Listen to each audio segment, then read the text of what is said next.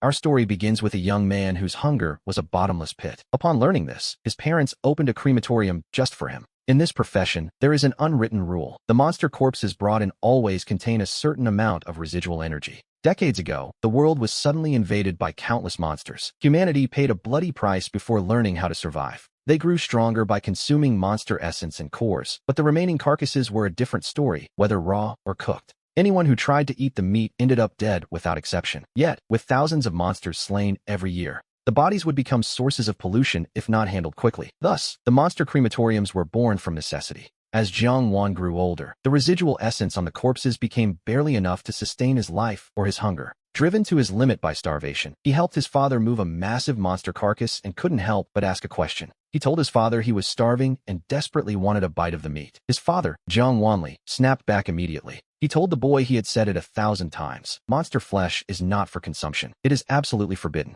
He warned that if the boy ever thought about eating that meat again, he would break his legs right then and there. Wan looked at the carcass with regret, thinking it was such good meat. He wondered why it was so forbidden if it could stop his hunger. Hearing the boy's muttering, Wanli realized his son was having another episode. He decided it was time for a serious lesson. He pointed to the large characters painted on the wall and shouted for the boy to read them aloud, one by one. The wall stated clearly, monster flesh is not for consumption. Those who eat it will have their eyes turn red and become corrupted. Wan looked where his father was pointing, but he was so dazed from hunger he could barely focus on what was written. His father's anger flared at the nonsensical response, but seeing the boy's innocent, hollow eyes, the fire in his heart died out. He felt a pang of guilt, realizing his son had never truly had a full meal in his entire life. It was a hard life, indeed. He sighed, repeating that the meat was truly poisonous, and decided to go check if their actual dinner was ready yet. He told Wan to handle these last few monster corpses himself. With that, Wanli's figure slowly faded into the distance. Left alone, Wan stared at the monster carcass before him and swallowed hard, admiring the texture of the iron-tailed eagle's skin.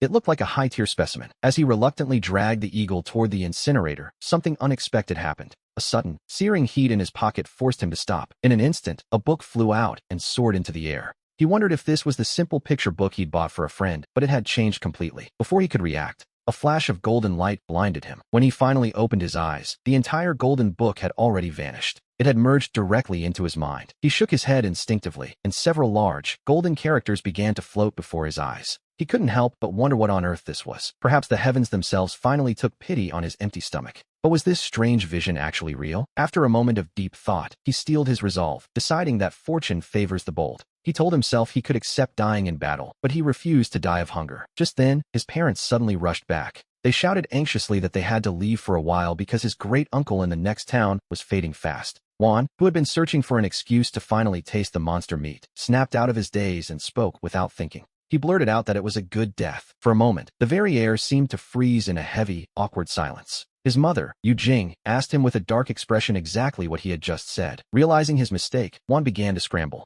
He quickly corrected himself, asking why his great-uncle had to die so young. After all, 80 is the prime of one's life. He wondered why he'd leave at such a tender age. His mother gave a cold snort and told him to stay home these next few days. She had already requested a leave of absence from his school. While they were away, he was to stay and manage the shop. If anyone brought in monster corpses, he was simply to follow the standard procedure. Hearing this, one was secretly overjoyed. To be honest, he could barely feed himself, let alone keep up with his cultivation studies at school. It was a losing battle. Since he was destined to be a crematorium director, he felt he'd lost the chance for higher education the moment he joined the trade. Suppressing his excitement, he wished his parents a safe journey as Wanli and his wife finally departed into the distance. Watching his sensible behavior, Wanli sighed and mentioned he'd left some money in the cabinet in case the hunger became unbearable. He told Wan to buy a bottle of monster essence and to stop upsetting his mother. Wan simply told his father not to worry. We see that an hour after his parents left, Wan headed to a traditional pharmacy to gather ingredients for cooking the iron-tailed eagle. He teased the shopkeeper, Uncle Yuehan, asking why his goods looked so fake and threatening to report him for a laugh. Old Yuehan just laughed and cursed at him, claiming Wan didn't know a thing and that fake herbs were actually easier to sell. After a bit of banter, Wan handed over his shopping list. Old Yuehan glanced at it and noted the items were mostly worthless trifles.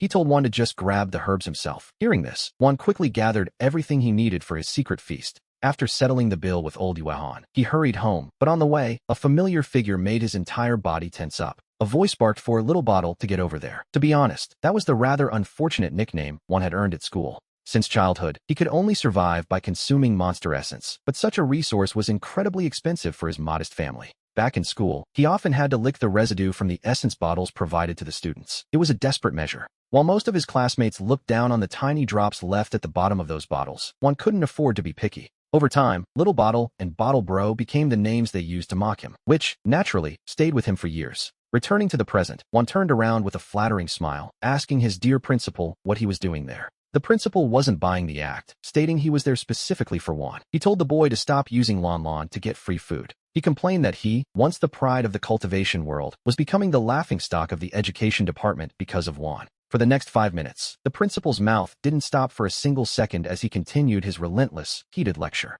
The girl he mentioned, Lon Lon, was actually Dongfang Lon. After her father died fighting monsters, she had transferred to Juan's school. Everyone knew that he and Dongfang Lon were childhood friends, but as time passed, their paths began to diverge significantly. While Juan's appetite grew larger by the day, Dongfang Lon became more outstanding, attracting a never-ending line of suitors. And so, one made a decision that went entirely against Dongfang Lan's wishes, or at least, against her best interests. He began charging her suitors at least 5 bottles of Monster Essence just to leave her alone, eventually collecting hundreds of them. We return to the present as the principal's daily lecture finally winds down, and he looks at Juan's unchanging, nonchalant expression. With a helpless sigh, he added a warning about a student named Li Muzi, telling Juan not to provoke him. Apparently, the boy had powerful connections, and the principal didn't want Juan facing his wrath. Then, he handed over a few more bottles. He muttered that he didn't know how Juan's stomach worked, noting that even his own grandson didn't get this much essence. It seemed no matter how much Juan consumed, it was never enough. With those final words, the principal walked away, still grumbling.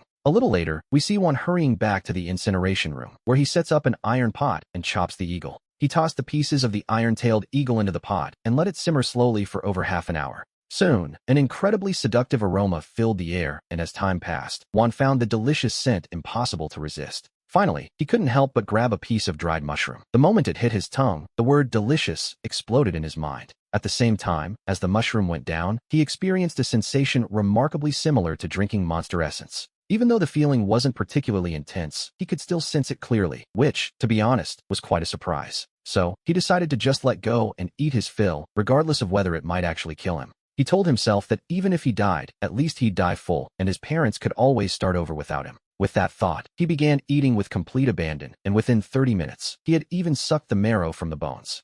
For the first time in all these years, he finally understood what it felt like to be truly satisfied and full. He wondered what all those years of hunger and sacrifice had even been for. But as he reflected on his first full meal, a sudden wave of discomfort washed through his stomach, and every cell in his body became strangely, intensely active. Before he could even begin to wonder why, a sudden surge of energy began to flow through his entire being. He wondered if this was the pent-up frustration from school finally boiling over. For years, he had been so hungry his stomach practically touched his spine. Back then, he couldn't muster a single spark of energy to become a cultivator, yet now, with a full stomach, he was suddenly awakening. He wondered if his body had simply been waiting to be satisfied all this time. The realization filled him with an instant, overwhelming joy. But the changes weren't over yet. Suddenly, a brilliant golden light flashed before his eyes, followed by a cultivation map appearing in his mind. He stared in complete disbelief. After all, the world claimed that only consuming monster cores provided a chance to gain new skills. How had he managed it just by eating a monster's remains? There was no time to question it, so he quickly began to channel the energy through his limbs. Following the cultivation techniques taught at school, he guided the flow for half an hour until a sense of pure refreshment washed over him. He snapped his eyes open, feeling more alive than ever. Finally, he had reached the first heaven of the cultivator realm.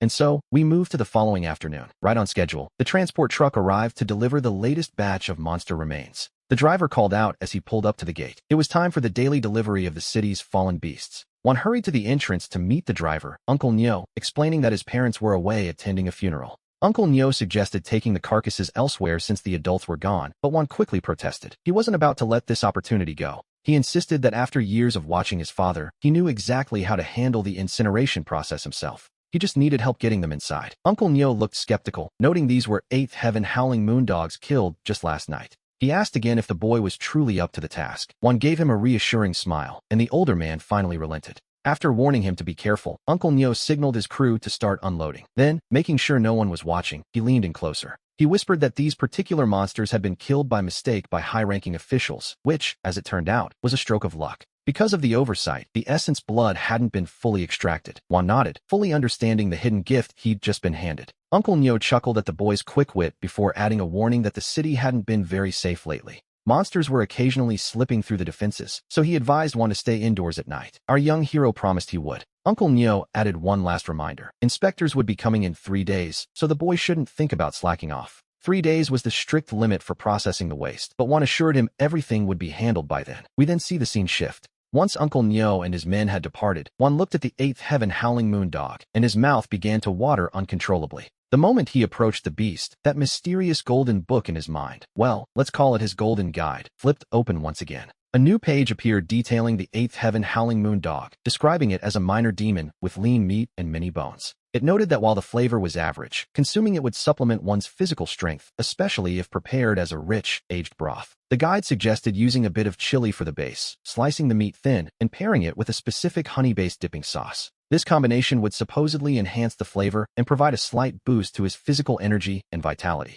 It even claimed to improve kidney function and satiety, though the final comment noted that even other dogs wouldn't eat it. One strategically ignored that part. He couldn't help but think the book was a bit of a snob. An 8th heaven beast apparently wasn't even worth its respect. As he prepared the hot pot, he recalled stories of an older, more harmonious society where eating such meat was considered quite controversial. He felt lucky not to live in an era where people fought over what someone else ate. To be honest, that sounded exhausting. He placed the carcasses on the steel racks, and feeling his stomach growl again, he immediately set the water to boil. Soon, the rich aroma of meat filled the air, leaving him completely satisfied as he spent the rest of the day feasting. He moved on to the iron-tail eagles, and by the time the last one was finished, the whole world seemed a bit brighter. Sensing the shift in his internal energy, he took a sharp breath of surprise. He had already reached the 2nd heaven realm, and he had only eaten 3 of them. What truly shocked him, however, was the dramatic change in his sharp claw technique. Where he once could only scratch pebbles, he could now pierce stone as if it were soft tofu. He had reached this small success level. According to his studies, an ordinary person would need to consume at least 10 monster cores in practice for years to reach this stage. Yet he had achieved it simply by eating 3 iron-tail eagles. In that moment, he realized his life had changed forever. His future was looking incredibly bright. For 7 straight days, one lived his life in a way that was both simple and deeply happy. After all, being full is its own kind of bliss. With his parents still away, the level of demon meat he consumed gradually increased. In just 1 week, his cultivation reached a staggering 7th heaven realm. His sharp claw had reached the great success stage, far surpassing the level of anyone relying on ordinary methods. At this stage, his skills could now inflict serious damage on monsters even a rank above him, even if his own cultivation hadn't officially stepped into that next tier. One evening, after finishing his usual meal and beginning his cultivation, he suddenly heard a movement at the main gate. Frowning, he wondered who could possibly be visiting at such an hour. It was exactly midnight as he walked to the living room and pulled out a steel blade. This was his father's prized possession. Since normal people don't visit crematoriums late at night, he put on his shoes and watched the door. His nose twitched as he took a deep breath, and his expression shifted. A monster? Inside the city walls? This was highly unusual. Even in the suburbs, they were still inside the perimeter. A monster appearing out of nowhere made no sense. Recalling the things Uncle Neo had mentioned recently, a realization began to dawn on him. Could there be a spatial rift near the crematorium? He startled himself with the thought. The 13 cities controlled spatial rifts with extreme and absolute strictness, especially wild ones. He caught the scent again. There was one monster outside, likely at the 5th heaven level. This was a new ability gained from eating the howling moon dog, a great success sense of smell that could detect danger within 100 meters. It could even estimate an enemy's cultivation level. His eyes flickered with conflict as he debated whether to report this to the city defense team. In the past, that would have been his first instinct, but now he hesitated. A certain wildness was rising within him, a hunter's instinct. He was now at the 7th heaven with a great success claw technique. The hot blood of youth began to boil. Why not take a chance? What if he managed to scavenge something truly valuable? He made his decision quickly. After all, who would ever complain about becoming too strong? He would test his skills on this beast. With a twitch of his nose and his steel blade held tight, he threw the door open, only to freeze at the sight of the creature. In an instant, he abandoned the idea of using his steel blade. Before him stood a rat, a massive creature whose size wasn't a bit smaller than his own. It bared tusks like a wild boar, its eyes glowing a tyrannical red as it glared at him. The saliva dripping from its jaws was clearly visible. The beast was obviously starving. Taking a deep breath, one faced the rat and beckoned with his hand, a smirk playing on his lips as if to say, "Come on then." Whether provoked or simply driven by hunger, the beast lunged. He kept his eyes locked on it, remembering the lessons from his manuals. When facing a demon beast, you cannot show fear. To survive, you must be even more ferocious than the monster. Besides, his own cultivation was high enough to suppress it. As it leaped toward him, a golden light flashed in his eyes. Seizing the opening, he channeled his energy into his sharp claw technique. And as he dodged, his right hand struck down with brutal force. With just one swift movement, the rat began to twitch convulsively. We see 5 finger-sized holes torn right through its spine. He burst into a loud, triumphant laugh. A mere rodent dares to challenge the great Jiangping? This is your end. It was a bit dramatic, perhaps, but his legs suddenly went weak from the exertion. It took him a full minute to recover from the strain before he could drag the carcass into the cremation room. To be honest, he was exhausted. He began to dissect it, searching for a demon core. Sure enough, a green core the size of a mung bean appeared, reeking of a foul, fishy stench. He had no desire to eat this one, so he dropped it into a bottle to save for paying off his debts. He bottled the essence blood next. He had plenty of empty jars for that, before finally tossing the carcass into the incinerator. The flames roared to life. After shoveling in some fuel, he closed the door and headed out to search for the spatial rift. Along the way, he encountered several more earth-plucking rats, using them all to practice. His control over the sharp claw grew deeper, and he began to master exactly how much strength to use. None of these rats exceeded the 6th heaven, which was quite exciting. The level of beasts emerging usually indicates the danger level of a rift. Since these were only 5th or 6th heaven, the rift likely wouldn't exceed the 9th heaven. Some say these rifts lead to fragmented hells, perhaps pieces of continents, lakes, or even vast oceans. While the beast's strength might be limited, the treasures are not. Occasionally, someone finds a high-level artifact in a low-level rift. The prospect of becoming a genius overnight felt more exhilarating than winning the lottery. He sped along until, less than a kilometer from home, he discovered a shimmering fluorescent rift shaped like a vertically growing eye. Without a moment's hesitation, Jiangping plunged right in. As he entered, the rift's light suddenly dimmed. Meanwhile, back in the city, the Nanxing guard triggered an emergency alarm. Energy fluctuations had been detected in the Nanxing suburbs. Nearby squads were ordered to handle it immediately, though the energy level was low. While the main forces continued their high-level hunting missions, a rookie squad was dispatched for support. After a flash of light, Jiangping felt solid ground beneath his feet once more. He opened his eyes and looked around, taking in his new surroundings. The steel blade on his back shimmered in the gloom. This was the interior of the rift, 2 deep, dark paths stretching ahead. The paths split left and right, appearing identical with their dense jungle growth, but he could sense a hidden danger lurking within. Twitching his nose, he realized the left path held at least a dozen earth-plucking rats of the 5th heaven. The right had fewer, with only 7 or 8 rats on the right. The choice was obvious. In this moment, he felt incredibly grateful for the dog's sense of smell. Without that gift, he wouldn't have known which way to turn. He stepped onto the right path, and almost immediately, the 8 earth-plucking rats charged with glowing red eyes. He didn't panic at all. His recent practice had ensured he was no longer a rookie. He knew exactly how to fight. Using his sharp claw technique with his palm as a blade, he shifted his weight and counterattacked. The rats couldn't last a single round. Within seconds, they all lay on the ground, each with 5 finger-sized holes in their heads. He almost felt like he was bullying them. After all, being at the 7th heaven with a mastered sharp claw technique was a massive advantage. Mastering such skills is usually reserved for those at the near ascension stage, yet he had achieved it simply by eating. Quite efficient, really. Even more absurd was his mastered sense of smell, allowing him to anticipate every move. These poor earth-plucking rats couldn't even manage a surprise attack. After collecting his loot, he continued walking for another 20 minutes until the path opened up. The sight before him caused him to pause and frown in confusion. It was a temple. He carefully sniffed the air, but detected no immediate danger. Still, he had to wonder, what was a peaceful, Buddha-blessed temple doing inside a rift? As the hollow echo of a distant bell faded, a young monk with a beaming smile emerged from the temple gates, dressed in ornate robes. He approached Jiangping, bowing politely. This humble monk, Liao Chun, greets the benefactor. Our abbot requests your presence inside for a conversation. This was Jiangping's first time in a rift, and he was utterly bewildered. He had expected monsters and combat, not a formal invitation. He couldn't smell even a hint of danger from the monk. Mimicking the boy's polite manner, he decided to test the waters with a question. I was just passing through, he said. How did the abbot know I was coming? Liao Chun explained that Thousand Buddha Mountain was surrounded by an array. They had known the moment he entered. However, with monsters rampaging outside the gates, the mountain had been sealed for days, leaving the monks helpless. Fortunately, the benefactor is blessed by fate and survived that ordeal, the monk added. Jiangping felt a flicker of doubt. If this place was so powerful, why hadn't they cleared the monsters at the foot of the mountain? And if the array was so strong, how could they possibly be trapped? At this point, he truly couldn't tell what kind of beings these monks were. We wish we could, Liao Chen sighed, but the array is damaged. It can only barely maintain protection within the temple grounds. Please, benefactor, come inside. It was a polite request, but a firm one. Jiangping nodded. Since he had already come this far, there was no point in backing down now. He had to see what was going on. But the moment he stepped through the gates, his brow furrowed. Blood. Why was the scent of blood so overwhelming in a place like this? To his great vehicle sense of smell, the stench was impossible to ignore. In the courtyard, a group of young monks sat on mats, chanting sutras. Their voices were filled with a moving, compassionate power. Yet, Jiangping remained on high alert. To him, the scene felt entirely wrong. That thick, metallic scent of blood was radiating directly from the chanting monks. Liao Chen gestured forward, flashing a wide, white smile. The sight nearly made Jiang Ping's heart stop. Outside in the dim light, he hadn't noticed the details. But now, as Liao Chen smiled, he saw it. Bits of raw meat stuck between the monk's teeth. The smell of fresh blood coming from the boy's mouth was suffocating.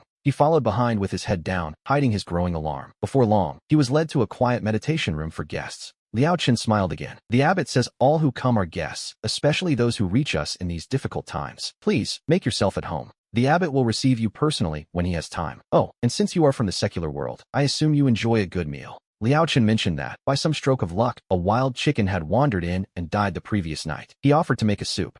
Jiang Ping grew instantly alert. Something was very wrong here. A monk having meat in his teeth was more than just a broken vow. The real question was where that meat had come from. Liao Chen had said the outside was crawling with monsters, and a dark thought occurred to him. He wondered if they were eating the monsters themselves. As he sat on the mat, he forced himself to remain calm and wait. Before long, Liao Chen returned with a bowl of fragrant meat, smiling broadly as he urged his guests to eat while it was still hot. He explained that as monks, they couldn't partake, but there was plenty more in the pot. Guests were a rarity on Thousand Buddha Mountain. Jiang Ping stared at the bowl, his heart racing. To be honest, he felt like he was being set up by these holy men. This wasn't wild chicken at all. It was clearly iron-tailed eagle meat. He knew it well. Eat this, and you'd be corrupted within 3 days. Suddenly, everything clicked. Those bits of meat in the monk's teeth were from monsters. It was a terrifying realization. These monks were consuming monsters. If they lost control and went berserk, they would become a group of living disasters. Liao Chen watched him intently, noticing he hadn't moved. He asked, in a slow and steady voice, why the benefactor wasn't eating. He wondered if the food wasn't to his guest's taste. His smile looked twisted now, but Jiang Ping didn't dare show his fear.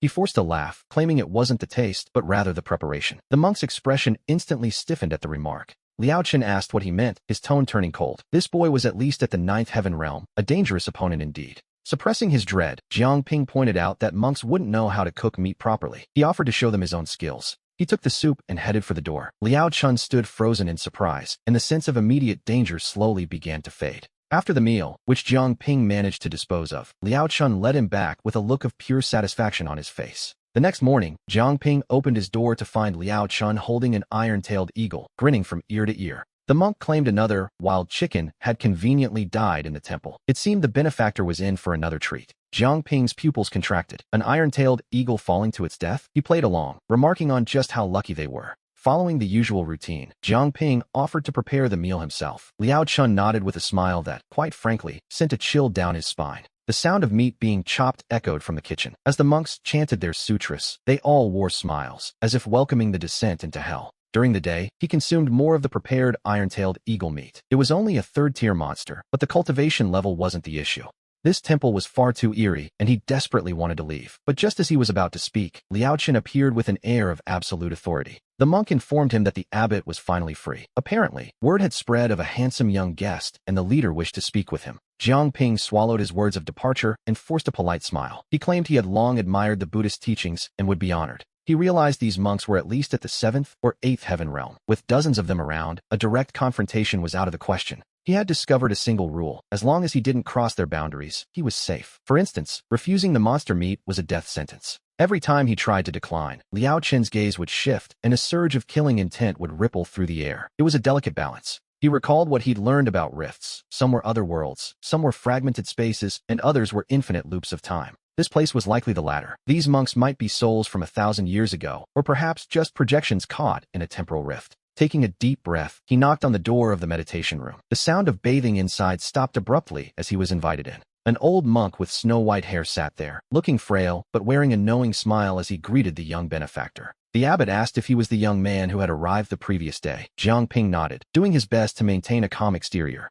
But as the old man spoke, Jiang Ping's pupils contracted in horror. There it was again, bits of meat stuck between the abbot's teeth. The realization hit him that everyone on Thousand Buddha Mountain had gone mad. The smell of blood filled his nose, making him fight the urge to gag. The abbot asked for his opinion on the mountain. Jiang Ping flashed a perfect, practiced smile and remarked that the food and hospitality were excellent. He added that compared to the monster-infested world outside, this place was a paradise. It was a bold claim, to say the least. A flicker of surprise crossed the abbot's eyes. He chuckled softly, finding the comparison to a paradise to be quite a novel idea. Since he liked it so much, the abbot suggested that perhaps the young benefactor should simply stay on Thousand Buddha Mountain forever. The abbot noted that while Thousand Buddha Mountain had declined, its heritage remained ancient, with no shortage of secret techniques for Jiang Ping to learn. When asked which he'd like to study, Jiang Ping nearly lost his composure. The real show was finally beginning. He remembered this from his textbooks. In rifts like these, such temptations were common traps set by these wretched things. After all, if they were truly powerful, they wouldn't have died to monsters. They were stuck in an endless loop, and while these people might technically be alive, they were just as likely to be dead. It was impossible to say.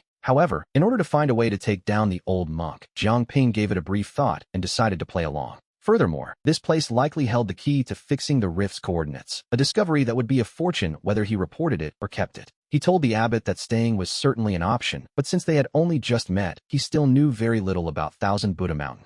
He suggested that if the abbot allowed him into the library to study the mountain's history, it might help him make a more informed decision. The old monk was completely stunned. In all these years, this was the very first time a guest had ever made such a peculiar request. Usually, people either refused and were beaten to death, or their eyes lit up at the mention of secret techniques. But this was a first. The idea of a guest evaluating the temple left the abbot's mind spinning, while Jiang Ping continued to quietly observe his every reaction. Sensing he hadn't crossed a line yet, Jiang Ping spoke even more freely, noting that mutual selection was quite trendy these days. After a long silence, the abbot finally nodded in agreement, though he added a condition to the young man's request. He could only grant the benefactor 2 days in the library. It seems his ancient, dusty brain was actually listening to Jiang Ping's logic.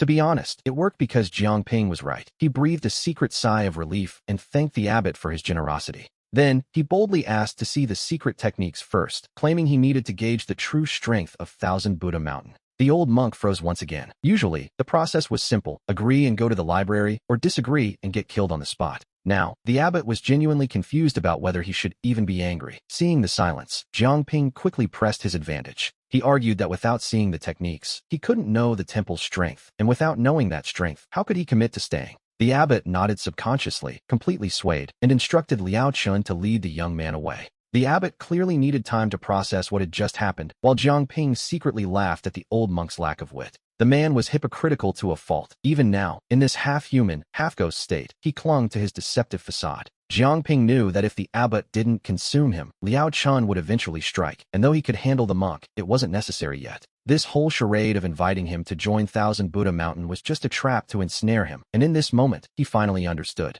Joining them likely meant becoming one of those mindless monks chanting in the courtyard, or perhaps something even worse. He suspected the temple's way of saving people was exactly this: offer benefits to join, but with a hidden, deadly paradox. Once you joined, the cost of leaving would be astronomical. So, he had played it clever. He would join, but only after evaluating them. It was a perfectly logical request. Following behind Liao Chun, we see him arrive at a small, 3-story building. Liao Chun explained that this was where the secret techniques were kept, and since he already viewed Jiang Ping as one of them, his tone was much kinder. He laid out the first rule. Jiang Ping could only choose one technique from the 3rd floor, and he wasn't allowed to be greedy.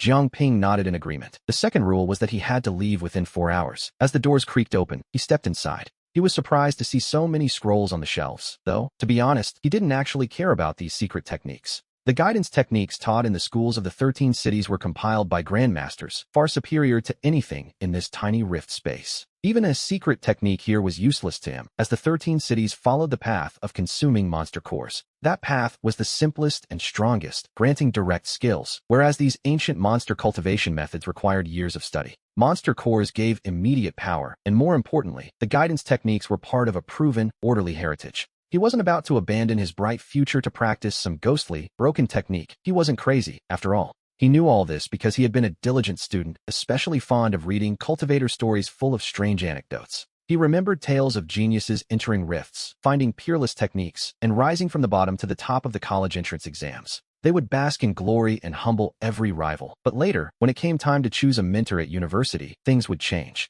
If no one took them in, they would be left with a set of skills no one understood, forced to figure it all out alone while others advanced. That cautionary tale was still used in the 13 cities to warn young students not to think they were smarter than everyone else. So, we see that his interest in the 3rd floor techniques was nothing more than a pretense to buy himself some time. He opened a scroll and began to read. The 1st floor was mostly filled with strange anecdotes, which, to be honest, were his favorite. About 2 hours later, after finishing 2 books, his nose suddenly twitched. What was that incredibly sweet fragrance? Others might not have noticed it, but thanks to the heightened sense of smell he had gained from Xiaoyu, he could track it. The scent was faint but irresistible, drawing him in. He put down his book and began to search for the source. Suddenly, his body began to move mechanically, like a walking corpse. Deep down, he was terrified. What on earth was happening? He fought desperately to regain control, but he could only watch as his own hand reached out toward a bookshelf and pressed a candlestick. He wondered if he had gone mad. Then, with a faint clicking sound, a hidden staircase appeared right before his eyes. It led down into a deep, dark secret chamber. Taking a candle, he slowly descended, his mind screaming in protest even as his legs moved. After walking for what felt like an eternity, a creak echoed behind him, and the path he had come from simply vanished. Suddenly, he regained control of his body. He looked around in a panic, shouting out to ask who was behind this trickery. The only response was the sound of wind whistling like fine rain. He knew that made no sense. Where would wind come from in a basement? Then, a resentful yet incredibly charming woman's voice drifted through the air. Jiang Lang, come and save me. Startled, he raised his candle. His pupils contracted and his heart hammered against his ribs, but he saw no woman anywhere. Instead, he found himself standing before a crystal coffin. He realized that since he was already here, fear wouldn't solve anything. He leaned in to get a better look, and what he saw filled him with shock. Lying inside the crystal coffin was a woman. She was breathtakingly beautiful, dressed in a vibrant red wedding robe tied at the waist, revealing a figure that was incredibly slender. Even lying down, her presence was striking. Her lips were red as blood, and her face glowed like the colors of a sunset. He couldn't help but rub his eyes. For a moment, he thought she was looking at him with a hazy, seductive gaze. Then, the voice returned.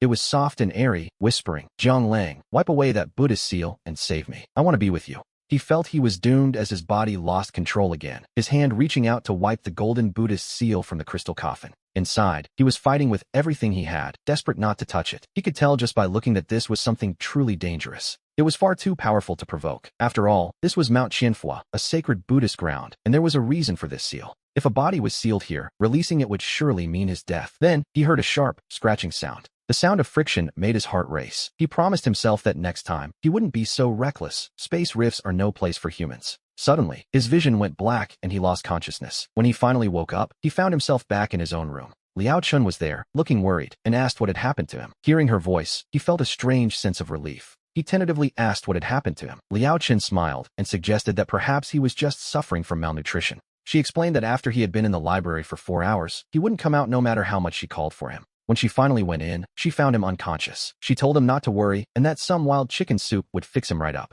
He cursed silently. If he were an ordinary person, she would have played him to death by now. He pushed his concerns aside and asked if anything else happened. Liao Chun looked at him with confusion, asking what else he expected. He remained silent, choosing not to say another word. He caught the scent of the soup. It was definitely his own cooking, which meant it was safe to eat. And to be honest, he was starving. Setting his heavy thoughts aside, he began to eat bite by bite. As he did, the smile on Liao Chun's face grew wider and wider. Perhaps because of his fainting spell, the old monk didn't seek him out again, and Liao Chun stopped mentioning the secret techniques. Surprisingly, they simply let him stay there. However, the amount of demon beast meat Liao Chun fed him every day continued to increase. The next day, she brought him a 7th-rank iron-tailed eagle, which allowed his power claw technique to reach the perfection level. By the 3rd day, it was a 9th-rank iron-tailed eagle, which allowed him to acquire a brand new skill, Eagle Eye. This auxiliary vision ability was the ultimate secret of the iron-tailed eagle stone, and Jiang Lang's cultivation began to climb from the 7th realm. He soon reached the 9th realm. After all, eating 3 iron-tailed eagles a day makes it quite difficult not to improve.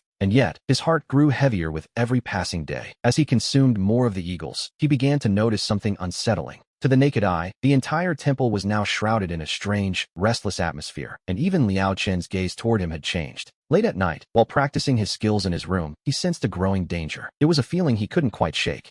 He knew his only option was to grow stronger, though he took some comfort in knowing this rift's power wouldn't exceed the spirit realm. Now at the 9th realm, he felt he could fight his way out if necessary. Meanwhile, in the old monk's room, the lights were dim. The candlelight flickered as a raspy voice asked why the boy hadn't transformed into a demon yet. Liao Chun remained kneeling on the floor. She insisted to the abbot that she had seen him eat the demon beast carcasses with her own eyes, yet there was no sign of corruption. With a sudden puff, the candle flame danced. The abbot hissed that it was impossible for anyone to resist Mount Qianhua's secret formula. He demanded to know how the boy could possibly resist the demonization, accusing Liao Chun of lying to him. Then, things turned violent. Liao Chun was suddenly hoisted into the air, her throat gripped tight. She looked into eyes filled with nothing but pure, unbridled rage. Desperate and gasping for air, she cried out that she would never dare deceive him, swearing she had watched the boy eat every bite. The old abbot studied her intently before ordering her to prepare a 9th-rank iron-tailed eagle for the following day. He told her to take her junior brother and watch the boy personally, noting that a person who hasn't demonized cannot be saved. That was the rule of Mount Qianhua and the rule of this place. Once Liao Chun was finally released, she collapsed, trembling. She gasped for air, her voice thick with terror as she explained that the iron-tailed eagles had grown clever and were fleeing the mountain. They could only provide them for 2 more days at most. The abbot called them wretched beasts and told her not to worry about the supply. He would handle it himself. Over the next few days, the iron-tailed eagles around Mount Qianfua suffered a grim fate. This continued for 10 days, and as the old monk grew increasingly irritable, the rest of the temple began to follow suit. The atmosphere grew restless, and the monks looked at Jiang Lang as if they wanted to devour him. Then, Liao Chen arrived once more. He greeted her with a smile, asking if it was time for more chicken. After days of consuming demon beasts, he had finally reached a breakthrough. We see his mood lighten considerably now that he has reached the peak of this realm. He is, for all intents and purposes, invincible here. No matter what the old abbot has planned, Jiang Lang feels he can handle it. This level is the absolute limit of this spatial rift. He can sense it, otherwise, his cultivation would have continued to soar. To be honest, he never expected this disaster to become such a blessing.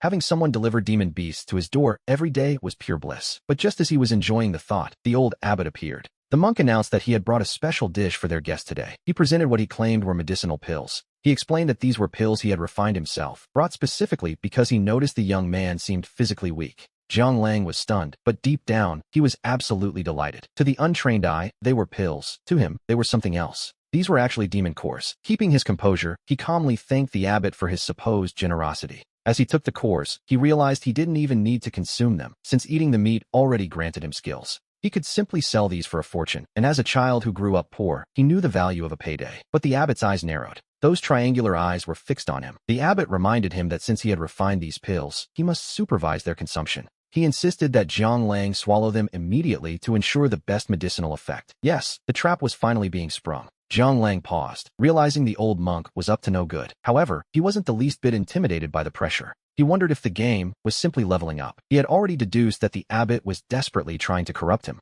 Perhaps the abbot couldn't strike as long as he remained untainted. Since the demon meat hadn't worked, the monk was moving on to cores. But Jiang Lang had no fear. For a cultivator of the 13 cities, consuming a demon core was nothing to be afraid of. It all came down to the guidance technique, the foundation of their entire cultivation system, which was quite different from ordinary methods. It was a method developed by the great masters specifically to allow them to safely absorb demon cores, a skill taught even in primary schools. The essence of blood was part of the process, so Jiang Lang smiled and thanked the abbot for his trouble, accepting the box containing the cores. He picked out one that looked particularly appealing and prepared to swallow it. To be honest, this was his very first time eating one. In the past, he had often fantasized about when he might finally get his hands on a demon core. Now, he had an entire box of them. He swallowed the core with confidence, activating his guidance technique, while the old abbot watched his every move with predatory intensity. As it went down, a flicker of joy crossed the monk's face, sensing the first faint traces of demonic corruption beginning to take hold. But just as quickly, those traces vanished into thin air. Jiang Lang savored the taste, wondering what exactly this core would grant him. Others gained skills from cores, but since he gained skills from eating the meat, he was curious to see what the core itself provided. The moment he made contact with the core's energy, the mystical book in his mind flipped open to the 8th heaven Iron-Tail Eagle. It was an adult beast's core, containing a trace of the demon's bloodline and a flicker of its ancient, primal memories. The book noted it could enhance physical strength. Though the evaluation was blunt, the bloodline was so thin it was barely better than nothing. Jiang Lang nearly laughed out loud at the sheer luck of it. It turned out that consuming demon cores was effective for him after all. If he followed the book's specific recipes, he could even strengthen his body. He wondered which part of the Iron-Tail Eagle was strongest. Its talons, eyes, and wings were its pride. But since he was human and lacked wings, he decided to ignore that particular detail. The talons corresponded to his hands, and the eyes were self-explanatory. Swallowing this core would enhance his grip and his vision. This would make his claws far more powerful than any average cultivator's, though he felt a bit wasteful for not using a proper recipe. The old abbot stared at him in utter bewilderment, realizing that the young man actually looked like he wanted more.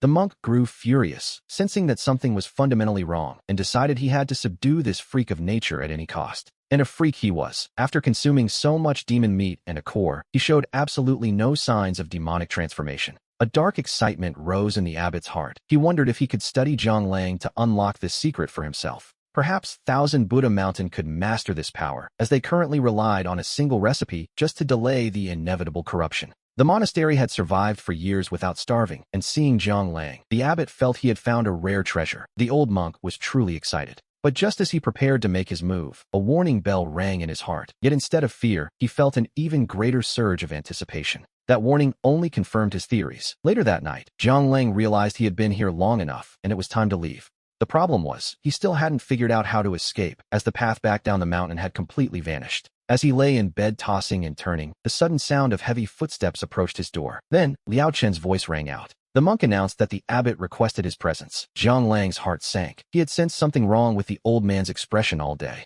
He knew Liao Chen wasn't here to invite him to a late dinner. Moving his right hand slightly, he felt for the Grandmaster level power within him. The spirit quiet Grandmaster skill was his foundation, and feeling it settled his nerves. To be honest, it was his only real insurance policy. But the moment he opened the door, a staff came whistling down toward his head in a brutal ambush. Yes, so much for hospitality. Activating his power claw, Zhang Lang caught the staff midair, holding it perfectly still. Liao Chen was absolutely terrified by this display of strength. Zhang Lang looked at him with a calm smile, asking what this was all about. Liao Chen's face turned bright red as he called for his brothers. A crowd of bald monks suddenly swarmed out, their faces twisted in rage and their eyes glowing with a familiar, bloodthirsty madness. The stench of blood was identical to the corruption from the demon meat. Liao Chen laughed, shouting for them to capture him for the abbot's reward. He promised them all medicinal soup as they screamed for blood. Zhang Lang snorted. They really thought he was an easy target. His figure blurred as he moved, his fingertips turning white as his claws struck out. In his spirit-quiet state, these junior monks were no match for him. Within 30 seconds, the screams of battle stopped abruptly. Liao Chen's laughter turned into a mask of pure horror. He stammered that it was impossible for Zhang Lang to be this strong. Zhang Lang simply noted that this was all thanks to their generosity. With blood dripping from his nails and a slight smile, he remembered that villains usually die from talking too much, so he drove his hand into the monk's skull.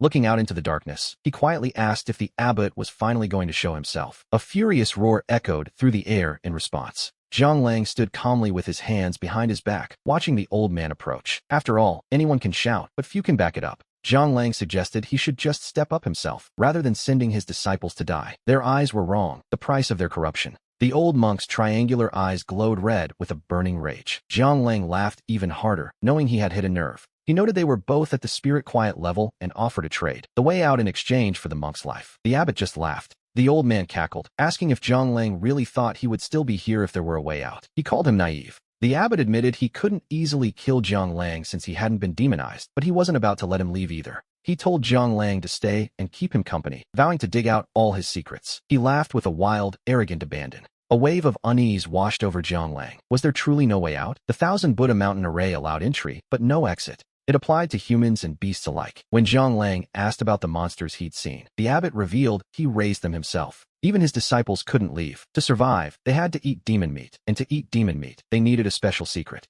They needed a formula to resist the demonization. Thinking Zhang Lang was trapped, the abbot decided to reveal everything. Now it all made sense. It matched Zhang Lang's theories, with the added horror of the recipe. He asked why the abbot wanted to keep him alive. The monk smiled eerily. The secret formula required the flesh of the youngest disciples, brewed into a soup. 1 spoonful a day was the only way to stay sane. The abbot mocked him, asking if he ever expected this from the Thousand Buddha Mountain. To be honest, it made Zhang Lang's skin crawl. Zhang Lang realized the horrifying truth. Out of hundreds of disciples, only these few remained. The abbot looked quite proud of himself. The old man called him clever. Zhang Lang's stomach churned. This wasn't a temple at all. It was a living purgatory. And now he was stuck. Zhang Lang stared at that arrogant face, his anger reaching a boiling point. He asked what the abbot would use for medicine now that the disciples were dead. The abbot claimed he wasn't afraid of the demon meat and was happy to wait and see who died first. He actually laughed until he cried. He noted that even if he was the only one left, these corpses would last him a decade. As for Zhang Lang, he would eventually die too. The abbot's eyes filled with pure greed as he looked at Zhang Lang's unique physique. Zhang Lang dared him to try and eat him if he had the skill. Suddenly, Zhang Lang let out a dark, chilling laugh. It made the abbot's hair stand on end as he nervously asked what was so funny. We see Zhang Lang walk toward the corner of the room, where he tears down the curtains and sets them ablaze, the flames roaring toward the ceiling. He calmly asks how many days the abbot could possibly survive if all these corpses were burned to ash. The old man's fury boils over instantly. With a thunderous roar from the abbot, Zhang Lang's hand trembles slightly and the lighter hits the floor, igniting the bed as the fire spreads rapidly. The abbot is losing his mind, seeing his precious provisions go up in smoke. In the flickering light, the faces of the young monks seem almost peaceful. A faint, haunting chant seems to echo through the room, but the abbot only screams in rage, asking Zhang Lang how he dares to seek death. Zhang Lang just spreads his hands with a look of mock innocence, claiming his hand slipped because the old monk's feet were too small. The abbot lunges forward, his fingers turning white and his nails glowing with a lethal light. It is a perfected eagle claw technique, and it's chilling. Zhang Lang takes a sharp breath, wondering just how much of that horrific medicine one would have to consume to reach such a level. He narrowly dodges a palm strike, shifting a step to the left while mentally noting the abbot's weakness, a distinct lack of speed. Jiang Lang strikes back with a full-force grab, but the texture feels strangely soft. When he looks up, he nearly loses his lunch from the sight. The skin on the abbot's arm peels away under his grip, revealing countless tiny, squirming palms. It looks like something out of a biological nightmare. The abbot grins, his teeth stained with blood, admitting he doesn't know what biochemical means, but he certainly intends to become a demonic beast. He claims that to become a beast, one must first master the kill, boasting that his hand has ended the lives of countless iron-tail eagles. He tells Jiang Lang he should feel blessed to die by his hand. To be honest, Jiang Lang isn't feeling particularly blessed by this monk's version of grace. The abbot chants a Buddhist prayer about entering hell so others don't have to, then demands Jiang Lang's life as his arm transforms into a mass of claws. The attack is a seamless, suffocating wave of strikes. Jiang Lang is forced to use his own eagle claw to hold his ground against the onslaught. Fortunately, the monster only has one transformed arm. Jiang Lang spots an opening and executes a graceful dodge, slipping past the old monk's frame. The abbot screams for his death, but Jiang Lang's hunch was correct. This old man is an unfinished product, a half-baked transformation. The monk loses his balance, and Jiang Lang pounces immediately, delivering a heavy blow that snaps the abbot's left leg with a sickening crack. The abbot stares blankly, unable to believe his years of bitter cultivation were so easily broken. And then, Jiang Lang goes for the right leg. Jiang Lang stands over him, hands on his hips as he laughs, thinking himself quite the genius while taunting the old monk to try and stand back up. The abbot is utterly lost, the shock so profound he has even forgotten the pain. He begins to ask how this is possible, but his words trail off. As the old man's eyes close, Jiang Lang's hand leaves 5 bloody marks on his head, and our protagonist finally lets out a long, shaky breath of relief. The old ghost is dead. Jiang Lang looks calm on the surface, but his heart is drumming against his ribs. After all, this was his very first time taking a life. Only now does he realize the abbot's spiritual cultivation was incredibly lopsided. Throughout the entire fight, the monk hadn't used a single bit of internal chi. He wonders if he simply didn't know how to use it, or if the monk couldn't. But honestly, he's too exhausted to overthink the mechanics of it now. We see the temple burning, flames licking the sky, and Jiang Lang feels a twinge of regret that he didn't find any legendary treasures in this rift. He sighs, thinking he's still too naive for expecting a grand reward. Unlike the stories, there were no heavenly gems waiting for him here. If the abbot knew Jiang Lang was complaining, he'd likely spit blood. The monk had spent years hunting iron-tail eagles just to cultivate a successor. All that effort was to raise Jiang Lang to the spirit realm, yet the boy still feels unsatisfied as he brushes a few singed hairs from his forehead. After confirming his good looks are still intact, he casts one last reluctant look back, bidding a strangely somber farewell to Thousand Buddha Mountain and the old monk. He heads back the way he came, noticing with a hint of suspicion that the demonic beasts have all vanished into the pale blue haze of this absurd world. Finally, he locates the glowing entrance of the rift and slips through, just as a crackling radio voice announces that the rookie squad has reached their destination.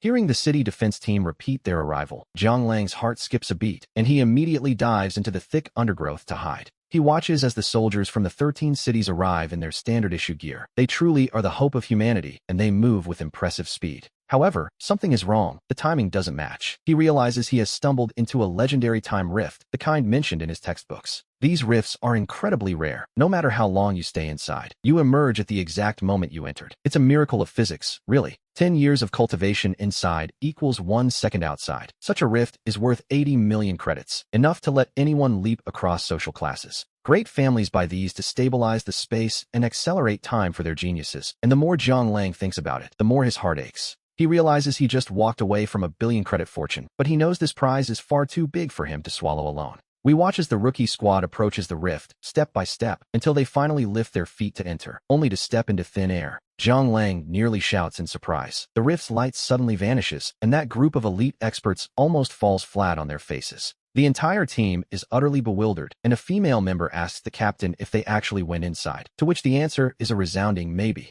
The captain is just as confused, and a heavy silence falls. They know the regulations by heart, yet for the first time, they doubt their own eyes. How could a rift simply disappear as if it were playing hide-and-seek? The captain eventually nods, deciding they should report back. In the bushes, Jiang Lang is nearly dying of laughter, clutching his mouth to stay silent. To be honest, the absurdity of the scene is just too much. A moment ago, he was depressed about losing a fortune, but seeing that no one else can have it either feels as refreshing as a cold drink in July. It might be a bit immoral to enjoy their failure, but he finds it truly satisfying. A few minutes later, after the squad retreats, he finally crawls out. He brushes himself off, reflecting that ordinary people will never know how some must carry heavy burdens in the dark while others rest at home. As dawn breaks, he stretches, feeling completely refreshed, and heads straight for the incinerator room to handle some unfinished business. He still has the meat of that eighth heaven howling moon dog, which makes for a perfect breakfast once he gets the oil shimmering in his pot. Patting his rounded belly, he feels a deep sense of contentment. This, he tells himself, is what a good life is supposed to feel like. Despite his happiness, he doesn't linger on the feeling. He quickly cleans the dishes and restores the room to its original state before his parents return.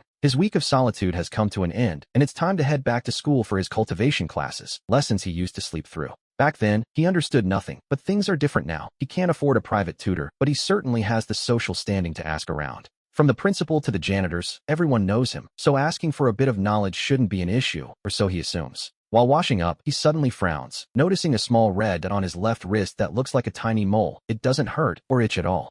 He's certain it wasn't there before, and he wonders if it's a side effect of that mysterious book or perhaps some strange new illness. He's heard rumors about the kinds of diseases men with messy private lives get, but the location is all wrong, leaving him without a single clue. He eventually gives up on the mystery just as the door lock clicks. His parents are home, and he prepares to greet them with exaggerated affection. He rushes out to meet them, but his mother, Yao Yujing, greets him with a sharp tongue, asking if he's looking for trouble after being alone for a week. His father, Jiang Wanli, looks at him with genuine surprise, noting that his son's spirit and energy seem remarkably improved compared to his usual self. In the past, he was always hungry and pale, but after feasting for days, his face is glowing, though deep down, he worries they won't accept the change. He tries to act natural, but Yao Yujing eyes him suspiciously. Unable to withstand her gaze, our honest young man realizes he isn't much of a liar. He quickly grabs his backpack and bolts out the door, shouting back that he's heading to school because he's missed far too many classes lately. Jiang Wanli is left stunned, asking his wife if that was really their son, the boy who never once cared about skipping school. Jiang Ping takes the long way to school to avoid the street where Dongfang Lan lives, but as he reaches the gate, a high-pitched voice calls out to him.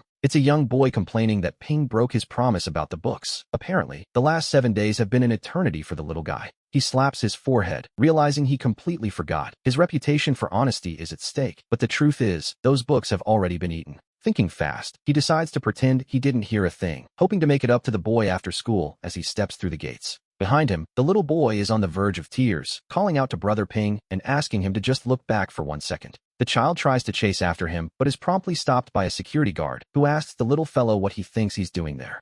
The boy, Mi Lele, sniffs defiantly, muttering that this is just a school for cultivators and it's not as impressive as everyone makes it out to be. He declares he'll be a student here one day anyway. The guard offers a polite smile, telling the little student that he believes in him. Mi Lele just rolls his eyes, wondering who this guard thinks he is to offer validation, while Jiang Ping's figure has already vanished into the distance. The guard is left speechless as the boy continues to wail for Brother Ping. Meanwhile, our protagonist hides around a corner, letting out a sigh of relief. Suddenly, a hand taps his shoulder and a voice mocks him, noting how impressive it is to be chased all the way to school by a primary student. His body freezes instantly, and he forces a wide, 8-toothed grin, asking Lan Lan if she thinks his teeth look different lately due to a sudden toothache. She stands there in the breeze, dressed in black training gear with her ponytail tied high, strikingly beautiful, yet intimidating, with a beast hide scabbard in hand. Song Lan Lan draws her blade halfway, looking Jiang Ping dead in the eye and asking if he truly believes she won't strike him down right here. This wasn't the first time he'd used a trick to get golden blood, so he quickly grabs her wrist with an awkward laugh, insisting it isn't his fault. He argues that the other guy was simply too naive and needed a lesson in the world's harshness, even as Lan Lan continues to draw her blade. She's genuinely surprised, finding his grip stronger than her own today. She jokingly asks if he isn't afraid she might actually lose control of the knife. Before he can even formulate an answer, a savior arrives with a furious roar from behind, demanding that Jiang Ping let go of Lan Lan's hand. The newcomer shouts for him to remove his dog paws, and Jiang Ping nearly laughs out loud when he turns to see Li Zimu standing there. Classmate Li Zimu, didn't your teachers mention anything about manners? Our protagonist asks, watching the heir of the Li family fume with rage. After being tricked out of his golden blood and receiving a beating from his sister, Zimu had been nursing a week-long grudge, waiting for revenge. To Zimu, Jiang Ping was nothing more than a talentless trash who couldn't cultivate. He had even fantasized about the boy kneeling and begging for mercy. But then Jiang Ping vanished for 7 whole days, and if it weren't for his pride as a young master, Zimu might have hunted him down at home. He had barely managed to restrain himself, but seeing Jiang Ping holding his crush's hand so early in the morning was simply the final straw. Unable to hold back, he bellows for Jiang Ping to stop his little tricks and face him in a proper one-on-one duel. Soon, a crowd of students gathers to watch the lying down legend face off against the genius heir, a scene worthy of a 30-episode soap opera. The more people watch, the more arrogant Zimu becomes, convinced that a public victory will be all the more satisfying. However, the atmosphere shifts when Lanlan coldly asks Li Zimu exactly whose hand he was referring to as a dog paw. The crowd erupts in excitement as they realize Senior Lanlan is losing her temper. To be honest, Zimu was being quite foolish to provoke her. Everyone knows that while Lanlan might be rough with Jiang Ping, her feelings for him are quite real, as the local thugs learned the hard way. Last time they bothered him, she beat them so badly they were looking for their teeth. She is, after all, nearing the formidable stage of quietude. Hearing about her progress, Zimu is filled with a jealous rage, but he manages to suppress his temper when he looks into her eyes. He tells her to step aside, claiming this is strictly between him and Jiang Ping, but Lanlan's gaze turns icy as she pulls our protagonist behind her. She draws her blade and points it directly at Li Zimu, declaring that Jiang Ping's business is her business, and anyone challenging him must face her. Lanlan tells him to stop dreaming about getting his golden blood back, noting that he only has his own lack of common sense to blame. Zimu stands there as if struck by lightning, unable to believe his crush is defending a talentless nobody while his blood begins to boil. With a desperate roar, he turns his fury toward our protagonist, screaming, "Jiang Ping, are you even a man?" He demands to know what kind of man hides behind a woman, but Jiang Ping simply smiles, finding the question beneath him. He casually gestures to Xiao Huang, asking him to explain things to the young master. The boy quickly finishes his rap and steps forward. Ignoring the boos from the crowd, Xiao Huang proudly announces that young master Li clearly doesn't understand how things work in Nanqing. When Zimu snaps back, asking what these supposed rules are, Xiao Huang takes his time responding with a relaxed, smug grin. He explains that Brother Ping belongs to everyone here, and as such, everyone is duty-bound to protect him. He warns that it doesn't matter who Zimu's father is or what connections he has. In Nanqing, touching Jiang Ping is strictly forbidden. Xiao Huang declares that if Zimu touches a single hair on his head, the whole school will hunt him down, a threat that leaves Zimu reeling. Suddenly, hundreds of students rally behind Dongfang Lan, some brandishing training weapons and others grabbing whatever heavy objects are at hand. They form a solid wall between Zimu and our protagonist, a sight so intimidating that the young master begins to retreat in a panic. His mind is racing with a single, desperate thought. This shouldn't be possible for a guy who is supposed to be a nobody. He screams, asking why they are helping a talentless loser, and turns to Lanlan to demand why he isn't good enough for her. He accuses them all of being blind, but Xiao Huang just laughs until his sides ache, mocking the young master's poor intel. He asks Zimu exactly who gave him his information, leaving the boy staring in wide-eyed shock as he realizes he's been played. It's clear now that Zimu paid students for information, but since Jiang Ping is so well protected, no one told him the truth. Watching this scene, Jiang Ping feels a mix of pride and genuine touch, though he knows he can't let this spectacle continue forever. While the crowd is still buzzing, he realizes it's time to end the farce, but just as he steps forward, a cold voice cuts through the air. The sinister voice demands to know why they are loitering so early in the morning, before barking at Jiang Ping to get lost. As if on cue, the crowd scatters. The students shout their apologies to Jiang Ping, explaining they can block an enemy, but not this man. It seems even the bravest students can't face the black-faced god. In an instant, the tense standoff evaporates into a frantic retreat. The teenagers vanish in seconds, leaving Zimu dazed. Seizing the moment, Jiang Ping grabs Dongfang Lan's hand to make their own escape. He tells her not to just stand there staring and pulls her away, leaving Zimu standing entirely alone as the terrifying teacher approaches. The black-faced god glares at Zimu, demanding to know if he and Jiang Ping were the ones responsible for this morning's chaos. Zimu wants to scream that it was all Jiang Ping's fault, but he realizes a future heir of the Li family can't exactly play the snitch. He keeps his head down and remains silent, a display of stubbornness that, surprisingly, earns him a bit of respect from the stern teacher. The teacher offers to waive the punishment if Zimu talks, but when the boy stays silent, the man's grim satisfaction only grows. For the crime of inciting a crowd, Zimu is sentenced to 100 laps and 100 swings. Meanwhile, back in class, Lanlan complains. She grumbles that running was useless since the teacher obviously knew it was them, but Jiang Ping just shrugs off the inevitable. Knowing is one thing, but doing it is another. He rubbed his wrist, staring at the bottle with deep suspicion. Jiang Ping plays it off, suggesting he's just well-fed, especially after borrowing so much of her essence lately. A likely story, indeed. She frowns, clearly unconvinced. Meanwhile, in the distance, Zimu's sister, Li Ziqing, bows respectfully to the old headmaster. She formally entrusts Zimu's education to him, though the headmaster sighs, noting that Ziqing herself was always the better fit for the Li inheritance. She insists that some things simply must be done, and she cannot run from her path, leaving the old man to fall into a long silence.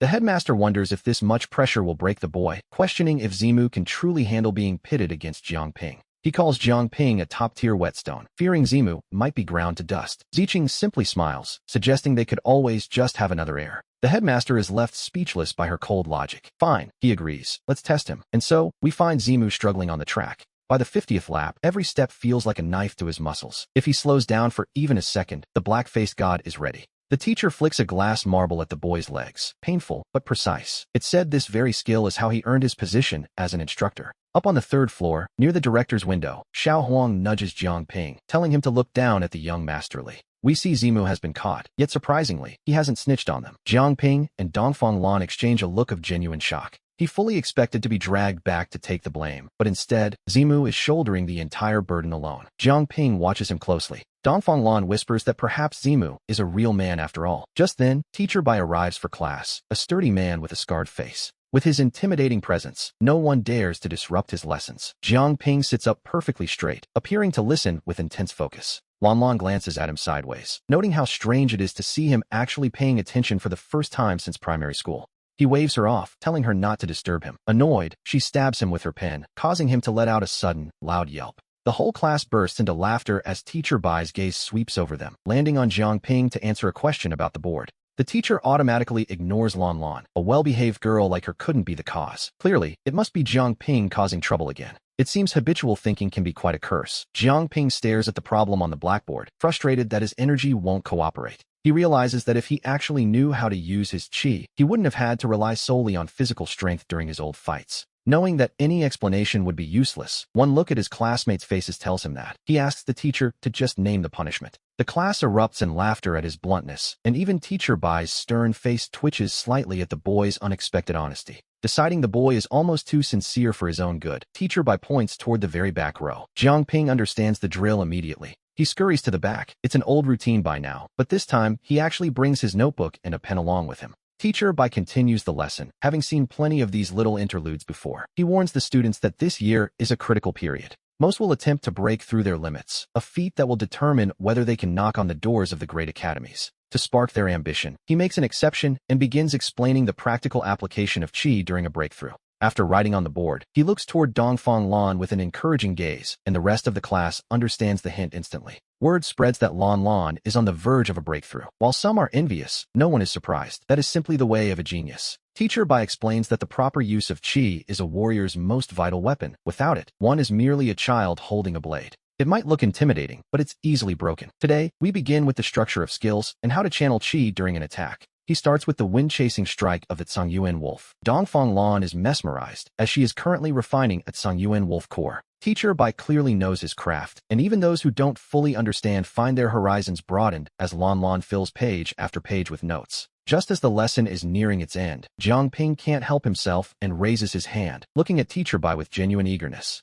He asks how one would use the sharp claw technique of the iron-tail eagle. The entire class turns around as Teacher Bai offers a dry joke. He teases that little Ping has finally had a studious day, but remarks that such advanced techniques are far beyond his current reach. This is simply how they interact. It's like being with a person with a disability. The more pity you show, the more uncomfortable they feel. A true friend is the one who drags you to a football game and puts you in goal, treating you like a person rather than a victim. Because of this, no one avoids the fact that Jiang Ping cannot cultivate. His classmates simply join in on the teasing instead. They laugh, telling him he should focus on his next meal instead, since high-level cultivation is worlds away from his reality. They tell him to stop joking around, claiming they aren't used to this serious version of him. After all, they were supposed to be slackers together. In the past, he might have joined the joke, but today, he truly doesn't have the time for their nonsense. He tells them all to get lost, insisting that he is trying to have a serious discussion with Teacher Bai about the mechanics of the move. That one word, serious, is what sends the class into a fit of hysterics. Xiao Huang is practically doubling over, banging on his desk. He gives a thumbs up, gasping that Jiang Ping is the funniest guy he knows. Naturally, this only makes Jiang Ping more frustrated.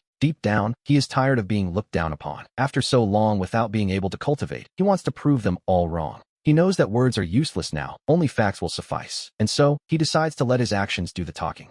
His right hand shoots out toward the back blackboard, executing a master-level strike. As his fingers sweep across, a faint red light flickers. With a dull thud, 5 deep holes are gouged into the board. The classroom falls into a sudden, heavy silence as time seems to stand still. Dongfang Lan covers her mouth in shock, while Xiao Huang's eyes bulge, and even Teacher Bai stands frozen in place. That imposing aura and the flicker of red chi left everyone stunned. In that moment, Jiang Ping's power was undeniable. As we see the class staring in absolute disbelief, a small, satisfied smirk begins to play on Jiang Ping's lips. He puts his hands behind his back and scans the room, remarking that the blackboard was far too fragile for his liking. Dongfang Lan's eyes well up with tears of joy as she realizes that her friend can finally cultivate his battle chi. Xiao Huang and the others react instantly, rushing forward like madmen to pull Jiang Ping into a massive group hug. The entire classroom erupts, completely forgetting that a lesson is still in progress as they swarm around their friend. They shout in excitement, celebrating the fact that heaven has finally rewarded Jiang Ping's persistence after all this time.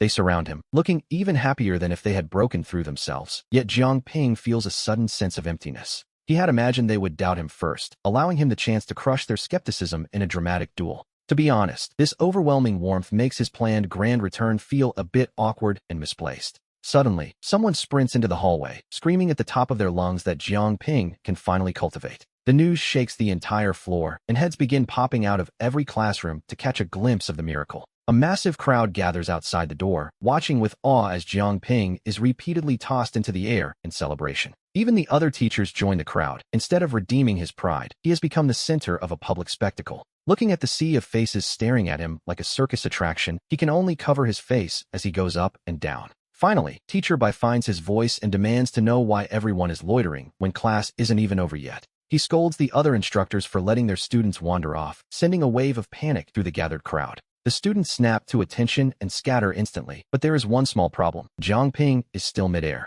He watches them flee with tears in his eyes, wondering how his cool moment turned into a poorly timed acrobatic performance. As we see Jiang Ping landing with tears in his eyes, Xiao Huang rushes over to help him up, asking when he finally recovered. With everyone's eyes fixed on him, he steadies himself and begins a tale about a dark and windy night when he met a mysterious old man. He claims the man called him a once-in-a-generation genius, but the crowd just responds with a collective, skeptical groan, which, honestly, is fair. Teacher Bai taps the blackboard, ordering everyone to shut up and telling the students from other classes to get back to their own rooms. As the crowd thins out, Jiang Ping breathes a sigh of relief, but then Teacher Bai tells him they need to have a private talk. The teacher warns the rest of the class to study quietly or face a brutal training session tomorrow, leaving the room in total silence. Jiang Ping knew he couldn't hide this forever. If he wants academy resources and a future, he has to live up to his reputation. The walk is silent until Teacher Bai suddenly smiles and leads him toward the principal's office. He clearly doesn't buy the just got better story. They knock and enter to find the white-haired principal focused on the latest frontline battle reports. A serious man, to be sure.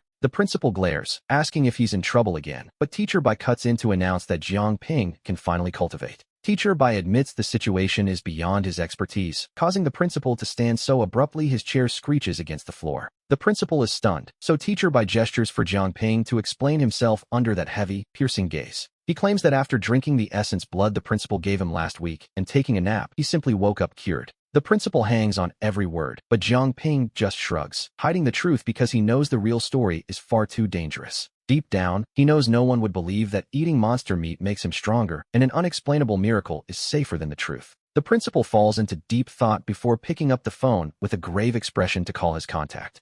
He demands to know the exact origin of that monster essence blood, speaking to his son who serves in a special operations squad. His son sounds a bit confused by the sudden interrogation, but after hanging up, the principal suddenly breaks into a wide grin. He points at Jiang Ping, calling him a lucky little rascal, explaining that the blood came from a very exclusive department. It was a gift from his son, and as it turns out, it was the essence of a Beast King. A rare prize indeed. The principal admits that if he had known it was Beast King essence blood, he never would have been so generous with it. Jiang Ping's eyes go wide, knowing full well he made the whole story up. His experienced palate knew that blood was perfectly ordinary. Teacher Bai is equally shocked, wondering why on earth the principal would waste such a rare treasure on a student like this. The old principal waves it off, claiming he simply didn't know at the time. And really, who could have guessed? He blames his son for not being clear, as the boy had sent it merely to help his father's aging health. He grumbles about Jiang Ping getting lucky, then turns to Teacher Bai and commends him for handling the situation well. Now that the mystery is solved, he suggests they head back to class, but then he remembers the damaged property.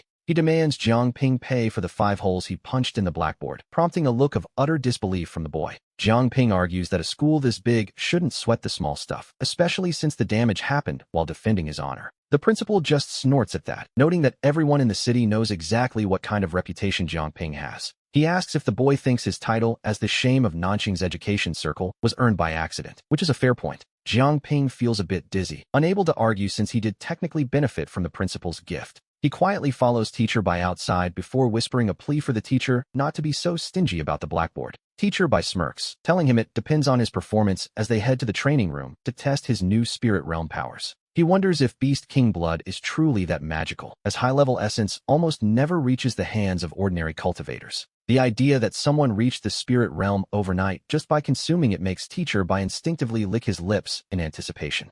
He touches the scar by his eye, briefly considering calling some old comrades to hunt a Beast King of their own. Once they leave, the principal's smile vanishes instantly as he picks up a secure phone line to call Emojingchi. He demands that the students' files be locked down immediately, requiring nothing less than A-level clearance to access them. The person on the other end is stunned, recognizing the gravity of the request from their former teacher. The voice on the other end pleads with him, claiming that doing this would be a grave mistake. But the old principal isn't in the mood for excuses. He roars into the phone, reminding the man of all the mistakes he personally cleaned up back in the day. Without that help, he wouldn't be where he is today. He tells him to stop acting so high and mighty, calling him out for pretending to be a saint now. The man on the line quickly softens his tone. Defeated, the former student gives in, telling the principal that he'll do whatever is asked. He knows better than to keep arguing. He jokes that if this goes south, he'll just quit and head to the front lines. Only then does the old principal finally crack a satisfied smile. With the A-level clearance activated, we see the issue. Jiang Ping's elementary files state he has a spirit-severed constitution. This is quite the problem. The file explicitly notes that his body rejects all spiritual energy, making it physically impossible for him to cultivate for the rest of his life. However, those with this rare condition are often geniuses. In fact, the entire modern system of guidance techniques was created by someone just like him. That creator is considered a god among men, which explains why the principal has such a soft spot for Jiang Ping. After a moment, the man on the phone falls silent. He finally agrees to the request, though he warns his old teacher that if he's asked to do something this risky again, he might just jump off a building. The principal hangs up without a second thought, muttering that if he won't do it, there are plenty of other students who will. But then, the phone rings again. It's his son, dressed in a black uniform and looking completely baffled. He asks his father what on earth that Beast King essence he mentioned earlier was.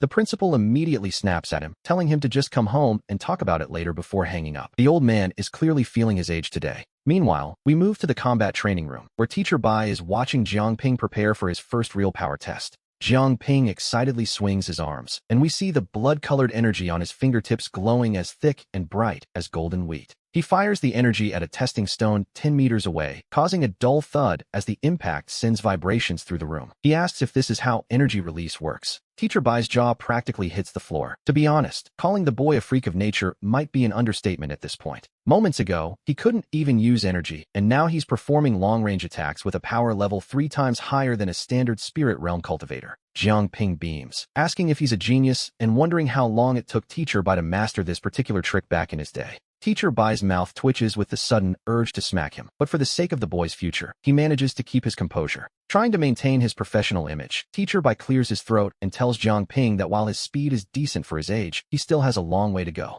He claims that compared to himself, or even the principal's son, Jiang Ping is lagging behind, as those two supposedly mastered these skills without any guidance at all. Jiang Ping's eyes widen in genuine belief, and he promises to work harder. He then mentions reading that energy colors correspond to specific elements. He notes that yellow is earth and red is fire, wondering aloud if his own strange energy belongs to the fire element. It seems like a logical guess.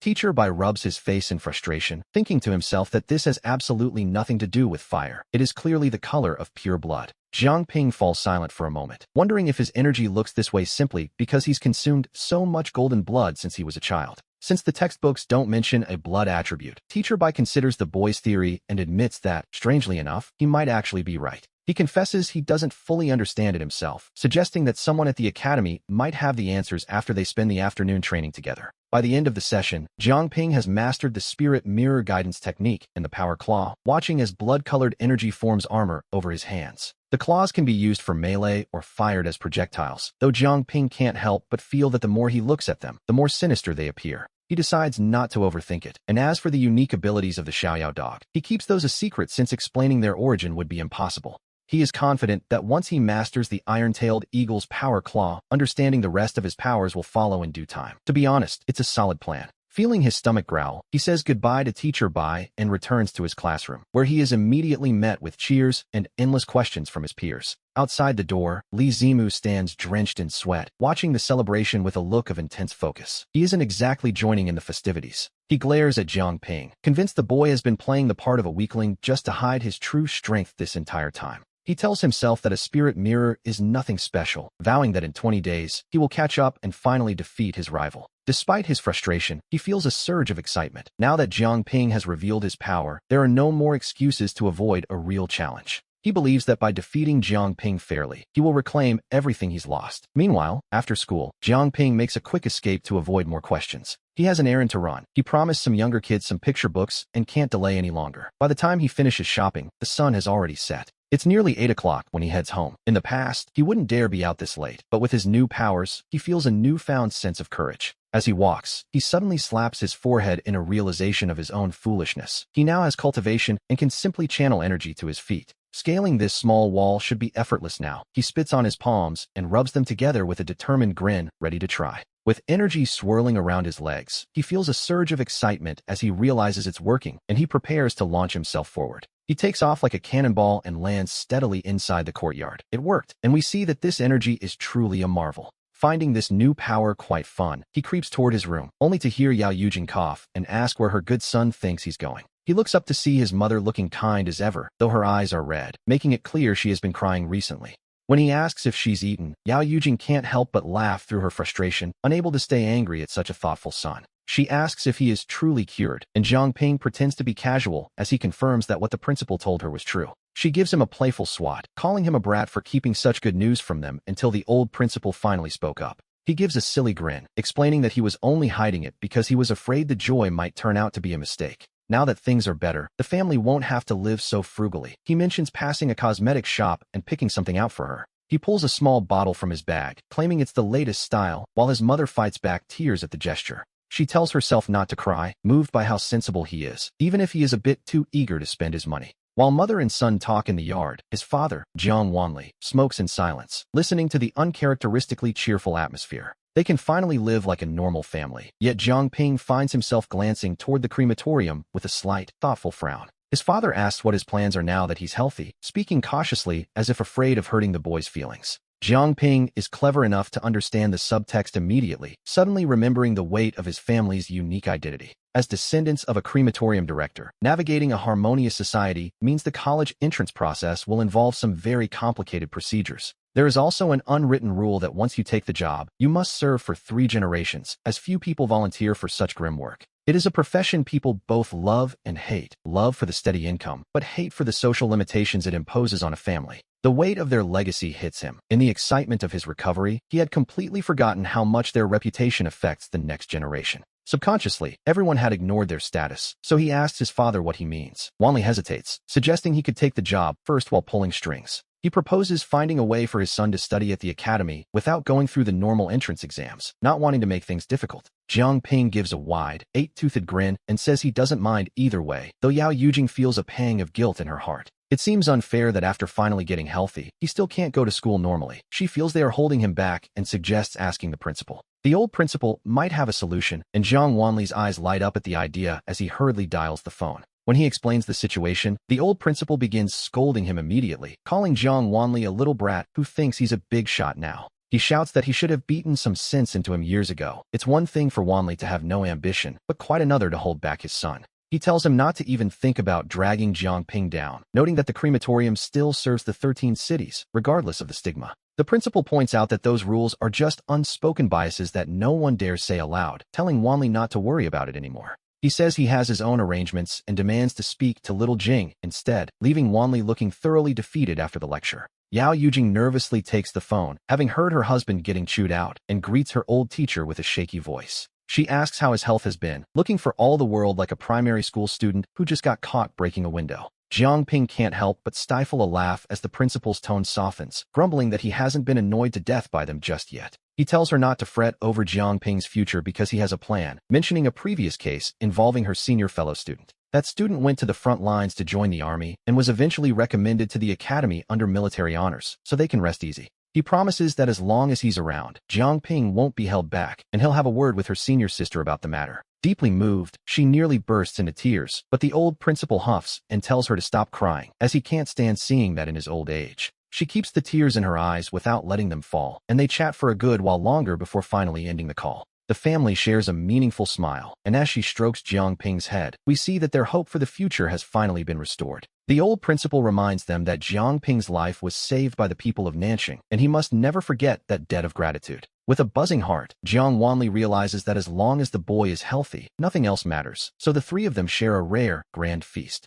Wanli even lets his son have a little wine, and they celebrate until 10 at night. From this day on, the family feels truly alive again. Jiang Ping lies in bed feeling a bit lightheaded, and though he hasn't eaten monster meat all day, he doesn't feel the usual gnawing hunger. He figures he ate so much recently that skipping one meal is fine, much like how people in a stable society can miss a dinner without issue. However, a new problem arises. He realizes he'll need to find a secret base to satisfy his growing appetite in the future. He even considers embezzling a few monster corpses while working at home, wondering how else he could possibly keep his stomach full. Lost in these messy thoughts, he drifts into a hazy sleep, and in his dreams, he finds himself back at the Thousand Buddha Mountain. The temples have all collapsed, leaving only the library pavilion standing. He wanders through this dreamscape, marveling at how vivid it all feels. The dream seems to evolve on its own, making him wonder if his daytime thoughts are simply manifesting in his sleep. Following his memories, he decides to explore. Last time, he was caught by the old monk before he could finish reading about certain strange events. It was a lingering regret, and he wonders if he can pick up where he left off as he returns to the same spot in the library. Just as he opens a book, that strange sound echoes again, and he can't help but smirk at the fact that even this detail is included. He remembers his previous visit to the cave where he saw that stunning woman, and he realizes the dream version contains her as well. With a playful grin, he sets the book down and follows the familiar path through the cavern, heading deeper into the shadows. He reaches the bottom and finds the crystal coffin, looking exactly like the one he saw back at the real Thousand Buddha Mountain. The woman is still there, but the seal on her forehead has vanished, leaving only a beautiful lady dressed in a red bridal gown. She lies quietly in the crystal, but for a moment, he thinks he sees the corners of her mouth twitch into a faint smile. He jumps back in a fright before scolding himself. If he wasn't afraid in reality, he certainly shouldn't be afraid in his own dream. He boldly leans in and squats down to observe her closely, amazed that the dream is so realistic he can even see the fine hairs on her skin. He was utterly stunned by how vivid the dream had become, leaning in closer to marvel at what felt like a masterpiece of creation. To be honest, he found it hard to believe such beauty could exist. Every feature of the woman seemed perfectly crafted by nature itself. It was truly breathtaking, but just as he tried to get a better look, his vision suddenly went black and the dream collapsed. Jiang Ping woke up feeling a wave of intense nausea, staring blankly at the ceiling and wondering why his dream had ended so abruptly. Checking the clock, he saw it was already 7 in the morning. He rubbed his stomach, lamenting that the dream cut off right at the best part. Seeing the furnace already lit, he realized Jiang Wanli was already hard at work, so he quickly dressed and hurried to the incineration room. He told his father to take a break and let him handle the work, though deep down, he was already planning how to borrow some meat. He intended to quietly set some aside to stew later, though he wasn't yet sure what kind of monster they would be processing today. His sensible son remarked on how much he'd grown, noting that he no longer felt the need to act tough. He was simply following the process, which, as we know, was for the best. The father decided to head out for breakfast, handing over the professional deboning knife while asking one final question. He asked if his son still needed to drink the essence blood, but Jiang Ping shook his head, promising to collect it in a bottle to sell instead. Jiang Wanli laughed, agreeing that it was a practical idea, and with a satisfied nod, he finally headed out the door.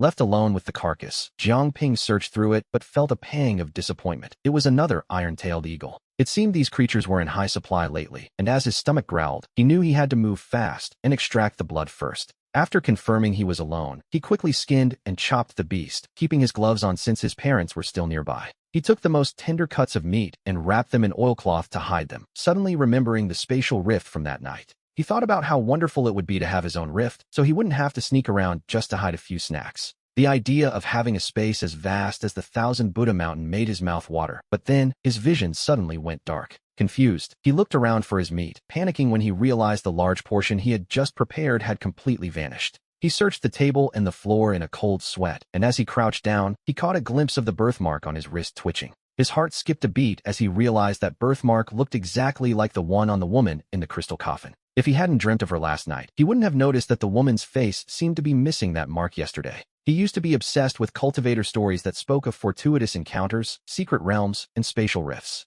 One story told of a man who stumbled into a secret realm 10 years ago and gained incredible power. He controlled a spatial rift and became a legend, though the truth of his fall was only revealed later. It was just a story, right? But he wondered if he might be a lucky one too. So he cut another piece of meat and stared at it intently. The meat vanished instantly, and he had to cover his mouth to keep from screaming. He was about to strike it rich. He had just been wishing for a spatial rift, and now here it was. Heaven truly favored him as he closed his eyes and touched the mark. With a sudden whoosh, he vanished from the crematorium, and when he opened his eyes, he was back at Thousand Buddha Mountain. The ruins were everywhere, though the Sutra Pavilion still stood. The sight was so painful he nearly stopped breathing, slapping himself twice. He scolded himself for his past actions. Had he known this would be his property, he never would have burned it down. Back then, he burned the mountain just to spite the old monk since it wasn't his home, but now, it belonged to him. The joy he felt then was replaced by a deep heartache now, realizing all those destroyed buildings were actually his. He let out a long sigh, telling himself that what is lost, and he could always rebuild what was gone.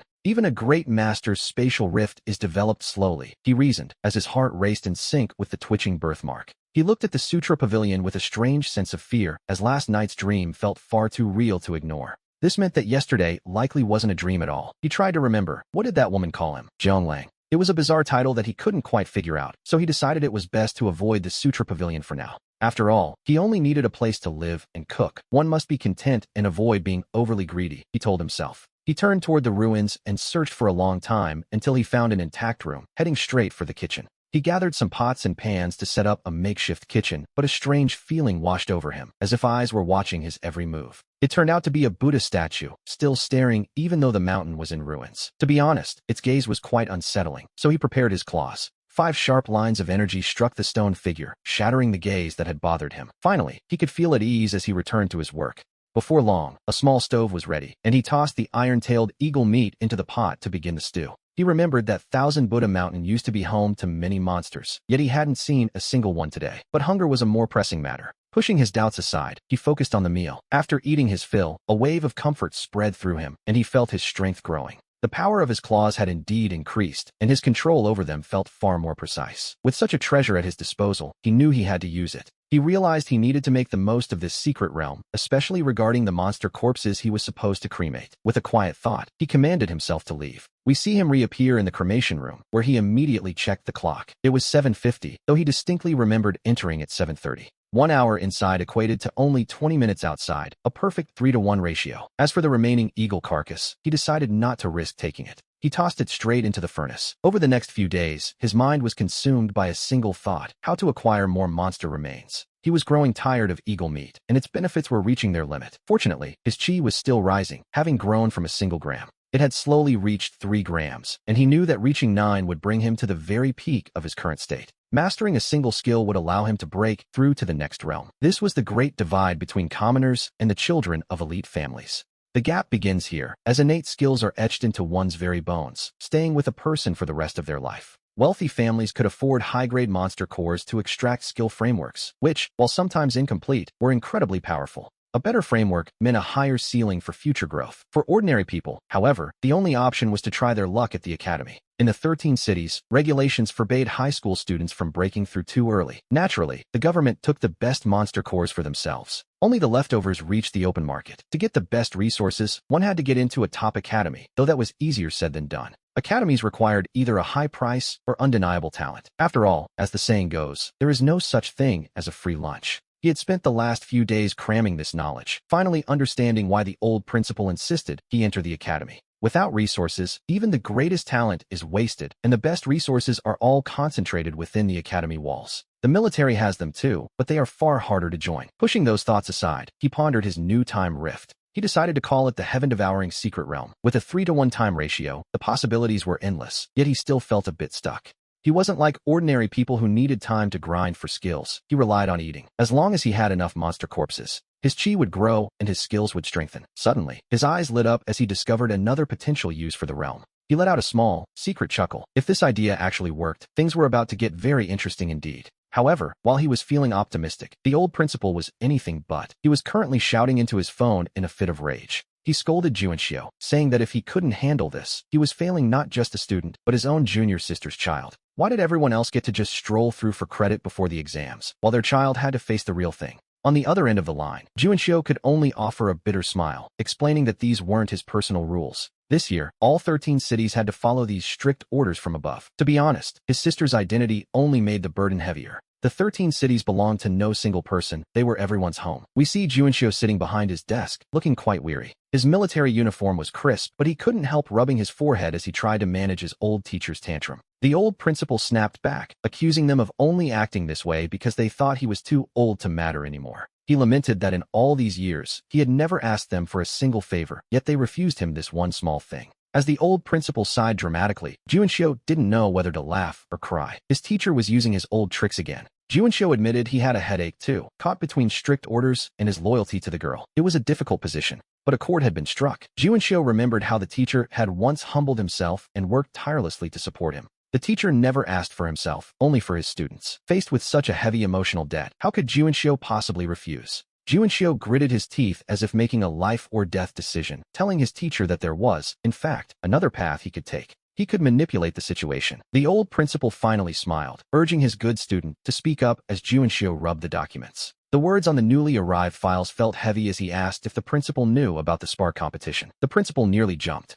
He shouted that he had wasted his affection on Juanxiu, accusing him of talking nonsense. There was no way Jiang Ping could participate in that. He argued it would be better to just go kill monsters. Juanxiu smiled bitterly, knowing the Spark competition was as cruel as a blade. It was a place where geniuses from every major faction fought. Only the survivors were deemed sparks. Jiang Ping wouldn't even be cannon fodder. But Juanxiu explained the teacher had it wrong. If Jiang Ping entered the 16 walls of the 13 cities, he could secure a spot. Once he obtained the preliminary spark status, he could qualify for the academy exams. With the quota in hand, Juanxiu would arrange the rest. He would ensure Jiang Ping was eliminated immediately, allowing him to take his exam while others kept fighting. It was the safest plan possible. The old man fell silent. Compared to a real battlefield, this path was much safer. He asked if it was difficult for Juanxiu to arrange. Juanxiu wanted to laugh and curse at the same time, but looking at his mentor, he simply nodded and said it wasn't a problem at all. The principal laughed, deciding this was a well-chosen path. Since the decision was made, it was time for Jiang Ping to step up. The qualifiers were in the third domain, and time was short. Juanxiu would issue the official letter for the teacher to bring the boy over.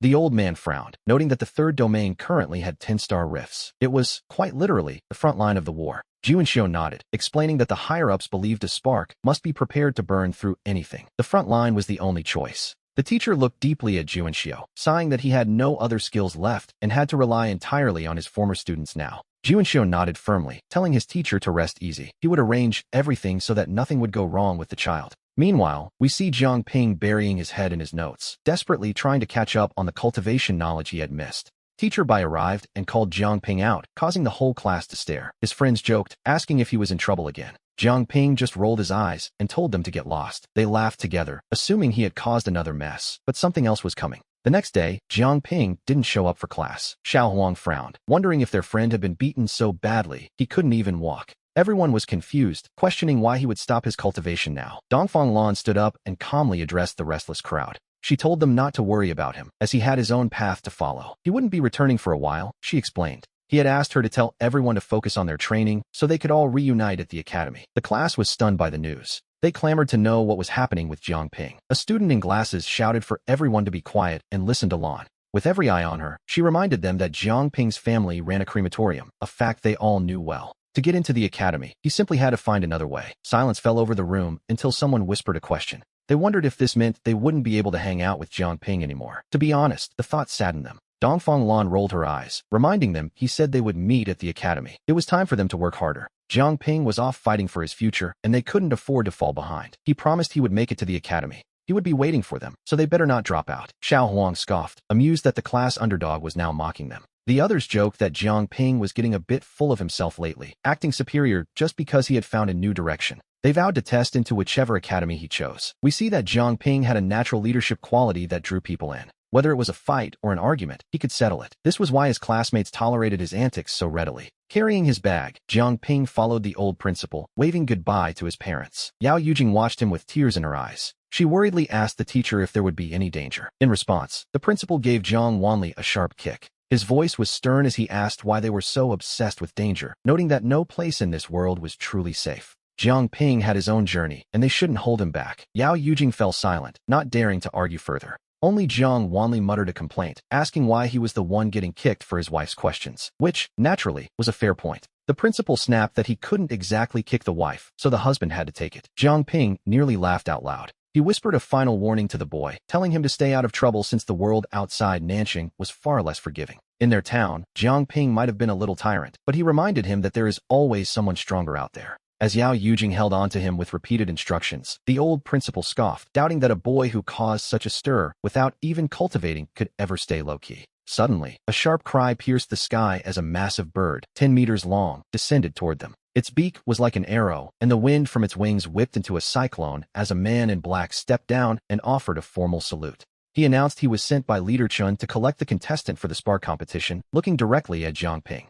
The principal smiled, noting that his cub had finally grown up and recognized the man as Juanxiu. The man scratched his head, explaining that since graduating a few years ago without resources, Leader Chun had been kind enough to give him a chance. He was now tasked with piloting this black-red eagle, and the principal patted his shoulder, encouraging him to do his best. He remembered that this was exactly what the man had studied, and it seemed he had finally found his place. The man was visibly moved, promising the principal that he wouldn't let him down. Jiang Ping watched this exchange in total shock. In that moment, we see him realize just how influential the old principal truly was. His former students were everywhere. Jiang Wanli told his son to pay attention and learn from the old man's greatness, warning him not to provoke his teacher anymore. Jiang Ping nodded seriously, promising to try, though after seeing his father's murderous glare, he quickly changed that to a firm guarantee. The principal shouted for them to stop being so sentimental and told the boy to follow his senior brother. Jiang Ping was impressed by how quickly he had gained a senior brother and gave his parents one last goodbye. He jogged over and introduced himself to Juanxiu, who smiled and told him they were all family now.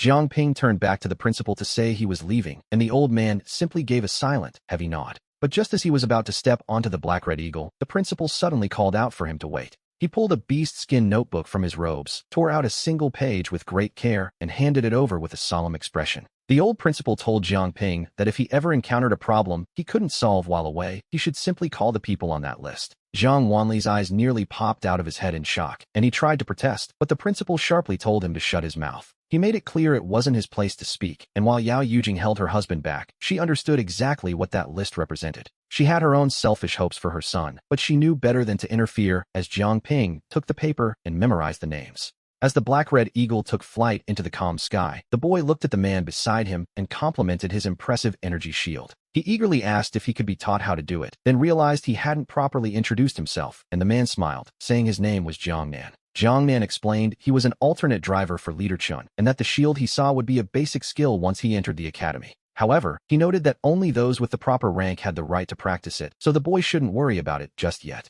Jiang Ping marveled at this, realizing that leaving home was the only way to truly see the world, and wondered how someone so strong was only an alternate. Jiangnan looked at the boy and perhaps saw a reflection of his younger self, confirming that yes, he was indeed just a backup driver. He then asked if the boy knew what kind of mount Leader Chen's full-time driver used, causing Jiang Ping's eyes to widen in anticipation. When he asked what it was, Jiangnan revealed it was a twin-winged python, a creature rumored to be a descendant of a king-level beast. Jiang Ping's jaw dropped in absolute shock. A king-level descendant used as a mere mount was a concept beyond his wildest imagination. Even with his limited knowledge of cultivation, he knew that while monsters could be killed or tamed, high-level mounts usually had to be raised from birth. It required secret methods to produce these incredible steeds that could traverse the heavens, and they were strictly reserved for the elite. Common creatures like the iron-tail eagle couldn't even compare. The books mentioned that an adult black-red eagle possessed significant combat power. Yet here it was, merely a backup option, proving that the gap between the various ranks of power was more like a vast, unbridgeable chasm. He couldn't help but wonder how strong they would become as adults. For the first time, he realized his vision had been too narrow. Why focus only on Jiangnan when he could have one for himself? He thought about how majestic that would be, and Jiangnan laughed, telling him he'd have to work hard, though the principal clearly valued him. He mentioned that the notebook the old man had given him was considered a literal legend back at Nanxing High School. Jiangnan explained that while everyone talked about it, no one actually knew whose phone numbers were tucked away inside that legendary notebook. When he first got into Kongcheng Academy, the old principal had simply dialed a random number from that list to find someone to look after him. At the time, he felt he'd been given a golden opportunity, only to realize later that the person on the other end was in charge of selecting elite scouts. That was how he managed to claim the Black-Red Eagle, he said, his expression drifting into a distant, nostalgic memory. With a sigh of genuine emotion, he admitted that without that phone call, he wouldn't have even found the front door, and now, Jiang Ping understood the weight of that paper. The boy hadn't expected such a powerful legacy, and as he felt a warmth spread through his chest, he vowed not to let the old principle down. Despite the eagle's incredible speed, they flew for a full day and night before finally passing through a shimmering defensive membrane. Jiang Ping's eyes widened in awe as he asked if they had arrived, and his senior confirmed they had another hour of flight to reach their destination. They were heading for the 3rd Guard Command Center, and once they finally touched down, Jiang Ping followed closely behind Jiangnan. He waited patiently while Jiangnan settled the black-red eagle and fed it a hearty meal of meat before they navigated through the streets to a 5-story building. Jiangnan swiped his card and led them through security into the lobby, looking surprised when the boy recognized the elevator. He remarked that in this harmonious society, not many people were familiar with such advanced technology anymore. Jiang Ping gave a sheepish laugh, explaining he'd read about them in books, all while looking around like a curious child as the elevator started to move. They descended 23 floors before the doors opened to a bustling crowd and massive screens flashing with data that the boy couldn't begin to decipher. Phones rang incessantly as men and women in black uniforms hurried past, their reports filling the air until a mature woman's voice cut through the noise. Jiangnan stood at attention to deliver his formal report, announcing to Chen Juxiu that he and Jiang Ping had finally arrived. The elegant woman looked the boy over with a discerning gaze, calling him Little Ping, and though he found her face familiar, he couldn't quite place her. Sensing his confusion, she dismissed Jiangnan with a wave and stood up with a smile, asking if he'd forgotten how sweet-talkative he'd been as a child. Suddenly, a memory clicked into place, and Jiang Ping's eyes went wide as he realized she was his Annie Xiangxiang. She laughed heartily as he remembered the time he was starving, and she had brought him 3 bottles of essence blood that smelled absolutely divine. She recalled how those 3 bottles had kept him full for a month, a rare, beautiful memory that she was delighted he still cherished. Since they weren't strangers, she got straight to the point. In 3 days, geniuses from all over would gather to compete for the top 16 spots. The competition carried real risks, and she offered that if he were afraid, she could simply arrange for him to be fast-tracked into the finals. But Chen Juxiu warned him that if he took the easy way, he would always be just a child in her eyes, and he needed to understand that. Jiang Ping looked up with a firm gaze, asking his aunt what she truly wanted him to do, the spirit of the little overlord flickering within him. He was smart enough to realize that despite his limited experience, her offer was a test. She clearly didn't want him taking shortcuts. With a smile, he told her he wasn't a child anymore, but she countered that it wasn't about what she wanted, it was about his own ambition. She asked if he wanted to grow up under her wings or carve out his own path, leaving the choice entirely in his hands. The moment the teacher saw Lake, she immediately changed her mind. This child simply couldn't be treated that way. The teacher wanted him safe, but we know that a greenhouse cannot produce a true powerhouse, even if connections could get him into the top 16. He could have a bright future just by entering the academy, but he felt that doing so without effort would essentially ruin his potential. She sensed a long-lost spirit in him, noting that his cultivation foundation was incredibly solid and his physical constitution was excellent. Having heard he only practiced basic skills like the power claw, she realized reaching this level required effort far beyond that of an ordinary person. A child like this would be destroyed by a life that was too smooth, so she decided to let him test his limits while she acted as his safety net. His progress was nearing the 7th lesson, far exceeding the entry level, which meant he was already a standout among his peers. Without the training of the great clans, his talent and perseverance had blossomed, sparking a protective, yet demanding, admiration in her heart. If he performed well in the assessment, his solid cultivation could potentially earn him an exceptionally high-quality core. That would be far better than just struggling through the academy. If he reached the top 8, she'd have every reason to help him further. Securing a suitable natal core would put him on a completely different starting line than his competitors. When asked how he would choose, he didn't disappoint her. He accepted the challenge, ready to face whatever came next. His aunt smiled, telling him she believed in him and to give it his all as she stood up to pat his shoulder. Jiang Ping nodded firmly, promising she wouldn't be disappointed. He didn't believe he was any less capable than the others, and while he accepted her guidance, he had no desire to be just another nepotism baby. After all, everyone has a bit of pride. Hearing that the other competitors were all his age, he was eager to see who was truly the strongest. Seeing the fighting spirit in his eyes, she felt even more satisfied.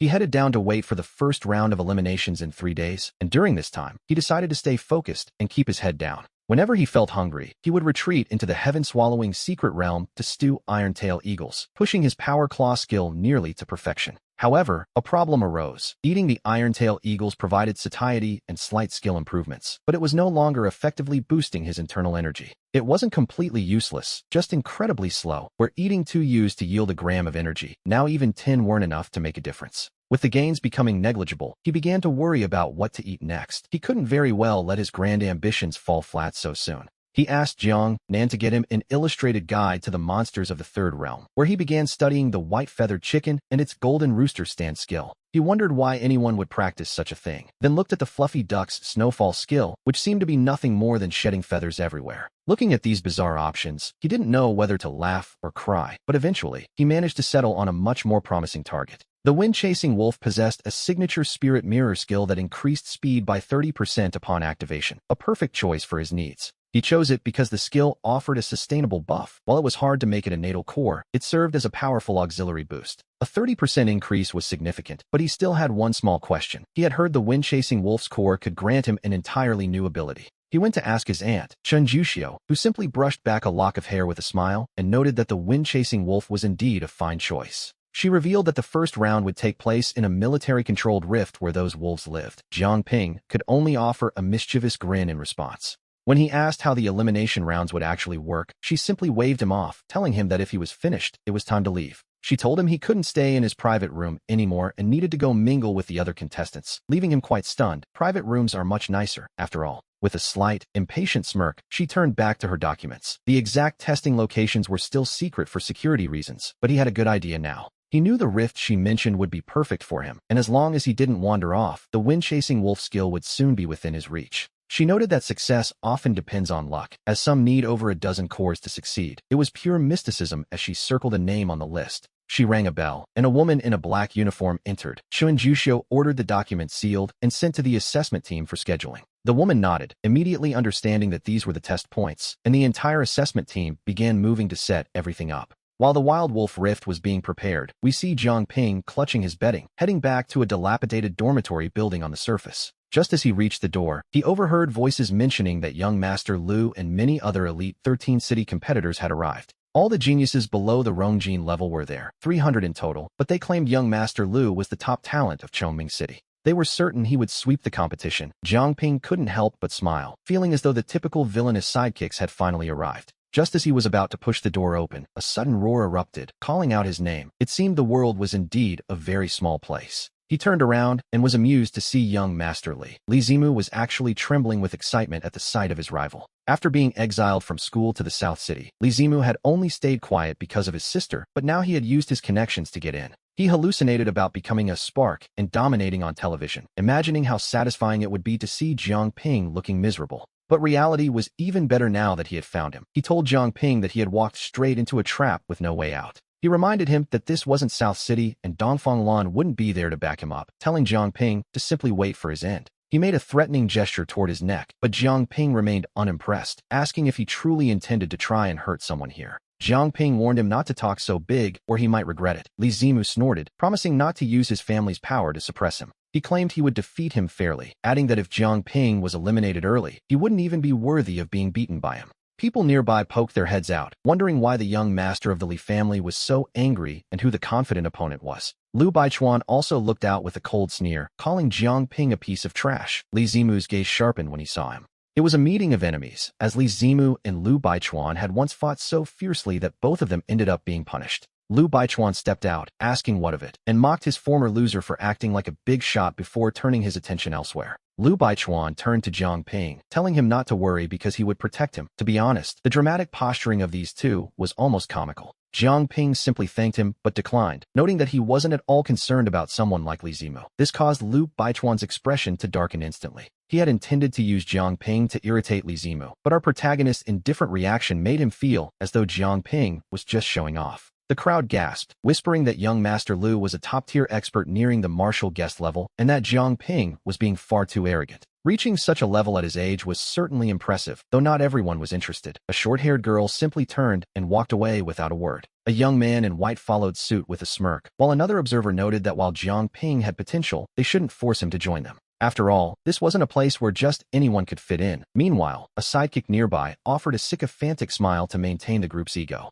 Jiang Ping felt a headache coming on, realizing these people were even more dramatic than he was. He politely explained he was here to compete, not join a gang. He suggested they all just mind their own business before heading for the door. Lu Baichuan reached out to stop him, but Jiang Ping didn't even flinch. Lu's eyes narrowed before he gave a faint, cold smile. The fight didn't break out, but the surveillance cameras captured every second of the tension. Watching the feed, Shun Jushio smiled, noting that the kid had some real skill. He liked that Jiang Ping had the strength to back up his calm temperament. In her eyes, character was often more important than raw talent. An old man nearby chuckled, asking Jushio who had managed to catch her interest. She played it off, saying it was too early to tell and they would have to see his performance. The old man remained non-committal as evening fell over the camp. That night, Lu Baichuan's lackeys kept trying to test Jiang Ping, but he was preoccupied with a much bigger problem: how to catch a Gale wolf undetected. He laughed off their provocations, which only made Lu Baichuan more annoyed. Lu warned him that talent alone wouldn't be enough without proper resources. Jiang Ping just smiled and thanked him for the advice. Seeing that his words were having no effect, Lu snorted in frustration at the boy's stubbornness. He warned Jiang Ping that such a personality would lead to suffering in a cruel society. Deep down, Lu only wanted to recruit him because he sensed his high cultivation. Great families always played these games, but Jiang Ping wasn't interested in giving them face. After all, he was Jiang Ping, and he played by his own rules. He had no interest in the spark cultivation resources Lu mentioned. They simply held no attraction for him compared to his own secret goals. And so, the first round of the elimination tournament began. The group followed the black uniformed staff into the rift space, where they would stay for an entire day. The rules are simple: kill monsters and use bait as proof, but the atmosphere shifts as they're warned that cheating means permanent disqualification. Each participant is given a motorcycle, and just like that, the officials leave. Our favored children are left stunned by how casual this all seems. Jiang Ping, however, notices the hidden cameras scattered everywhere, which makes his secret plans a bit more difficult to execute. But as the saying goes, we'll cross that bridge when we get there. He's the first to roar into the wasteland wolf rift. The area is thick with shrubs where Gale wolves lie in wait, and as he surges forward, the 300 participants instantly scatter. 15 minutes later, Jiang Ping reaches a dense thicket. His nose twitches as he senses a dangerous presence lurking within the shadows. After hiding his bike and drawing his blade, he crouches low, only to see a glint of sunlight reflecting off a camera lens. It turns out the officials are so relaxed because they're watching everything. In the command room, Chen Juanxiu and her team are observing closely. They note that Jiang Ping's ability to sense danger is impressive, raising his evaluation and suspecting he might possess a specialized olfactory skill. Every tiny movement is being analyzed by the observers, and the old man nods in approval, noting that the spark competition is also a war of information. "You're quite interesting, Juanxiu," the old man remarks with a smile, to which she modestly credits his excellent guidance. Meanwhile, Jiang Ping isn't rushing into the brush. Instead, he takes a moment to count the cameras, 86 of them, to be exact. There are fewer than 10 Gale wolves in this forest, yet they've installed 86 cameras. To be honest, the level of overkill is almost impressive. It's a bit of a headache, as he needs to figure out how to act under such scrutiny. He's confident in his strength, being nearly at the 7th level. He isn't afraid of being swarmed, but he doesn't want to waste his potential. He frowns, lost in deep thought about his next move. The observers wonder if he's hesitating out of fear or planning a strategy, but 10 minutes later, Jiang Ping finally picks up a stone. He hardens it with his blade and hurls it into the thicket with a burst of chi, using a long-range technique that mimics a powerful claw. A howl erupts as a Gale wolf lunges out, and Jiang Ping lets out a laugh, which is a bit strange, considering he's facing a 3-meter-tall beast. Instead of a slow, methodical kill, he retreats frantically, only to grab his motorcycle, hop on, and twist the throttle to the limit. With a roar, he charges straight into the heart of the thicket. The wolf is stunned, and the command room is equally baffled by this apparent death wish. He remains lost in deep thought for a long time, his gaze fixed on the path ahead. Back in the command room, the old man decides to ignore him for now, ordering Jiang Nan to head over to the Black Eagle and check on the situation. Jiang Nan sets off immediately, feeling a bit anxious. He truly hopes the boy doesn't end up playing with fire and getting himself killed. Meanwhile, Jiang Ping looks back at the 70 or 80 Gale wolves chasing him, his face lit with an excitement that borders on hunger. Now that he's clear of the cameras, he grows bolder, letting the fastest wolf close the distance before giving it a dark, knowing smile. With a simple touch of his wrist, the lead wolf vanishes instantly, a feat so magical it leaves the rest of the pack completely dazed. We see that he chose this spot specifically. The nearest camera is 800 meters away and pointed in the completely wrong direction. He seizes the moment of confusion, and 2 more wolves vanish into thin air before they can even realize what is happening. Just like that, the first wave of the pack is gone. He catches his breath as the dust settles, a faint, satisfied smile on his lips. It looks easy, but deep down he knows it's difficult. He must make physical contact to pull them into the heaven-swallowing secret realm. The realm isn't omnipotent. After all, if he accidentally provokes something he can't handle, he might never dare to enter it again. Still, as the saying goes, the meat is already in the pot. Once they enter his secret realm, they are halfway to becoming his next meal. After claiming 6 wolves in a row, he quickly rides his motorcycle and keeps moving. Staying in one place for too long is simply too risky. His plan is simple: lure a group, find a blind spot, and harvest. It's a dangerous cycle, but far more efficient than hunting one by one. If he played by the rules under the cameras, he'd run out of prey in days. To be honest, his ambition requires a bit more creativity. High yields require high risks, and in a massive pack of Gale wolves, who is really going to notice if a few go missing? By midday, his fuel tank still has 300 kilometers of range left, and he has only used about 2/3 of his strength. With 50 or 60 wolves still trailing him, he ducks out of the surveillance zone again to claim another 7 or 8 prizes. Just then, a worried Jiang Nen arrives to check on him. Noticing the man's eagle overhead, Jiang Ping immediately stops his secret harvesting. He switches to a real fight, landing several powerful blows to take down his first official kill, harvesting the core before speeding away. High above, Jiang Nen watches in utter disbelief, muttering to himself about whether such a crazy tactic could actually work. We see clearly that while Jiang Ping is strong, the wolves are reaching their limit, their speed dropping by 40%. It is a method that looks incredibly dangerous, and yet, the potential rewards are undeniably high. He saves his energy on the motorcycle while the wolves run themselves to exhaustion. Once they collapse, he simply moves in for the kill. He strikes and retreats in a cycle that seems to have no counter, leaving Jiang Nen completely stunned by the sheer audacity. However, his fuel is running low. He heads toward a thicket, stops the bike, and calls for a nearby student to come out. He suggests a vehicle swap, but the student crawls out trembling and on the verge of tears, begging the big shot not to mess with him. The boy pleads for him to take the wolves away. After all, anyone in the area can see that massive cloud of dust following him. It's a scene where the man flies ahead while his soul tries to catch up, and naturally, everyone is hiding from this lunatic. The student wonders why the exam has to be this hard, but Jiang Ping just grins, noting his bike still has 20 kilometers left. He proposes they trade bikes so he can lead the trouble away, but the student is nearly weeping at the thought of losing his ride. Without a bike, the boy can't compete or travel fast enough, but Jiang Ping simply smiles and refuses to leave without a trade. The student's face turns bright red with frustration, threatening to fight him before taking the bike and making a run for it. Jiang Ping just gives him a mysterious look and asks if he's sure, before swinging his claws and sending out 5 streaks of blood energy. A wolf hiding in the bushes for an ambush is instantly crushed, leaving the student's mind racing with 1,000 panicked thoughts. The boy cries out that with power like that, he could have just robbed him, and to be honest, he's not wrong. Jiang Ping waves it off, claiming that since they are classmates who might fight side by side one day, robbing him would be bad form. The student finally yields as the dust cloud behind them grows thicker. A massive wave of wolves is closing in fast. Jiang Ping could escape easily, but the boy might not, so the student tearfully tosses over the keys and they swap vehicles. He begs the big shot to keep his word as they split up, and Jiang Ping smiles, satisfied, as he heads off in the opposite direction. Jiang Ping tells the boy to keep the wolf ears as compensation before speeding away, feeling much more secure now that he has a full tank of fuel. He knows others wouldn't run around as recklessly as he does, while the student, touching the severed ears, actually feels a strange sense of gratitude. High above on the black-winged eagle, Jiang Nen watches the scene and picks up his radio, asking Chen Zhu if he should continue following.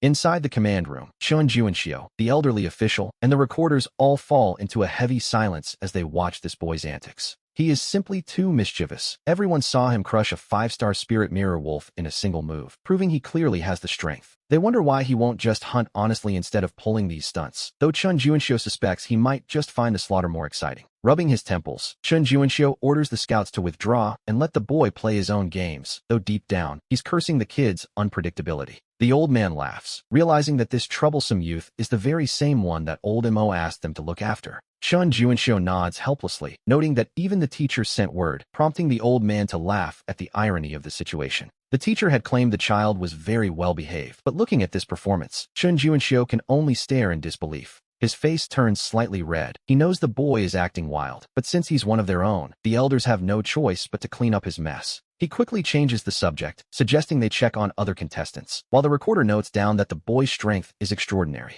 However, they also note his personality is far too playful. Some even go as far as to write that he's completely out of his mind. With Jiang Nen gone and fewer eyes on him, Jiang Ping truly lets loose. But we see that Li Zimo is also making steady progress elsewhere. Coming from a prestigious family, Zimo heads straight for the bushes, and like Jiang Ping, his first step is to lure out a single wolf. But his style is far less flashy. With golden light in his eyes, he tells the beast it will serve as his stepping stone while drawing his blade. Every strike is steady and powerful, showing the refined style of a great family that anyone would recognize as top-tier talent. With a solid foundation and the help of his skills, he quickly takes down the beast, a faint smile playing on his lips. He checks his watch, noting he's made significant progress in just 10 minutes. After all, he has encountered demonic beasts many times before. Of course, those previous encounters were under the protection of 10 bodyguards, so he views these creatures more like old friends than actual threats. When a person first sees a 3-meter-long wolf, taller than a horse with silver teeth and sharp claws, it is only natural to feel fear.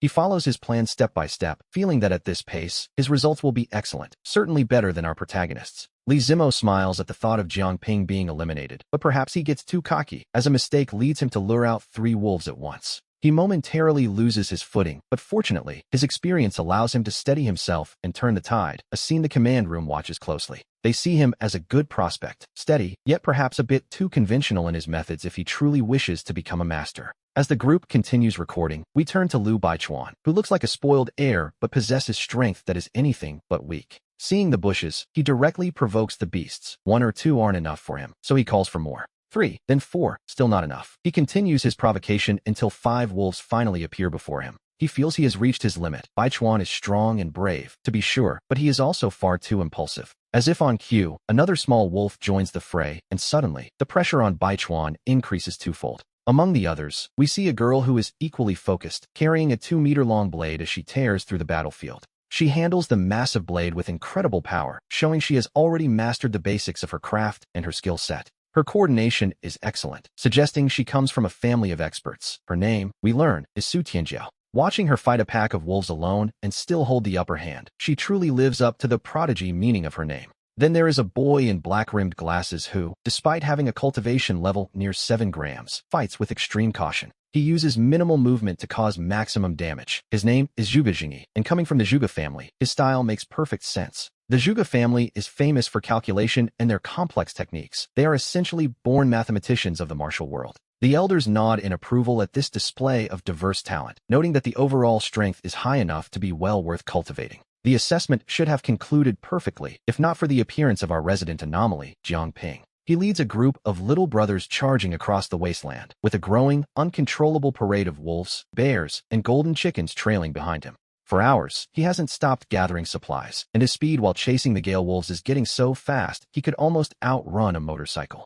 As the sky darkens and lights flicker, we lose track of exactly where he has run. However, the night is far better suited for his particular brand of work. He kills a few and captures a few, though he wisely avoids the violent bears, feeling, quite rightly, that they are more trouble than they are worth. While other candidates are too terrified to sleep for fear of elimination, Jiang Ping wanders aimlessly, successfully making every single monster in the area furious. When dawn finally breaks, he slips into the heaven-swallowing realm to stew some meat. It seems the flesh of a 3-gram gale wolf is a bit lean. The meat is sparse and the bones are many, but those bones can be simmered into a broth that slightly increases one's spiritual energy concentration. To be honest, the meat only offers a slight sense of fullness, so he adds 80 grams of strong liquor, 200 grams of dried chilies, and 10 grams of bay leaves. Simmering it over a low flame, he hopes to extract a trace of wind insight from the gale wolf, which might, with a bit of luck, be absorbed. Ping Yu finds it nearly impossible to swallow, though she admits that if one were starving, it might be considered edible. She is still as prideful as ever, but she has improved. Her critique has upgraded from not fit for a dog to merely difficult to swallow. Outside the realm, the monsters are going absolutely mad. Wolves howl, tigers roar, and bears bellow as they search frantically for the boy who teased them. After being led in circles all day, they are holding a collective grudge and want nothing more than to eat him for revenge, but he has simply vanished. Trees are uprooted and smashed as the beasts sweep through the area, and unfortunately for the other candidates, they are the ones who suffer for it. They had hoped to use the night to outwork their rivals, but instead, they encountered a full-scale riot of monsters whose murderous auras make them tremble. They hide in the bushes, not daring to move or strike, lamenting that their already mediocre scores are now likely ruined completely. In the command room, the elders are at a loss, wondering where on earth that boy Chun Zhu has gone while the monsters continue their rampage. Countless cameras have been destroyed, and Chun Juanxio's expression is soured. He wonders, perhaps a bit dryly, if they simply ran out of budget for better equipment. This is an assessment accident, and while some blame the organizers for poor preparation, it is hard to truly blame the student for being too effective. The staff are flushed with embarrassment, claiming they had no idea such a student existed, while Jiangnan notes that Chun Zhu is as protective of his own as ever. He feels quite fortunate to belong to this particular faction. Finally, as the sun rises, the frustrated monsters still cannot find their target. As the world outside finally calms down, we find Chun Zhu has eaten his fill and taken a short nap in the pavilion before starting to count his spoils. He counts a total of 35 right ears, figuring this score should be enough to at least avoid being eliminated from the assessment. However, since his aunt has placed so much trust in him, he decides he simply cannot let her down, so he catches 5 more Gale wolves. With 40 ears now in his possession, he feels secure, though he realizes the wolf meat needs to be eaten quickly before it spoils. It is a happy sort of trouble to have. After washing his clothes to remove the fragrant scent of the broth, he cautiously prepares to leave the realm. Finding no pursuers left outside the heaven-swallowing realm, he gives a little chuckle and sprints toward the finish line as 10 o'clock approaches. The candidates begin to trickle back with grim expressions, and Liu Baichuan is no exception. The night was, quite frankly, infuriating. He had gained absolutely nothing, not even daring to move or sleep for fear of a sudden monster ambush during that long, stressful night. To him, it felt like the world's greatest display of malice. When asked how he did, he admits he's likely at the bottom of the rankings. His companion agrees, fearing his father will be furious if he is eliminated in the first round, which would be quite embarrassing, to say the least.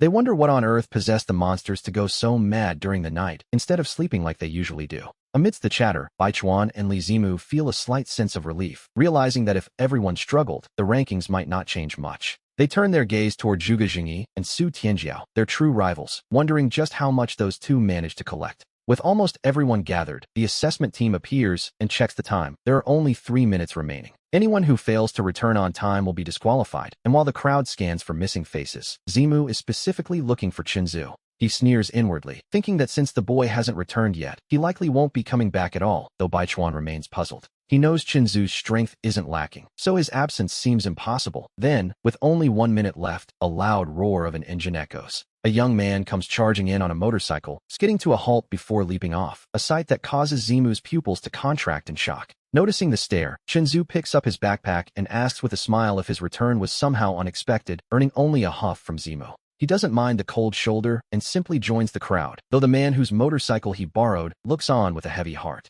Inside, the man wails in despair, wondering how this menace is still alive when no one else seems to know the truth behind the monster riot. He knows all too well, of course, but hearing the resentment in the air, he doesn't dare speak up for fear of offending every single person there. A few candidates eventually shuffle behind Chinzu, whispering a request to follow his lead from now on, which is quite the bold career move. Before he can even respond, the assessment team announces that time is up and they will now begin totaling the final scores. The staff secures the entrance, declaring that anyone returning after this point will have no score. Chinzu realizes just how close he cut it. He feels a wave of relief, knowing that if he had overslept, everything would be over, while the 3 boys behind him continue their chatter. Seeing their persistence, he finally acknowledges them, asking what they had just said as the group shares a collective sigh of relief. It turns out they had all been robbed earlier. A young man with a few spots on his face repeats their plea to follow the big boss. Chinzu can't help but smile, reminding them that this is a selection trial where everyone is technically a competitor. They shake their heads, clarifying that they mean after the trial. They intend to follow him to whichever academy he chooses to join. He realizes they've heard about forming battle teams at the academy and smiles, telling them they'll talk after getting out of here. He jokingly adds that he doesn't take weaklings, but his moment of pride is cut short when the assessment team suddenly roars for silence. The officials glare at him, clearly exhausted by the massive workload he caused them, and threaten to disqualify anyone caught whispering. The area falls silent as Chunzu wonders why he feels so much directed anger when, in his mind, he hasn't done anything wrong. Just a few days ago, they were all smiles. One official had even used his own meal card to buy him dinner, yet everything has changed. It seems the ship of friendship has capsized. After 30 minutes of counting, the results are announced, and they are truly shocking. The top spot doesn't belong to Chinzu, nor Su Tianjiao, nor Zhuge Jingyi, nor even Liu Baichuan or Li Zimu. Instead, it is a complete unknown named Xiao Qi, who takes first place with 53 ears, causing an immediate sensation in the crowd. People begin to whisper, wondering who this Xiao Qi is, with some speculating he might belong to one of the great clans of the 13 cities. Ignoring the chatter, the assessment team simply looks toward a tall, dark-skinned young man in the crowd and offers their congratulations. And so, Xiao Qi takes the top spot in the first round with 53 points, a result that immediately sparks a wave of disbelief among the crowd. Liu Baichuan, who had been so sure of his own victory, is particularly stung by the gap, though no one dares suggest the results were faked. As Xiao Qi steps forward, someone gasps in surprise. It turns out the top-ranked candidate is actually mute, which only adds to his mystery. This revelation instantly captures everyone's curiosity, and even the examiner can't help but smirk, thinking this boy might be more formidable than himself. From the moment he entered the hunting grounds, he never stopped, moving step by step to slay monsters even in the dead of night. He wasn't just brave, he was cautious. While others feared being surrounded and played it safe, those from wealthy families prioritized their own security. They knew they had a way out even if they failed. But for Xiaoqi, this was a rare and precious opportunity he couldn't afford to waste. We see the crowd begin to accept it, calling him a commoner genius, a true king of effort, whose dedication earned their begrudging respect. As the whispers continue, it seems everyone agrees that such hard work deserves this result, and then the second place is finally announced. It is Su Tianjiao with 48 kills, followed closely by Zhuge Jingyi in third place with a total of 45. Liu Baichuan's face grows darker by the second. With only 38 kills, he has already been pushed out of the top 3 entirely. Chen Zhu, meanwhile, stops paying attention after the top 3. He knows his 40 kills will comfortably get him through the round. To be honest, these results suit him perfectly, as he didn't want his abilities to stand out too much during this particular stage. He has no idea, of course, that he actually stands out more than the winner, landing in a very respectable 4th place overall. Liu Baichuan and Li Zimu look increasingly miserable, especially since Li Zimu trailed behind Chen Zhu by only a single kill. What truly surprises Chen Zhu is that the 3 boys who followed him also made it into the top 16, despite his initial doubts. They catch his skeptical look and explain that while they might be weaker than him, they aren't exactly incompetent, which is fair enough, really. Feeling a bit embarrassed at being caught, he smiles and tells them to stop calling him Big Boss and just use his name, Jiang Ping. The 3 immediately agree and start calling him Pingzi, leaving Liu Baichuan and Li Zimu watching with eyes red from pure envy. They can't understand how he gathered followers so easily while they struggled, and as the top 16 are told to stay, the tension only rises. As the others are sent home, Jiang Ping finds himself wondering if the intensity of this fire seed competition is perhaps a bit too low to find true talent. The very next day, however, he quickly changes his mind, realizing that the top 16 round is where the real test actually begins. According to the strategic department's calculations, a massive beast tide will strike the 3rd realm tomorrow, and the candidates will be scattered among the army. The examiner warns them sternly that this is a life and death matter, and anyone afraid is free to leave now, causing an immediate stir among the 16. Liu Baichuan speaks up, questioning why they must face a beast tide when they are only at the spirit realm level, but the examiner remains unmoved. He simply repeats that these are the rules: stay and participate, or be afraid and go home. The choice, as harsh as it sounds, is theirs. Since no one can argue with the rules, they are told to make their choice now by taking a single step forward, and for a moment, the crowd hesitates. Xiaoqi is the first to step out, followed closely by Su Tianjiao and the others, while Jiang Ping has no intention of retreating either. He figures the examiners wouldn't just send them to their deaths, so he steps forward without pressure, naturally followed by his 3 young subordinates. When not a single person drops out, the examiners finally smile, explaining that this was merely the first test of their courage. After all, those who lack the bravery to face a beast tide have no right to represent the 13 cities in battle, but fortunately, everyone passed. This was a critical step, and the 16 candidates now understand that the difficulty of the competition has risen, along with their mental pressure. The examiner acknowledges their talent, noting that their cultivation is already reaching the peak of the spirit realm, which is impressive enough. To prepare them, they are offered beast inner cores for a breakthrough, but as the items are brought out, the group suddenly freezes in surprise. Instead of joy, the sight of these inner cores brings only confusion, and the candidates turn their puzzled gazes toward the examination team. Jiang Ping looks just as lost as the rest, so he turns to his subordinates for an explanation, and one of them leans in to whisper. He explains that while they all want to advance, they aren't looking for these low-grade, unknown inner cores. They are holding out for the final rewards. Using a common beast core to break through limits one's future potential, requiring immense effort later to fix the foundation, which is a high price to pay. Since the first high-quality core is vital, being given an unknown grade now feels like their future is being sabotaged, a realization that finally hits Jiang Ping. He realizes that while he is a self-taught, wild path cultivator, the others have prepared for this for a long time, though he still doesn't quite understand the examiners. The examiner, sensing their hesitation, asks them directly which is more important, their future potential or their lives right now.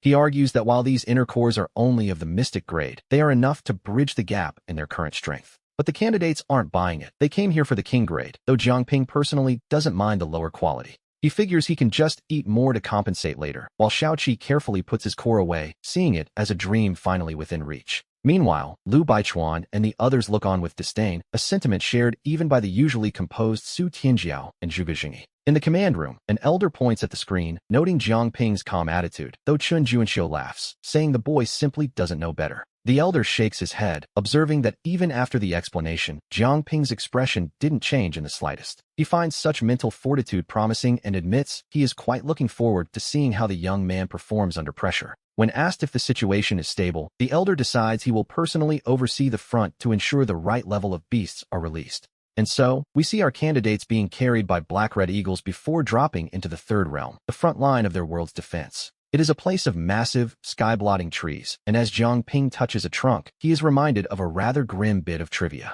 These trees grew tall by feeding on the remains of both humans and beasts, a natural, if unsettling, cycle of the battlefield. On the front lines, only the blood and cores are taken, as the hardened soldiers here have a high resistance to the corruption of the corpses. It is quite different from the cities, where any beast escaping a rift must be burned immediately to protect the common people. The ground here is littered with remains, mostly beasts, as human soldiers are always brought home whenever possible to rest in peace. Shaking off these dark thoughts, Jiang Ping pulls out his map to review the first phase of the mission, a simple trek from start to finish. The goal is to reach the marked point and join a combat squad for Phase 2, but this time, things are handled a bit differently. A voice crackles through his communicator, calling for candidate Jiang Ping to respond, which makes him sigh at the lack of privacy. He responds reluctantly, knowing he can't lose the device without being disqualified, which makes his plan for some private business much harder. It's a bit of a headache, but as his eyes brighten with a new idea, we see that he believes there is always a way around a problem. After walking a few steps forward, Jiang Ping stops, realizing the sheer number of beasts nearby is making his nose go haywire.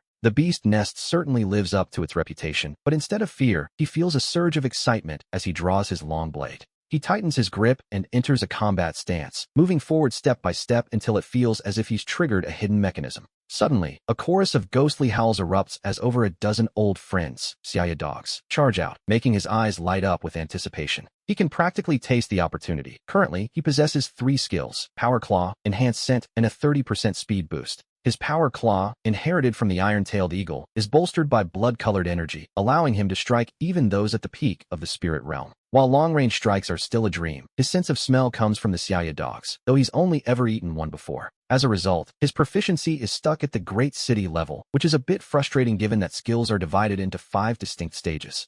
The gap between each stage is massive, but he figures if he eats these 10 Xia dogs, things will change. He wonders just how powerful his nose will become. Meanwhile, in the command room, Jiang Nan frowns as he watches the screen. He worries that 10 Spirit Realm dogs might be too much, but Chen Juanxiu simply sneers, suggesting that Jiang Nan is underestimating the boy. After the chaos he caused in the first round, Chen believes Jiang Ping has more than a few tricks up his sleeve for this next wave. The plan is to release 50 dogs in the third wave, including a half-step Fusion Realm King dog, a terrifying prospect, to be honest. If he can't win, he can always run, but Chen feels this arrogant streak of his needs to be suppressed before he gets too ahead of himself. Jiang Nan remains silent, thinking the situation is becoming quite intense, while Jiang Ping smiles at the 10 dogs and calls them his little babies. He leaps 5 meters into the air, landing on a massive tree and swinging his long blade as a blood-red claw manifests into a giant palm. Gripping the hilt firmly, he delivers a horizontal sweep that decapitates the 3 leading Xia dogs on the spot. Jiang Nan lets out a startled cry of disbelief as the rest of the observers crowd around the screen, their faces painted with shock. They realize this is the same boy who caused all that trouble in the first round, and they can hardly believe their eyes. He is only a high school senior, yet he has already mastered a skill to the consummate level, a feat that leaves them wondering if he is a genius or just incredibly hardworking. No wonder he was so bold in the first round, the observers realize. It turns out Jiang Ping actually has the skills to back up his arrogance. Mastering a skill to the consummate level while still in high school is essentially a golden ticket to any university, to be honest. Naturally, this makes them wonder why he's even bothering with the Fireseed competition. But when we open his file, the room goes quiet. A heavy silence falls over them, mixed with a hint of shame. It turns out the boy grew up in a crematorium, a detail no one expected. They wonder what his parents could have been thinking, fearing such an environment would ruin a child. Jiang Nan, however, already knew the truth. He turns to the ever-composed Chen Juanxiu and asks if he had known about Jiang Ping's true strength all along. Chen Juanxiu simply offers a small, knowing smile, noting that the boy is one of their own. The revelation leaves the room in shock. Back in the nest, after Jiang Ping dispatches 3 Xia dogs, the remaining 7 are absolutely livid and launch a coordinated assault. They begin spitting out glowing projectiles, the moon discs. He knows all too well that this is their most dangerous long-range ability.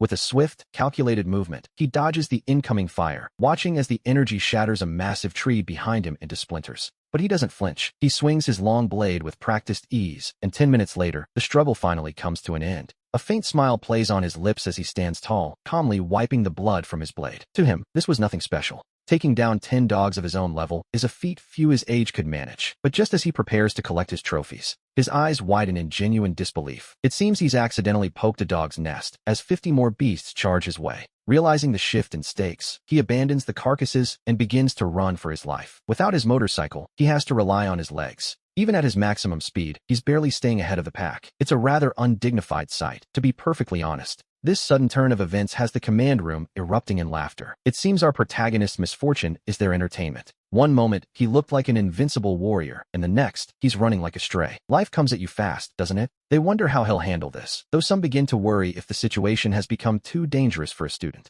Chen Juanxiu, curious to see the limits of Jiang Ping's potential, tells everyone to return to their posts and watch the other candidates. We see Chen Juanxiu return to his private office and place a call, greeting his senior brother with a somewhat weary tone. Meanwhile, Jiang Ping is having a rough time. The nearest Xiaoya dog is less than 5 meters away, and he can feel their skills whistling past him. Deep down, he knows he can't take much more of this, and if it weren't for the camera tracking his every move, he'd have ducked into his secret realm already. He instinctively shields the camera as the closest beast lunges at him, its jaws snapping dangerously close to his face. Cursing under his breath, he acts quickly. The moment he makes contact with the dog, he pulls it directly into the heaven-swallowing secret realm. To his surprise, this only makes the remaining pack more feral, and the chase intensifies. He flees, and they pursue with renewed fury. Whenever he finds a small opening, he captures another dog or manages a quick counterkill, slowly thinning their numbers. But even he has limits. He's run dozens of miles on foot, and without his chi to strengthen his body, he would have collapsed long ago. Just as only 6 or 7 dogs remain, a massive beast with reddish fur lets out a bone-chilling howl that echoes through the woods. The sound sends a shiver down his spine, as he's known for a while that this particular dog is the alpha of the pack. Sensing its overwhelming aura, he realizes this is a fight he cannot win. This dog is at the fusion stage, so he runs without looking back. After several hours of sprinting, he notices the pursuit has finally stopped. Even the half-step fusion alpha is hesitating, pacing back and forth.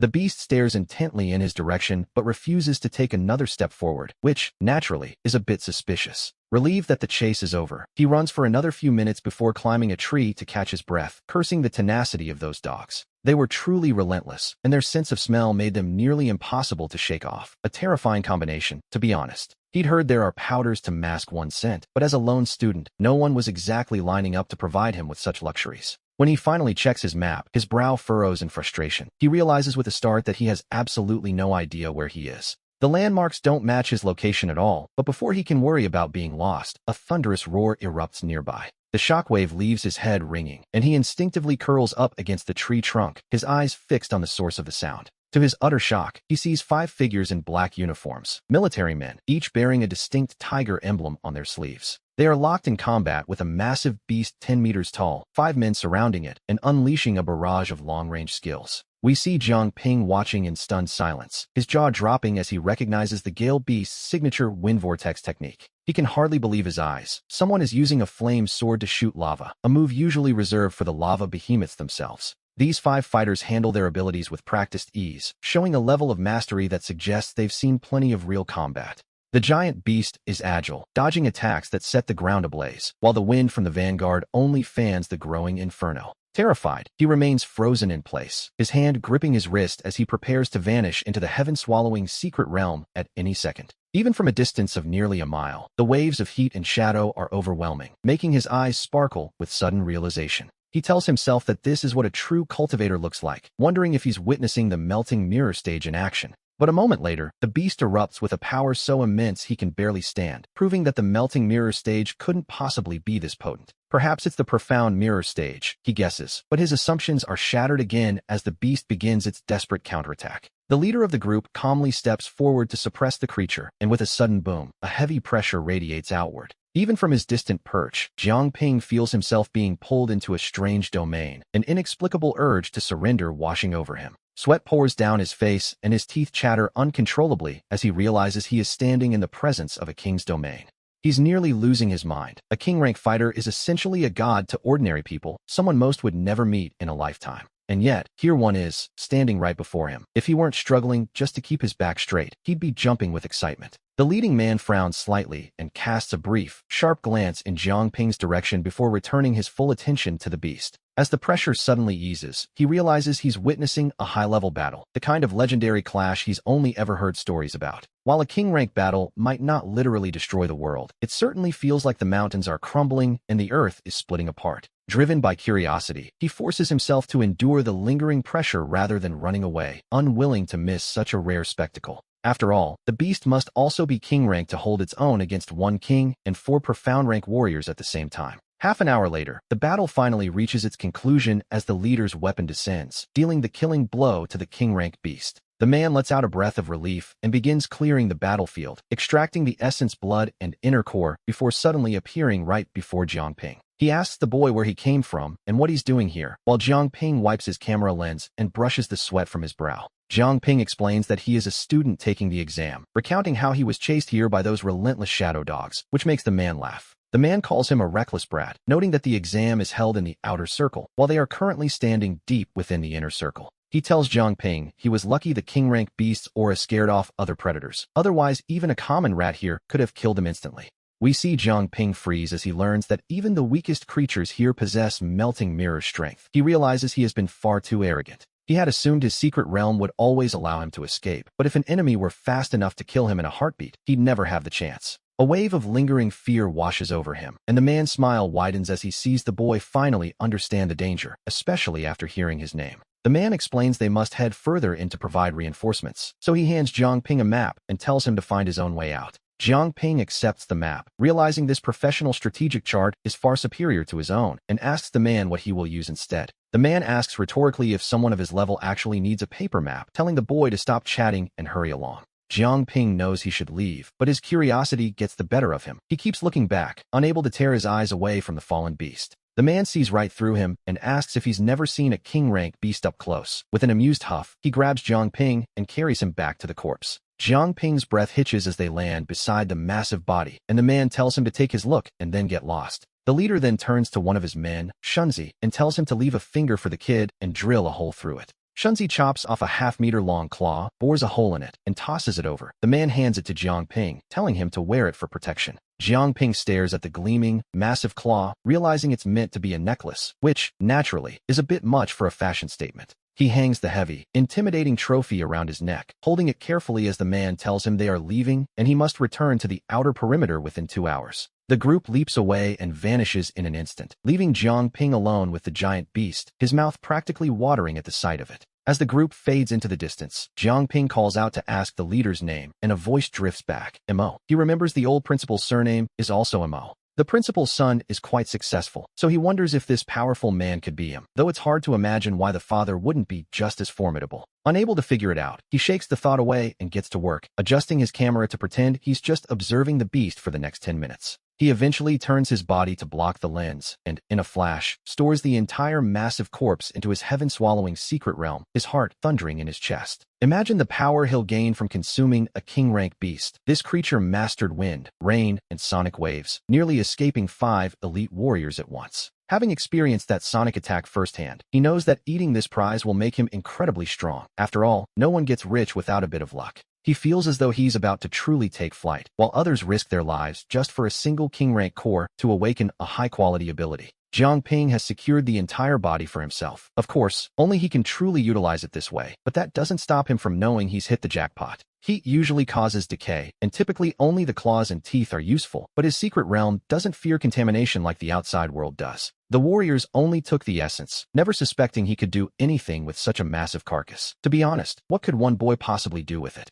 There is an iron rule against eating demon beasts, yet he is dying to enter his realm immediately to cook up a king-rank feast. Yes, a very literal power lunch. However, he restrains himself, knowing it's far too dangerous here. Old Mo warned him to leave within 2 hours, and 30 minutes have already slipped by. He begins a hasty retreat, walking with a strange, awkward gait as that half-meter claw dangles from his neck, forcing him to dodge the sharp spikes of the forest. Consulting the map, he finally understands that he was at the boundary line. No wonder those clever shadow dogs stopped their pursuit right at the edge. The moment he crosses back into the outer circle, the signal in the command center is restored, and Jiang Nan cries out in relief that Jiang Ping has reappeared. Chun Juanxiu is equally relieved, as the boy's disappearance had truly terrified them. As the shaky footage begins to transmit back to the base, a heavy silence falls over the room. Jiang Nan can hardly speak, and Shenzhou mutters that this kid simply has too much courage for his own good. They worry that if he continues like this, he'll eventually get himself killed. After all, that was the inner circle they were looking at. How could a mere spirit mirror student dare to go there? Even Chen Juanxiu is speechless, as the intermittent footage clearly shows 50 shadow dogs in pursuit.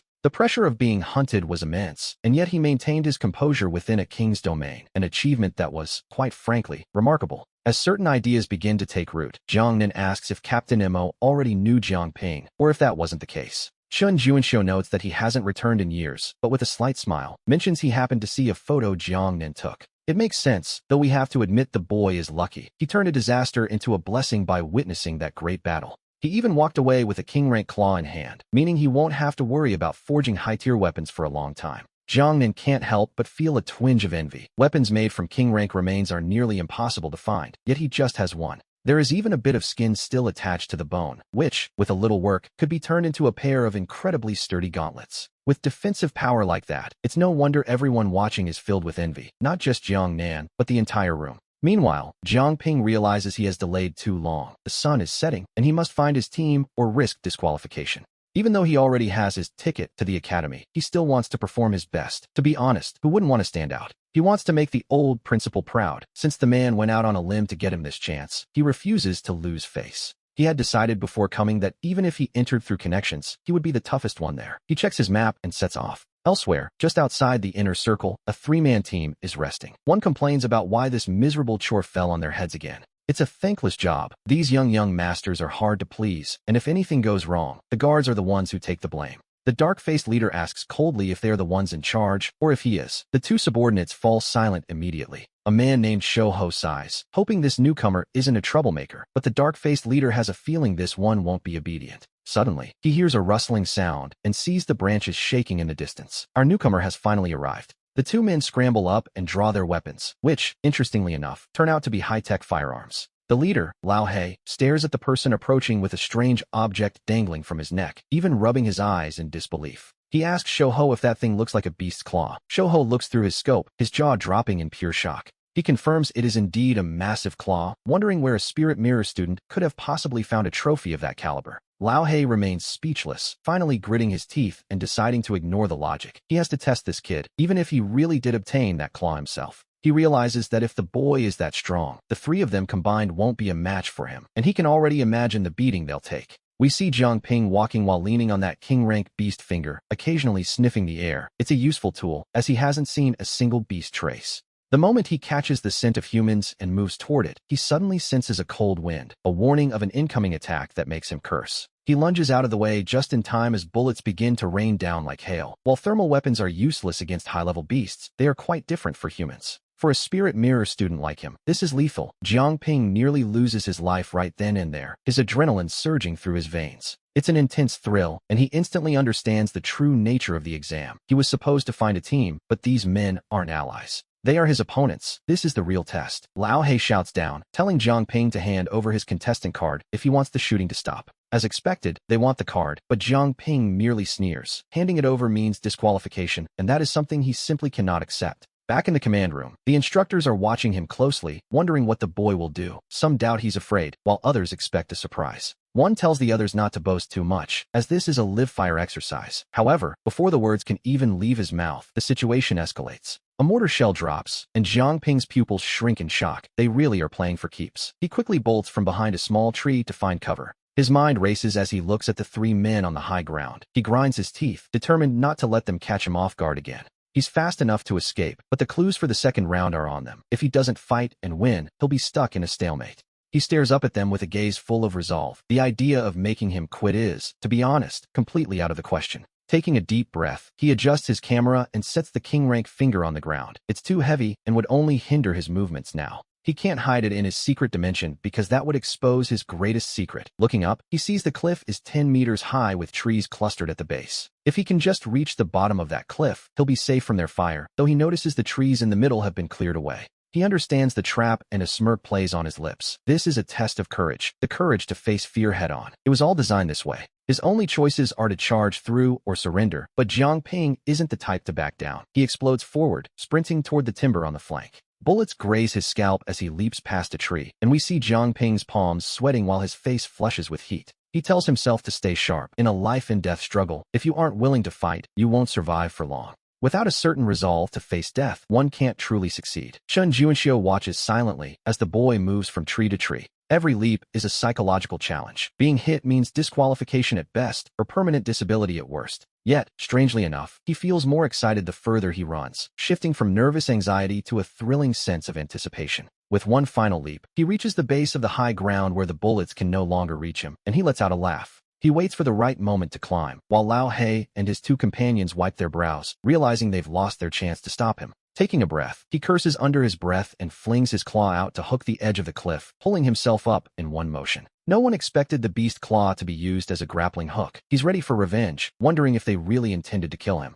He prepares to charge at them with a shout, but stops short when he sees the three men simply sitting on ammo crates, smoking. With weathered faces, they look at him and tell him to just come over. Then, they promptly squat down with their hands behind their heads. The movement is so synchronized it looks rehearsed, leaving Jiang Ping dumbfounded and frustrated as he points at them, demanding they stand and fight. The three men shake their heads like rattles. They are only at the spirit essence realm and simply cannot compete with a genius like him. He laughs out of pure frustration, amazed by their shamelessness. He wants to give them a beating, but they won't even lift a finger. It feels like punching a cloud of cotton, which only irritates him more, though back in the command room, the instructors are having a laugh. They find it hilarious how these old veterans know exactly how to handle a hot-headed youth like Jiang Ping. One instructor notes that these men are clever. They might lack cultivation, but they excel at everything else. What can the boy even do? Jiang Ping points at Lao Hei's crew, telling them to stand straight so he can give them each 2 slaps to settle the score. Seeing their pitiful expressions, he actually starts to feel like he's being too harsh, even though they nearly took his life moments ago. It's an uncomfortable feeling, but Lao Hei smiles slyly, knowing his plan worked as he hands over the information for the second round. It's another map, showing a start and an end with an extra marker in the middle. Seeing his confusion, Lao Hei whispers the explanation. This is a junction point where he'll encounter other contestants, but only one can proceed. A little favor for sparing their lives, apparently. Now Jiang Ping feels even more awkward about hitting them. He waves them off irritably, muttering that they're lucky he has such a good temper. The three men chuckle as they watch him walk away, gear in hand, including that severed finger from Wang Ji. Lao Hei watches with curiosity. He asks what kind of beast that finger belongs to, but Jiang Ping just snorts, telling him it's Wang Ji's, and he probably hasn't seen anything like it. Time is pressing as night falls and starlight filters through the dense forest. He travels by moonlight, though the initial calm doesn't last long. The aura of the finger has vanished. It was a temporary bluff, which makes sense. No wonder old Emo said it would only last 2 hours. He knew the finger couldn't provide protection forever. If it could, he'd be able to walk through the forest completely unopposed. And if things were that easy, what would be the point of training? He can clearly feel the level of the beasts rising, even catching a scent. He senses a trace of the spirit mirror realm. If he hadn't run fast, he'd be in a bitter struggle, but finally, at midnight, he arrives. We see the junction point, a marked cabin, and while he expected a quiet rest area, the shockwaves of a battle are radiating from within. Someone is fighting, so he cautiously creeps closer. As he watches the disheveled figure, he realizes it's Lu Baichuan and starts to grin. Isn't this the fellow who wanted to make Jiang Ping his lackey? He's currently being cornered by 3 peaked spirit essence beasts. It's a difficult spot to be in, so Jiang Ping finds a high tree to sit in, out of sight, but with a perfect view. He's quite an expert at this. With a smile, he pulls out some dried meat and begins to enjoy the show. This, quite naturally, absolutely infuriates Lu Baichuan. Encountering beasts during an exam is perfectly normal, but humans hate being compared. He knew he'd meet other contestants here. Lu Baichuan had been moving with extreme caution, yet the moment he arrived, he was surrounded by 3 beasts. Talk about bad luck. He's taking quite a beating. While there are no major injuries yet, the humiliation is peak, leaving him looking utterly pathetic. The worst part is that he spots Jiang Ping out of the corner of his eye, sitting comfortably in a tree, watching the fun while snacking. His composure breaks instantly as he shouts for the beasts to stop hitting him and notice the guy in the tree. Jiang Ping is not amused. Jiang Ping notes that while they have their differences, there's no need to drag him into the mess. He even chuckles at his own joke, which only makes the other man's temper explode. Lu Baichuan shouts for him not to get too cocky, promising a duel once this is over, but Jiang Ping simply doesn't care, waving him off with a casual goodbye. He takes another bite of his dried meat, completely indifferent, and tells Lu Baichuan that his heart is truly wicked. He's quite curious to see what happens next. He wonders how much strength the man will have left later. After all, he's heard that only one person can make it out of this route alive. Lu Baichuan's heart sinks. He had been moving so cautiously specifically to avoid having his victories snatched away, yet here he is, forced to fight first. After exhausting himself in this battle, how much strength could possibly remain? Even if he survives, facing a fully rested Jiang Ping would leave him with no chance at all. The gap between their levels isn't that large, but he gets distracted for a moment and takes a hit to the shoulder, letting out a muffled groan. Jiang Ping is actually a bit surprised. It seems Lu Baichuan has some skill after all, so Jiang Ping offers a kind warning to watch his right side, but the man is far too stubborn to listen.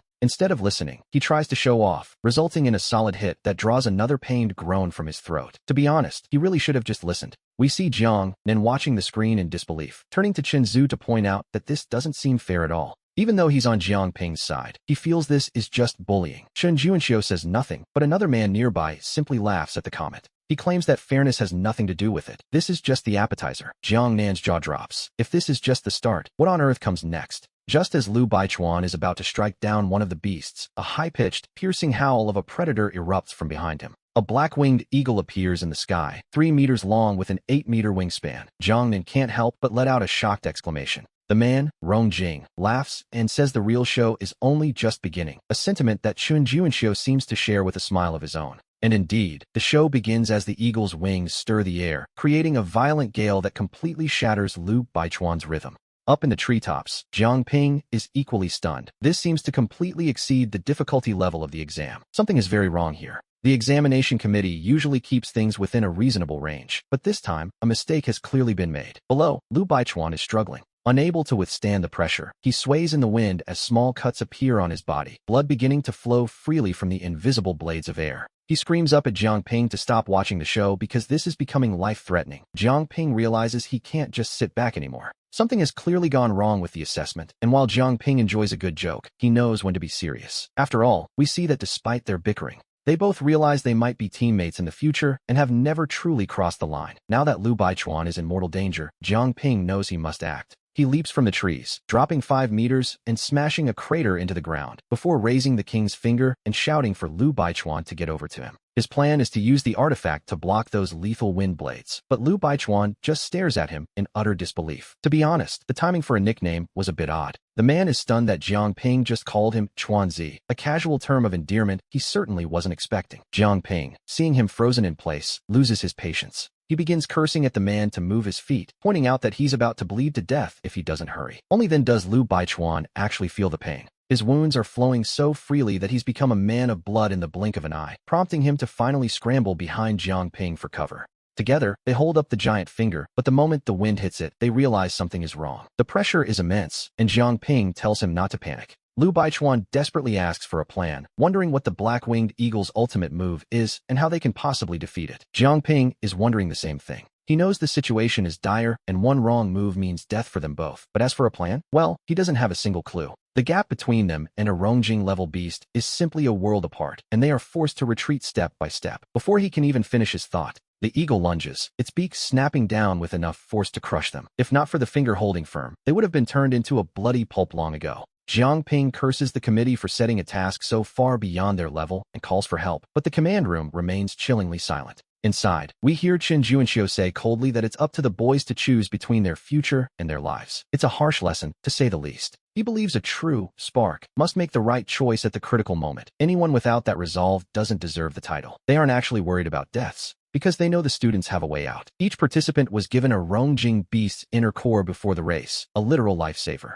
If they want to live, they can simply consume it, but who chooses to eat it and who refuses is a matter of great importance that will affect their final score. This third round has long since ceased to be a simple test of strength. It is now a trial of the human heart, and the committee is watching our protagonists closely. Some observers worry that these young men might value their pride more than their lives, but the answer to that concern arrives very quickly. The black-winged eagle seems to be toying with them, steadily increasing the pressure to push them to their absolute limits. If they weren't so capable, it would already be over. Lu Baichuan shouts that they're about to collapse, telling Jiang Ping to distract the beast while he swallows the inner core, cursing the situation all the while.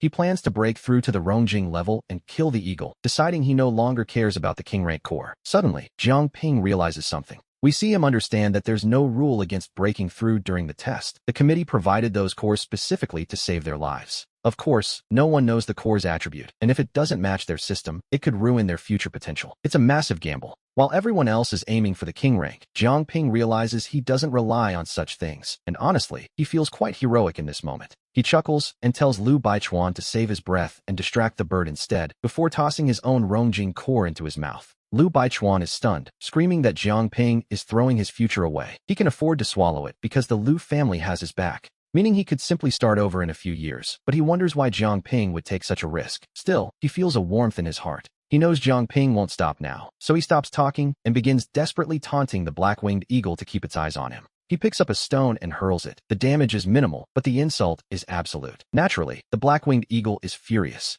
The beast lunges at him, and as he flees, his vision begins to blur from the massive blood loss. He's reaching his limit. He screams out to ask if Jiang Ping is finished yet, and right then, Jiang Ping opens his eyes as golden light erupts from his gaze. His perfected claws fly out, trailing lines of blood-red energy as they tear into the black-winged eagle, making the beast shriek in agony. The eagle's attention finally shifts to him, but even Jiang Ping is shocked by his own power. The Rongjing level is truly something else. That strike only used 70% of his strength, yet the eagle looks heavily wounded. We see that his connection to his power has deepened. The claws feel physical now, and his total energy is staggering. It feels like 10 times what he possessed just moments ago. It's terrifying, and he mutters to himself that this must be what it means to be transcendent. The black-winged eagle, however, isn't finished. A massive wind tornado comes roaring toward them. Previously, his only choice would be to run, but now he believes he can split the wind itself. He isn't quite sure how, but he knows he can. He draws his blade, channeling energy into the cold steel, and swings it with a gentle motion. The tornado is treated like a solid object, sliced clean in half as the remnants of the storm crash harmlessly into the surroundings. Trees shatter as the beast freezes, clutching its wound in shock. It seems even the eagle is wondering how Jiang Ping's Rongjing power could be this overwhelming. Something is wrong. He entered the Rongjing level, but is still using the Xianji bullet technique. Back at headquarters, the instructors are absolutely losing their minds. They realize he has achieved barrier breaking, an incredibly rare ability that only a handful of people ever master after reaching the Rongjing stage. It follows no rules, relying entirely on talent or luck to break energy with energy, a skill even king-rank experts covet, yet he mastered it on his second move. Their common sense is shattered. Shen Juanxiu is both shocked and delighted, knowing that mastering barrier breaking means Jiang Ping has already surpassed his peers. His future is now limitless. Furthermore, his energy has turned a deep blood red with a staggering volume, allowing a simple Xianji bullet to perform miracles. It has reached a king-rank standard. They can't even imagine what would happen if he used a king-rank bullet. Still, some worry the boy is taking a detour.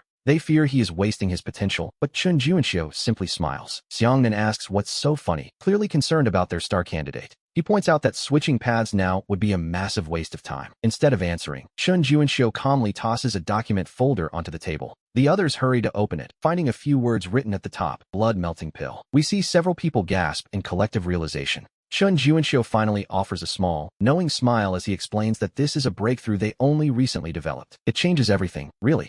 This pill allows a person to completely dissolve their original monster core and consume a new one without any internal damage whatsoever. Since it was only just finished, these students are the very first to benefit from it, which explains why the committee set such a difficult task. But that isn't even the most impressive part. The truly incredible thing is that the potential from the dissolved core doesn't just vanish into thin air. Instead, the power stacks. To put it in simple terms, their internal capacity increases on top of what they already had, rather than being replaced. It doesn't just count the final core consumed. Upon hearing this, the room falls into a stunned silence, and more than a few veterans feel a twinge of envy. They secretly wish they had waited a few years to break through, so they could have used it too. Someone asks Chinjua if they still have a chance. Chen Juanxiu laughs and tells them they haven't got a prayer. This particular miracle is only for the new generation, like young Chinjua over there. They missed their window, and for a moment, they almost wish they were born a few years later. But deep down, most of them understand the way of the world. Every generation brings a new system and better tools. And honestly, it is precisely because of this constant progress that humanity continues to grow stronger. Looking at young Chinjua, someone remarks that it's still a bit of a pity. Imagine if he could consume 2 king-rank monster cores instead of just 1. In theory, it should be possible, even if finding 2 such cores is a nightmare. Chun Juanxiu, however, simply shakes his head at the suggestion. He explains that it won't work that way. Any subsequent core consumed must be stronger than the previous one. If your first is king rank, the next must be even higher. The group falls into a stunned silence. A king rank core is already the absolute peak of what most can imagine, the gold standard for the elite. Even the most prominent heirs of the great families have to go through hell just to secure one. Anything higher than that, it's practically unthinkable. They turn their gaze back to Jiang Ping, realizing that this particular group of students has truly been born into a golden age of opportunity. We see Lu Baichuan watching in pure envy. After seeing Jiang Ping split a literal tornado in half, he is so shocked he's lost the ability to speak. Having broken through the barrier, Jiang Ping feels as if he's playing with a new toy. He taunts the Black Crimson Eagle, beckoning it to try again. That feeling of crushing his opponent is becoming quite addictive. Naturally, the eagle cannot stand such a blatant provocation from a mere human. At the Rongjing level, these beasts possess a certain level of intelligence. It immediately unleashes its ultimate move, but Jiang Ping handles it with ease. Watching Jiang Ping look so incredibly powerful, Lu Baichuan is tempted to force his own breakthrough, but he restrains himself for the sake of his future. Deep down, he feels grateful to Jiang Ping, even if his youthful pride won't let him apologize just yet. Still, the tension between them has finally vanished. Back in the command room, Chun Juanxiu decides to turn up the heat. He gives the order to release 3 more Rongjing-level beasts into the fray. The room erupts in a hushed panic. People look at Chun Juanxiu in disbelief, silently pleading with him not to accidentally kill these children. After all, they've watched Jiang Ping's journey from the very beginning. Aside from being a bit of a troublemaker, he has proven himself to be quite remarkable. In every other aspect, he is nearly perfect. But what's truly rare is his ability to make the hardest choices when the stakes are at their highest. He was willing to sacrifice himself to protect his teammates, a quality so rare that it marks him as a true leader for the next generation. Chun Juanxiu's voice cuts through the room again, cold and firm. He tells them to proceed, as he won't repeat himself. 3 more beasts are deployed. Jiang Ping is busy practicing his new moves when he suddenly senses something is off. He realizes immediately that more enemies are closing in. Instead of panicking, he offers a small smile. He was just looking for someone to test his skills on, and now he's charging forward to face all 4 at once. We see Jiang Ping playing with the monsters, his footwork incredibly methodical and fast, even allowing him to hover in midair. At this moment, everyone realizes the nature of the core he consumed. It was speed-based, and it didn't stop there. He has gained the wind-sustaining step skill, and as he faces 4 equal-rank beasts with ease, we see him truly in his element. The crowd is completely stunned by the sight of him holding his own. This hardly looks like someone who just entered the Rongjing rank. Chun Juanxiu breathes a sigh of relief, realizing Jiang Ping is a genuine genius, and that he has truly found a hidden treasure. No one knew that he was ready to send rescuers even at the cost of his reputation, but as it turns out, that wasn't necessary. Jiang Ping held his ground with total composure, and by this point, the assessment has effectively lost its original meaning. His strength has already surpassed his fellow contestants by an entire level, and the trial concludes as he slays all 4 Rongjing beasts. The battle ends with Jiang Ping's victory and Lu Baichuan's defeat, bringing the competition to an early and decisive close. After the kill, Lu Baichuan walks over while clutching his arm, offering a somewhat prideful but sincere thanks to Jiang Ping. Jiang Ping gives a small smile, asking if he should say you're welcome, which makes everyone laugh, though Lu Baichuan's laugh is a bit pained. Lu Baichuan admits Jiang Ping is powerful, but he desperately wants to know just how wide the gap between them actually is. Heaven only knows how hard it was for someone as pampered as Lu Baichuan to say that, but Jiang Ping just chuckles at the question. He notes that there is no comparison now. He has entered the Rongjing rank and become a true transcendent. He claims Lu Baichuan couldn't even withstand a single move, which isn't an exaggeration given the massive difference between their ranks. Furthermore, Jiang Ping can now hover, making it nearly impossible for Lu Baichuan to even touch him. But then, something unexpected happens. Lu Baichuan makes a move so shocking it nearly makes Jiang Ping's jaw drop, leaving even the command room staff in utter disbelief. One might wonder if the boy has lost his mind as he quickly pulls out the monster core provided by the assessment team. He swallows it directly and sits down cross-legged, speaking one final sentence before closing his eyes to begin his breakthrough. He tells Jiang Ping not to worry. He won't fight him for Ming Yi anymore, but he still wants to test himself against him one last time. It was a display of absolute decisiveness and courage, though Jiang Ping couldn't help but think the boy had lost his mind, calling him a complete fool. The danger had passed, so why take such a risk now? In the command room, the staff shared that sentiment, convinced Lu Baichuan had truly snapped. Chun Juanxiu, however, remained thoughtful, realizing that Lu Baichuan's evaluation score would need to be adjusted yet again. Little did the boy know that despite the presence of the blood-dissolving bomb, he had chosen such a bold path, a move that was, at the very least, incredibly courageous. It was impulsive, certainly, and while others couldn't understand it, Lu Baichuan knew exactly what he was doing and why. He was afraid, truly afraid, not of losing the fight, but of losing the chance to ever stand on the same stage as Jiang Ping again. As a genius of the 13 cities, he possessed a deep-seated pride, having spent his entire life believing he was at the very top. But after seeing Jiang Ping use the barrier break move with such effortless ease, he felt lost, his very conviction nearly crumbling. An absurd thought had taken root in his mind. If he didn't face Jiang Ping right now, he might never have another opportunity. For the first time in his life, this young prodigy felt a sense of panic, and it was that very fear that drove him to such a desperate act. After a long silence, Lu Baichuan's aura shifted. He had successfully broken through and entered the Rongjing rank. As he experienced this brand new world and the extraordinary power within it, he finally understood the vast gulf between the ranks. Wasting no time on sentiment, he stood up and drew his long blade, his eyes burning with a fierce, renewed intensity. He challenged Jiang Ping to show him his true strength, asking him not to hold back. Seeing such resolve, Jiang Ping straightened his posture. The boy's solemnity made Jiang Ping feel a bit guilty for his previously casual attitude, so he took a moment to truly sense his opponent's new power. However, that feeling was quickly replaced by disappointment. Even with the breakthrough, Lu Baichuan didn't seem particularly formidable to him. He shook his head slightly, asking if the boy was certain about wanting his full strength. With a serious face, Lu Baichuan gave a firm nod. He demanded to be treated as a true rival. Meanwhile, everyone in the command room watched this reckless duel between two youths with bated breath. It was a fight Lu Baichuan had gambled his entire future on, yet the moment he made his move, the tension in the room shifted instantly. A collective sigh echoed through the command room. The gap was simply too large, and Lu Baichuan's sharp edge was about to meet its match. Lu Baichuan's metallic aura was a lethal weapon, and he unleashed his ultimate technique, but the very moment he struck, Jiang Ping moved as well. He didn't even draw his blade, merely flicking his fingers as if brushing away a fly. That unique aura belonging to Lu Baichuan was instantly entangled by a blood-red light and vanished into nothingness. Lu Baichuan stood frozen, staring blankly as his efforts evaporated. In the command room, someone sighed, wondering if it was already over. The gap was simply too vast. We see now that barrier break is essentially a cheat code, making same-level energy completely ineffective. It wasn't just ineffective, it couldn't even get close. No matter how hard Lu Baichuan fought, he was destined to be little more than a punching bag. The staff hoped the boy's spirit wouldn't break. Indeed, with the power of barrier break, Jiang Ping had become an unstoppable force. He could extinguish another's energy with a wave of his hand, while using his own without restraint. To be honest, it wasn't much of a fight. There was simply no way to win. As Lu Baichuan stood there in a daze, Chen Juanxiu gave a soft, weary sigh. He ordered the third round closed and told the team to bring them back, instructing the counselors to prepare for a difficult session. Jiang Nan, perhaps having a momentary lapse in judgment, asked quite innocently if Jiang Ping would also need psychological counseling. Chen Juanxiu looked at him as if he were a complete idiot. Soon, Jiang Ping and Lu Baichuan emerged with the assessment team. Even while sitting on the Black Crimson Eagle transport, Lu Baichuan remained silent, his knuckles white as he gripped his blade. Jiang Ping sat nearby chewing on a blade of grass, not daring to say a word. Their part of the test was over, but others were still fighting. By the time everything concluded the following day, the seed list was finally released, naming 8 successful candidates. Xiao Qi and Su Tianjiao were both on it, as were the 3 followers who wanted to join Jiang Ping, but the 8th name remained unannounced.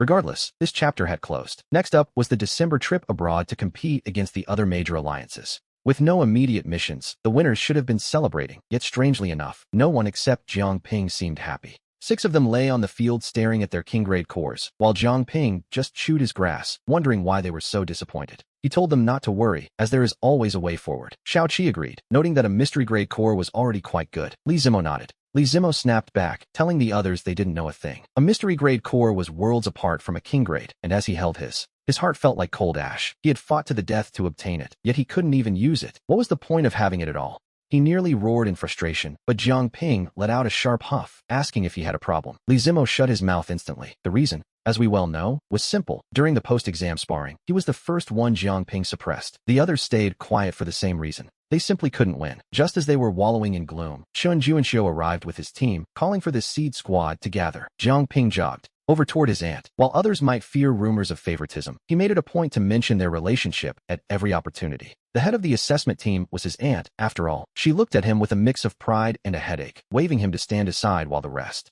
quickly formed a line. They were officially the seed squad now, though perhaps the weakest in history. While others relied on king grade cores to advance, they only had mystery grade ones. Chen Juanxiu saw right through their thoughts, acknowledging their discomfort but telling them to wait a moment. Jiang Ping's heart skipped a beat. Those words sounded painful, and sure enough, the faces of the others grew even darker. Chen Juanxiu clapped his hands, and an assistant stepped forward, opening 8 small bottles where something sat quietly inside. A powerful aura emanated from them. These were blood velvet pills, the latest breakthrough that would allow them to advance without side effects. He explained the efficacy, and the group was stunned. To be honest, they couldn't believe such a method existed. Their eyes went wide with pure, unadulterated desire.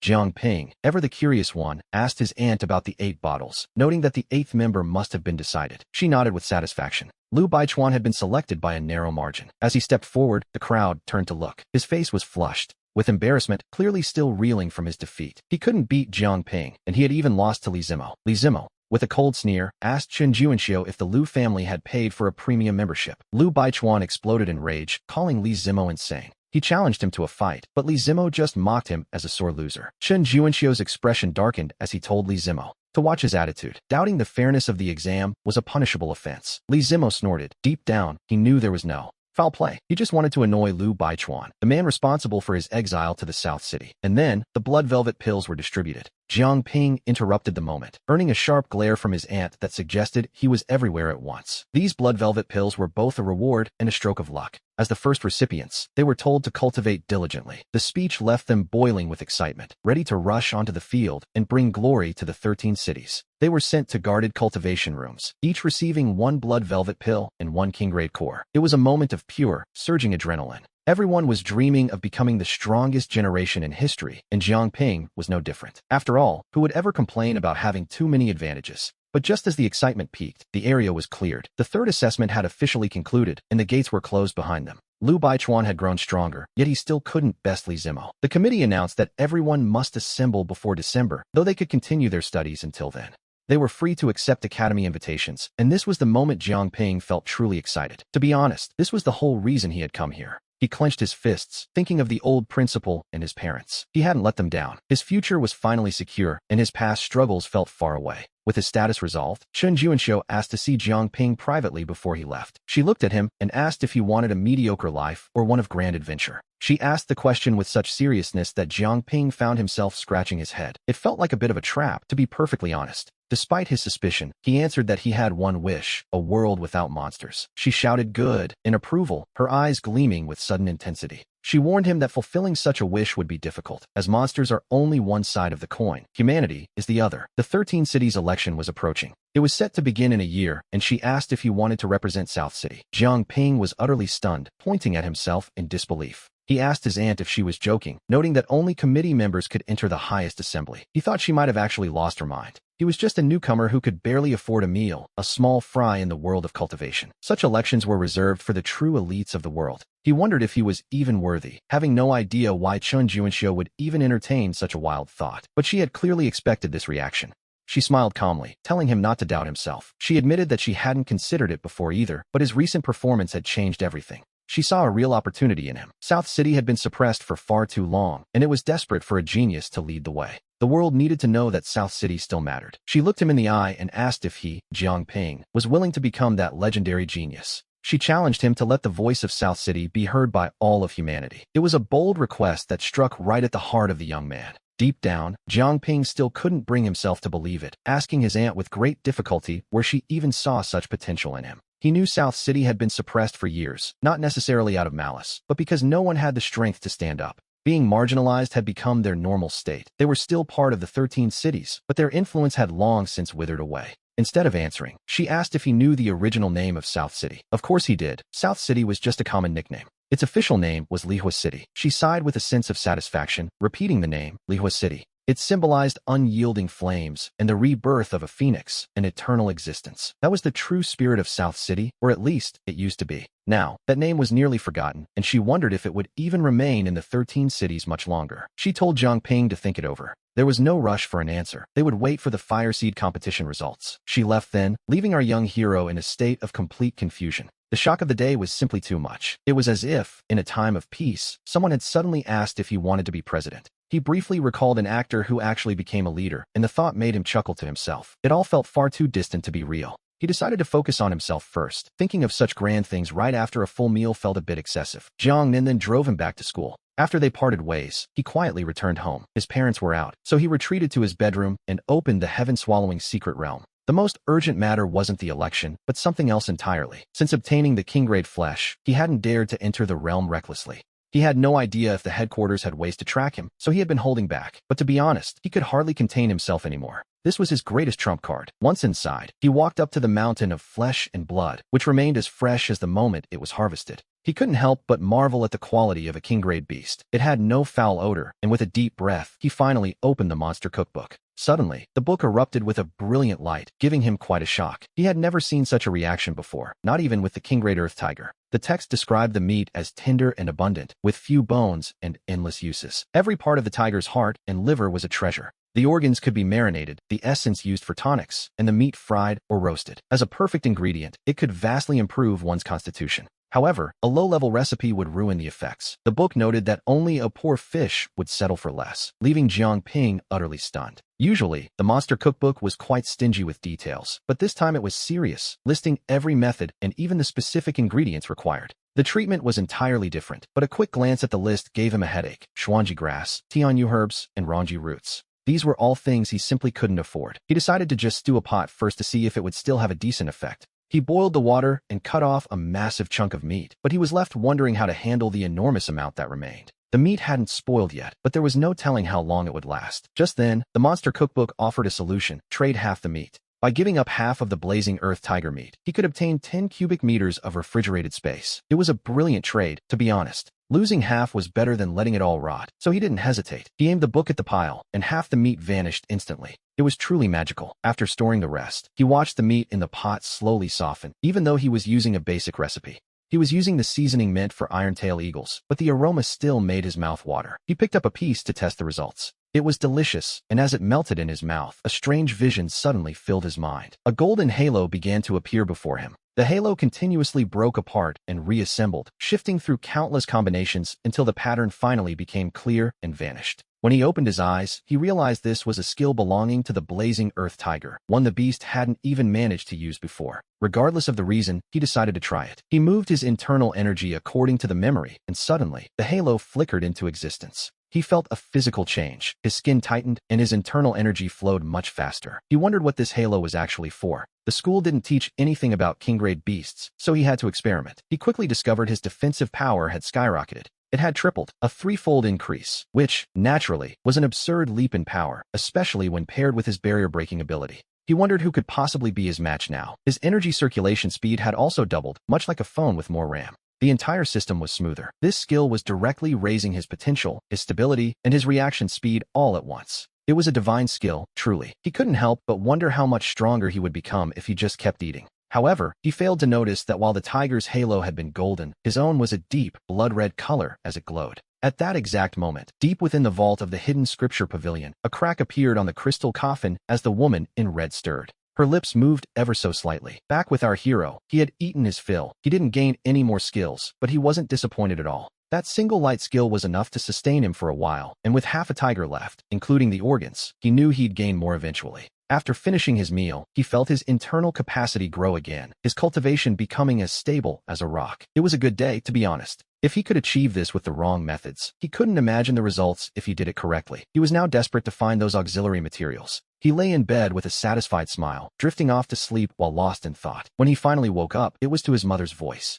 Seeing that he had returned safely, his parents hugged him tightly, their excitement mixed with a lingering sense of anxiety as they asked if it was over. Jiang Ping looked at Yao Yujing and calmly revealed that he was now the captain of the 13 Cities Tinder Squad. He made it sound quite effortless. He told her that as her son, success was naturally a given. In 2 days, the academy's admission notices would likely arrive. His only worry now was which school to choose. Yao Yujing hugged him immediately, but Jiang Wanli remained a bit skeptical about the whole thing. He wondered where these admission notices were coming from, as he thought his son had only gone to earn the mere qualification to apply. Jiang Ping reminded them that they were looking at the captain of the Tinder Squad. If he didn't have the right to a direct admission, who did? His parents stared at him with wide eyes, wondering if their son had developed a fever. To them, he was talking complete nonsense. Imagine waiting so long to show off, only for your parents to think you've lost your mind. Jiang Ping was genuinely frustrated by their reaction. He insisted that everything he said was the absolute truth, but they still looked at him as if he were telling a tall tale. He told them they could just ask Annie Xiangxiang, referring to Juanxiu, but Jiang Wanli just felt his forehead to check for a temperature.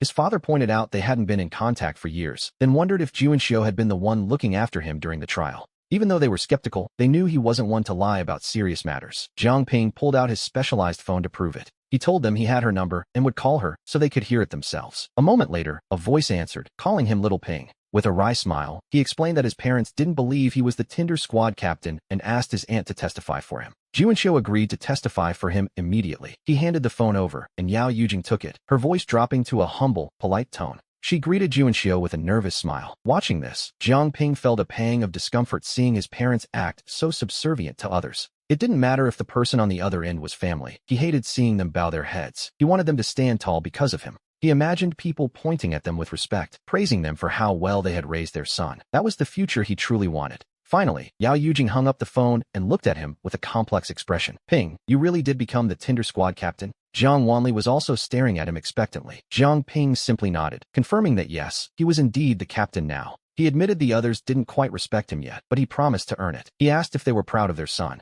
His father patted his head, not even asking how he had achieved it. He knew it couldn't have been easy to lead a Tinder squad. It was only then that he realized Jiang Ping had reached the Rongjing realm. To go from no cultivation to this in such a short time was incredible. Thinking of the hidden effort his son must have exerted, Jiang Wanli turned away, his entire body trembling with suppressed emotion. Jiang Ping asked what was wrong, and his mother explained that his father had once failed the very first round of the same selection. Seeing his son succeed where he hadn't made him deeply emotional, Jiang Ping nodded, though he quickly became curious about something else. He asked if there was some special history between them and Annie Juanxiu. Suddenly, the atmosphere in the room shifted uncomfortably. Despite his new power, he still feared his father's temper. Jiang Wanli dismissed it as old history, telling him to ask again much later. His father's tone returned to normal as he asked what Jiang Ping wanted to eat, assuming he hadn't eaten or slept well while away. Jiang Ping admitted he was hungry, and they shared a happy meal together. He didn't mention the future, and they didn't ask. After eating, he told his mother he was going to wait for Lan Lan to finish school and would eat dinner at the meeting hall later. Using his Rongjing cultivation and the foofing technique, he reached the school in just 3 minutes. It was quite efficient, to be honest. He thought about how much attention he would get if he mastered more advanced movement techniques. He was feeling rather pleased with himself. But his pleasant thoughts were cut short when he was blocked by a man in a black and green uniform, flanked by 2 others with grim faces. The man loomed before him, and Jiang Ping realized that he had barely arrived back in town before trouble found him once again. He quickly forced a smile, greeting the man as Uncle Me and asking if he was on patrol, insisting he had been on his best behavior. He claimed he hadn't fought or caused any trouble, but the man called him a rascal, accusing him of tricking a child named Lele.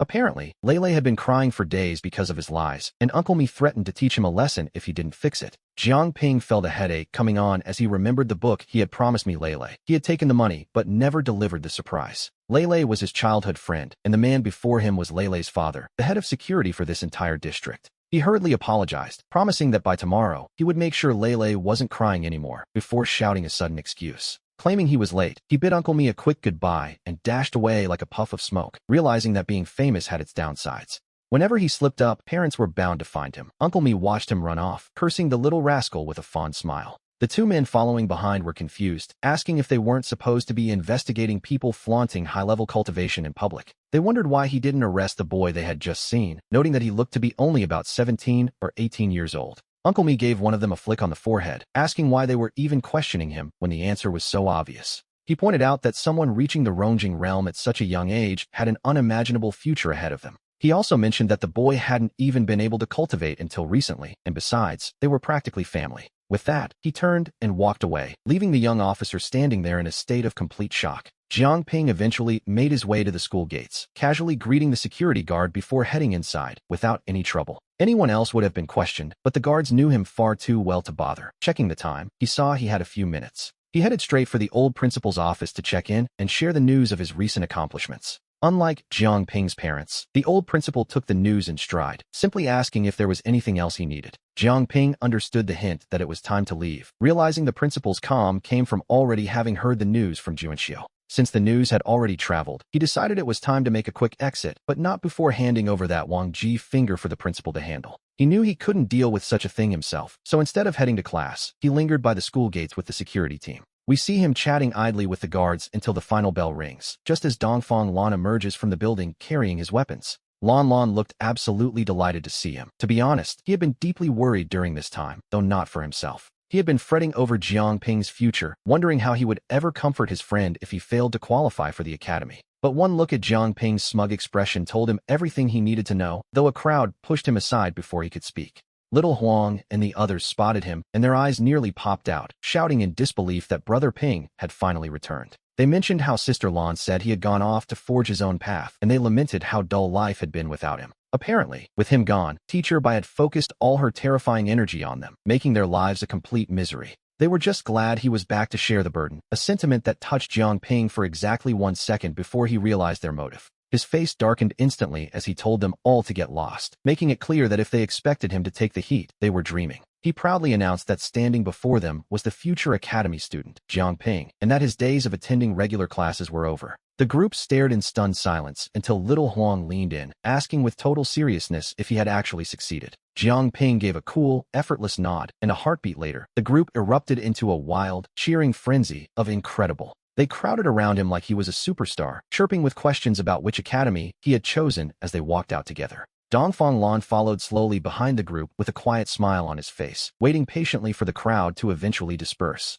Once everyone had headed home and only the two friends were left on their shared path, Lan finally asked if it was truly official. Jiang Ping chuckled, asserting that of course it was, reminding Lan that he used to protect him and would continue to do so at the academy. He told Lan to just watch his performance, speaking with the easy casualness of two friends who had grown up together since they were toddlers. Lan smiled faintly, knowing all too well that the academy would be filled with elite geniuses from every corner of the world. Lan advised him to stay out of trouble and focus on training once he reached the academy, now that he finally had the chance. Jiang Ping felt a bit underestimated, but he didn't argue. He simply told Lan to wait until the day they entered the academy. He boasted that once the captain returned, Lan would see his true level, or he'd start writing his name backward. Amidst the laughter, Lan suddenly asked if he had run into Li Zimu, who had also left shortly after Jiang Ping did. Lan watched him with a knowing smile as Jiang Ping pinched his thumb and forefinger together in a gesture of total control. He told Lan that the guy was easily handled and that all his worrying had been for nothing, which was true enough. After walking Lan home, Jiang Ping didn't stay for dinner as he had other business to attend to elsewhere. He had only told his parents he was eating at Lan's to keep them from worrying before heading to Old John's pharmacy. Upon entering, we see the mixed-race Old John looking quite serious as he checks a patient's pulse. He looked the part of a professional, so Jiang Ping didn't disturb him, choosing instead to wander around the shop. After some time, the old man handed over a medicine bag and sat down for a drink before finally noticing his visitor. He joked that it had been ages since he'd seen the boy, wondering aloud if he'd been locked up for getting into trouble. Jiang Ping laughed it off, asking if he looked like that kind of person before mentioning he had a few questions to ask. He brought up the rumor that old John was actually a top graduate from the academy's pharmacy department. The old man's eyes widened as he patted Jiang Ping's shoulder, admitting he was there, but he never actually graduated. He lamented that if he had finished, he wouldn't be stuck wasting his days in a place like this. Jiang Ping didn't really care about the old man's academic history. He just wanted to know if he had heard of cloud mist grass. This grass was a key ingredient for stewing tiger meat, and it was the only high-level material he had a chance of finding. The more advanced materials were far beyond his reach, and his high school textbooks didn't cover this kind of specialized knowledge. Old John looked genuinely surprised, asking the boy just where on earth he had heard about a rare material like cloud mist grass. Jiang Ping just gave a dark little smile and told the old man not to worry about where he heard it, as long as he knew the answer. He eagerly pressed for details, asking where the grass grew, how to harvest it, and what precautions to take, as pharmacy was a complex field. We learned that pharmacy emerged with the rifts. It began when a cultivator saw a beast eat grass that accelerated the flow of qi. That discovery caused a sensation and evolved into modern pharmacy, where every herb requires a specific method to preserve its medicinal effects. These were advanced techniques that Jiang Ping couldn't access yet, but he was focused on the immediate task at hand. He knew clearly that with less than a month until the academy exams, he couldn't afford to waste any more time idling at school. So what was he to do? Naturally, he needed to gather the ingredients for his next meal of high-grade meat. The academy exams are held every July, and once the results are out 7 days later, students prepare for enrollment based on the distance. Sometimes, he felt a twinge of envy for students in more peaceful societies who actually enjoyed summer and winter breaks. To be honest, having 2 whole months off was an experience he had never known in his entire life. Old John, noticing Jiang Ping's nonchalant attitude, began to study him closely, looking him up and down with growing suspicion. His eyes widened further with every passing second until he was literally circling the boy, staring in absolute shock. He stammered out a question, asking if the boy could actually cultivate now, which left Jiang Ping feeling a bit speechless. He was something of a local celebrity, after all, though he realized his fame was mostly limited to parents with school-age children. He nodded, confirming he could cultivate, while old John put on his reading glasses to get an even better look at him.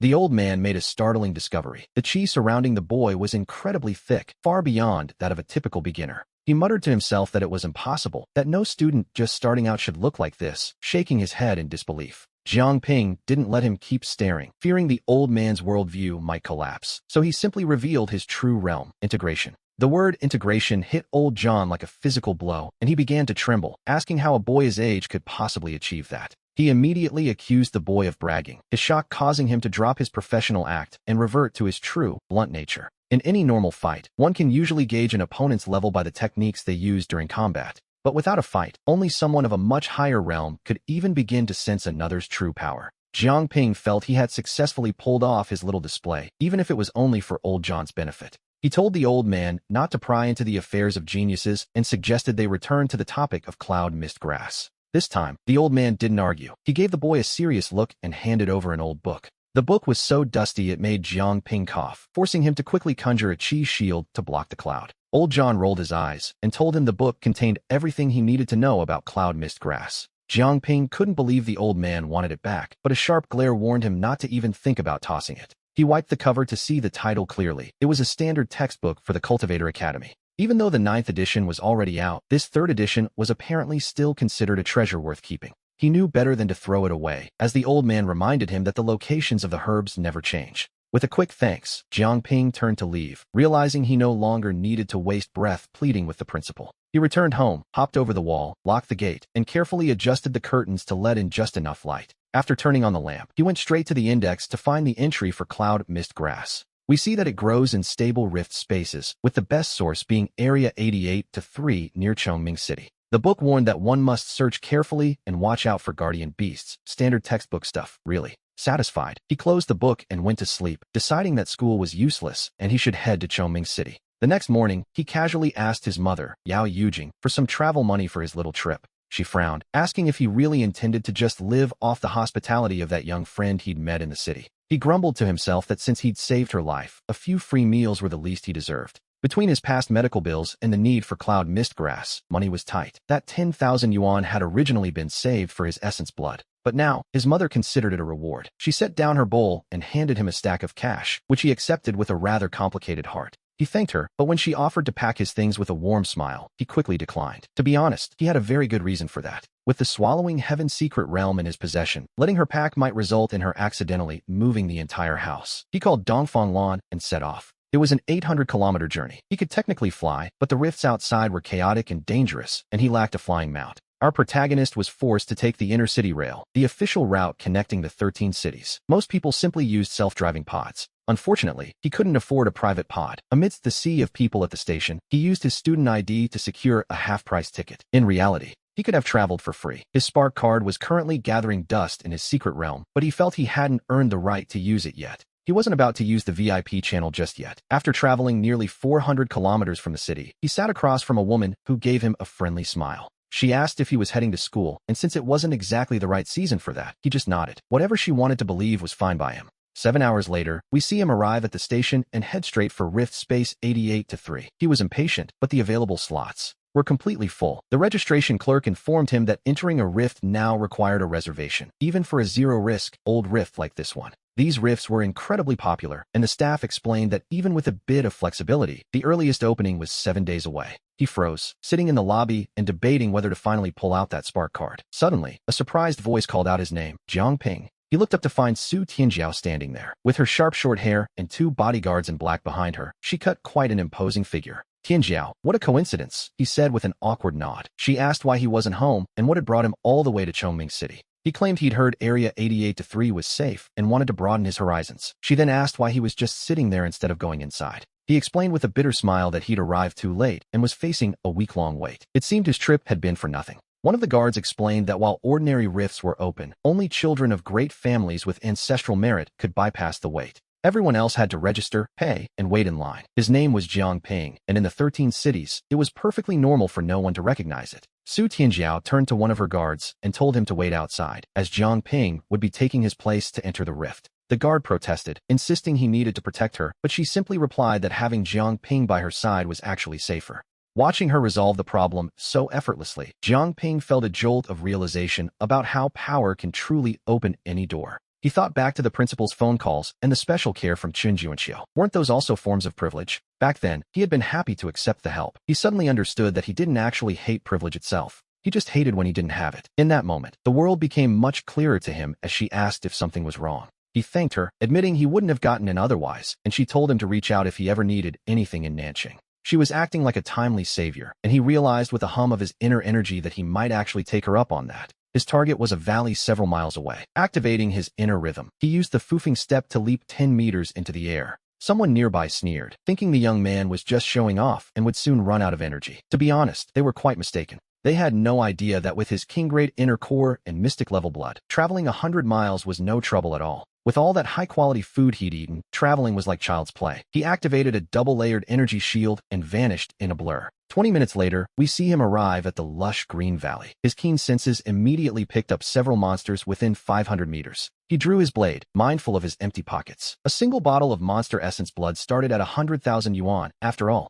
he threw a stone to lure them out, and a spotted leopard lunged. He smiled, welcoming the creature to its inevitable end. The leopard fired off a barrage of spots, which gave him a brief start, but he calmly sidestepped and swung his blade to shatter the ability. Now it was his turn. He charged straight for the creature's head, and the leopard was completely stunned by his incredible speed. It didn't even have time to block. It raised a front claw that was as hard as iron, but in the next second, the claw was severed clean off. Its pride was shattered along with its limb. A flash of blade light followed, and the world had one less arrogant leopard to worry about. He felt like shouting at the sky. Taking down a same-level beast in 2 moves proved his old weakness had finally become his greatest strength. This single battle sent the surrounding monsters fleeing in terror, but Jiang Ping had no intention of letting them go. To him, they weren't just threats, they were walking bags of money. He transformed into a veritable butcher, his blade falling again and again until a dozen monsters lay dead. He stood among them, laughing as he prepared to collect his prize. He pulled out 10 specialized bottles designed to hold essence blood and used a secret hanging technique to suspend the carcasses, slicing open their chests with practiced ease. The blood began to flow steadily, and he made sure not to waste a single drop. This level of efficiency, as it turns out, was a skill forged through years of hardship. Imagine the scene, 10 monster corpses hanging from a tree like giant kebabs. To an outsider, this would look bizarre, but this wasn't exactly a standard procedure.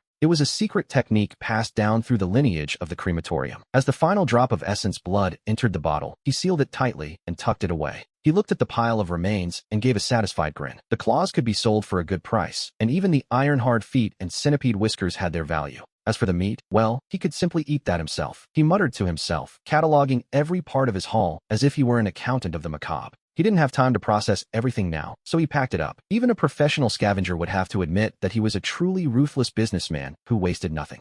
He continued his search until he suddenly spotted a half-meter-tall plant standing tall among the weeds. It was so prominent that it practically demanded his attention. It was cloud mist grass, a pleasant surprise he hadn't expected to find so soon. But just as he reached out to harvest it, a mocking laugh echoed through the clearing. A voice called out, telling him he was quite brave for trying to steal from them. He turned to see several burly men approaching, their intentions clearly unfriendly. The leader had a long, horse-like face and wore black leather armor with a dagger at his waist. The others were dressed similarly, looking every bit the part of professional mercenaries. This was a typical setup for a freelance squad. With so many monsters around, many graduates found this to be the only way to make a living in a harsh world. They were likely hunters who lived with their lives on the line every single day. To be honest, they looked like they had seen their fair share of trouble. Jiang Ping simply looked at them and asked if the grass had their names written on it. He knew this type of posturing well. He'd dealt with thugs like this before. The leader told him to just listen and obey, claiming the cloud mist grass belonged to them. He warned Jiang Ping to leave, or he'd receive a beating he wouldn't soon forget. Jiang Ping almost laughed at the absurdity of it all. These men were robbing him and expected him to be grateful for the warning. He asked if the beating was truly unavoidable.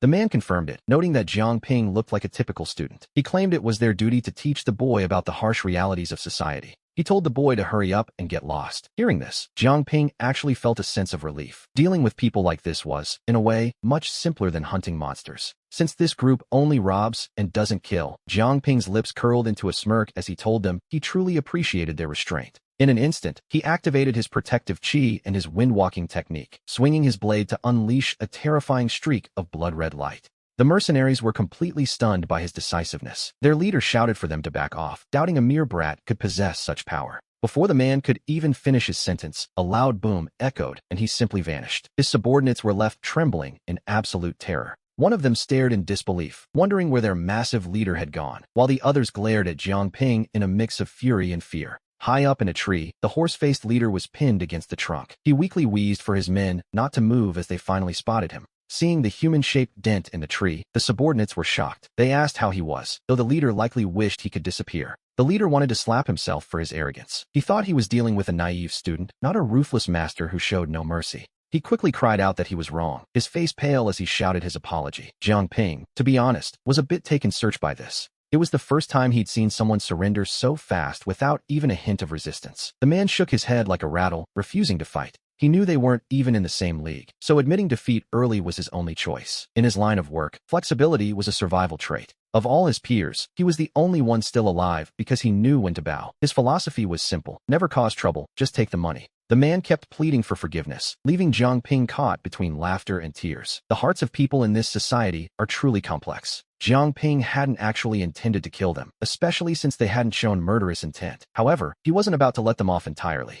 He told them he'd let them go if they handed over everything valuable, including the cloud mist grass they had supposedly stepped on. The leader immediately knelt, promising they understood perfectly. They began frantically tossing down their wallets and every valuable item they possessed. Jiang Ping sifted through the pile and took their loot. It turned out they had been quite busy, as he found several stalks of cloud mist grass. There were at least 5 high-quality stalks already harvested. He accepted the gift with a wave of his hand and told them to get lost. The leader and his men vanished in a cloud of dust. Jiang Ping gave a casual whistle, packed his things, and continued his search for more herbs. By the end of the day, he had gathered a massive haul of cloud mist grass for his secret realm. To him, this rift was a literal treasure chest. He felt he was being far too kind to himself. Whenever he grew hungry, he simply entered the secret realm to feast on meat. He drove the live monsters he caught to the back mountain for later, opting for a sustainable lifestyle while eyeing his 5 bundles of cloud mist grass. A thought struck him. Could so many plants be transplanted? They wouldn't grow in the local soil, but the heaven-swallowing secret realm was a rift itself. Excitement bubbled within him. If this worked, he'd never lack cloud mist grass for his stews again while staying inside the realm. Using paper and pen, he began sketching out a plan to enrich his food supply, which he jokingly dubbed the one-basket plan. It was a perfect idea, provided he cleared the garden plot. Luckily, he already possessed the necessary knowledge of planting from his studies. He remembered that clearing garlic bulbs was always the most painful part. As the saying goes, the faster you burn, the harder you work later. With the triple time flow, he wasn't worried about delays, clearing just enough space to plant before picking up his shovel. He planted them one by one, finishing in 3 hours, though only an hour had passed in the outside world, as he admired the lush greenery. Jiang Ping felt a deep sense of achievement. As long as they survived, he would finally achieve total cloud mist grass freedom. He lost himself in the rhythm of catching monsters and searching for herbs, completely immersed until the sky began to darken. Suddenly, a piercing scream rang out. He looked up and levitated into the air, gazing into the distance to see what was happening. He witnessed a scene that made his blood boil. Su Tianjiao and her bodyguard were being surrounded by more than a dozen men. It seemed impossible to him. Wasn't she from a powerful, great family? He wondered who would actually dare to lay a hand on her. The attackers told the eldest daughter of the Su family to stop resisting so they could make it quick, but she remained defiant. She warned them that the Su family's wrath was no joke. If she died here, many people would be forced into the grave with her. The leader laughed, noting she was the most promising of the Su family, and mockingly suggested such a prodigy should bear his child. Tianjiao's face turned pale with horror at their madness. She realized that being killed might actually be a mercy compared to this. She couldn't imagine the Su family's fury if their daughter bore a child for an unknown criminal. Her status as a prodigy would vanish. The men closed in, telling her not to fight and promising to treat her well, their laughter echoing through the clearing. The men began bickering over who would be next, completely ignoring Su Tianjiao's growing, silent fury. Her expression darkened as she realized these thugs intended to ruin her and bring eternal shame upon the Su family. It was truly a stroke of bad luck. She had only come here for training, yet she had been targeted by predators. Despite the strict entry limits for the rift, stowaways always found a way in, but Tianjiao's blade flashed and a head rolled. Suddenly, the power of Wang Ji and the Xuanji inner elixir surged within her, and she unleashed her secret technique. Her long blade spun like a whirlwind, her energy piercing through the 10 men surrounding her and killing any who drew near. After cutting down 4 more, her strength finally failed and her sword fell. She stood there, gasping for air. The leader was livid, cursing her for killing his brothers, though he was secretly impressed by her lethal skill. He noted that for a young girl who had just entered the Rome realm, to kill 5 half-step Xian realm warriors was a feat of pride. He began to take her seriously. If he hadn't prepared so many backup plans, she might have actually escaped his grasp. Her bodyguard shouted for her to run while he held them back, but Tianjiao simply couldn't bring herself to abandon a comrade. She refused to flee, forcing her trembling body to stay upright even as her muscles screamed in protest. Deep down, she cursed her own weakness, wishing she had trained harder before venturing out into the world. The backlash from her final strike was severe, and seeing her opening, the leader decided to end this quickly himself. Golden light bathed his body as he raised his blade high, but Tianjiao suddenly burst into a defiant, mocking laughter. She recognized his style as belonging to the Sakura Alliance, a group she despised so much it gave her a second wind. She claimed she could still fight, fueled by pure spite, while the leader sneered and prepared his heavenly one-sword style. Tianjiao charged forward with empty hands, ready to strike with raw energy, even without her trusted blade. But just then, a calm voice drifted through the air, asking which bastards were currently bullying his little sister. The barrier of shadows was torn asunder, and a familiar figure stepped forward, landing a devastating kick with effortless grace. We see a look of pure, surprised joy flash across her eyes as she realizes he has finally arrived, looking a bit dramatic, but undeniably cool. She felt a surge of hope, yet immediately shouted for him to run, warning that these men were all half-step Xian realm warriors. She explained she only survived by using secret arts, urging him to tell her father that the Sakura Alliance was responsible, but he just sighed. He asked, with a touch of dry amusement, if she would let him finish his entrance line, suggesting she tell her father herself. Tianjiao was stunned, wondering if survival was even possible. She knew he could break barriers, but this trap was far more elaborate. He remained silent as his smile vanished, while the enemy leader, Jiro, demanded to know exactly who this intruder was. The realization hit the leader instantly, and he blurted out the word spark as a look of grim determination settled over the scene. The spark never fades. It is both a sacred oath and a conviction, and she realized that as long as it lived, she couldn't give up. Her fighting spirit was reignited. She picked up a discarded blade and forced herself up, addressing him now as her captain. With eyes like burning torches, Tianjiao declared she could still fight. In this moment, she truly accepted him as her leader. He was about to respond when he was rudely interrupted by Jiro, who asked gloomily if they were simply going to ignore him. He didn't bother answering, silencing the lecture with a single look, an unforgivable slight that sent Jiro into a towering rage.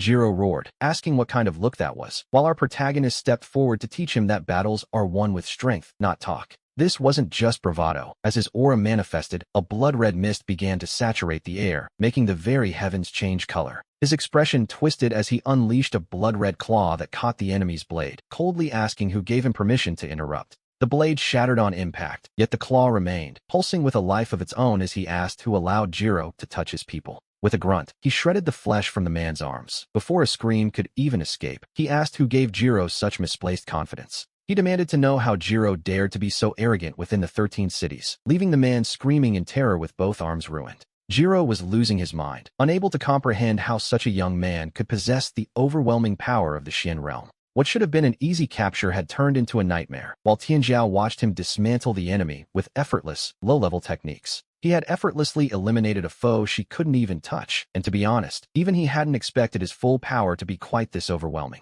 We see him suspended in midair, surrounded by a blooming ring of blood-red energy as he coldly asks if they would prefer to be crushed. He gave them a choice, die by his hand or surrender, but despite their fear, the group retreated only to form a desperate battle formation. He laughed at their foolishness and told Tianjiao to step back, as she finally realized just how terrifying this common-born captain truly was. She wondered if an ordinary person could really reach such heights, just as her bodyguards arrived and stared at the scene in utter disbelief. They realized this was their young lady's captain. It seemed laughable now that they had once dismissed him as someone merely trying to climb the social ladder. Their previous mockery felt pathetic in hindsight, as the only joke here was their own judgment, while we see Tianjiao retreat to safety. In a rare move, he drew the long blade from his back and wiped the steel against his sleeve, wanting to see what gave them such stubborn courage. Before his words even finished hanging in the air, he vanished, moving with a speed that was, quite frankly, beyond human comprehension. The enemies couldn't even track his movements. By the time they could see him again, their hands were already clutching their own throats. Their eyes were filled with shock at their total helplessness. Even a top-tier Xian realm assassin couldn't have matched that level of speed.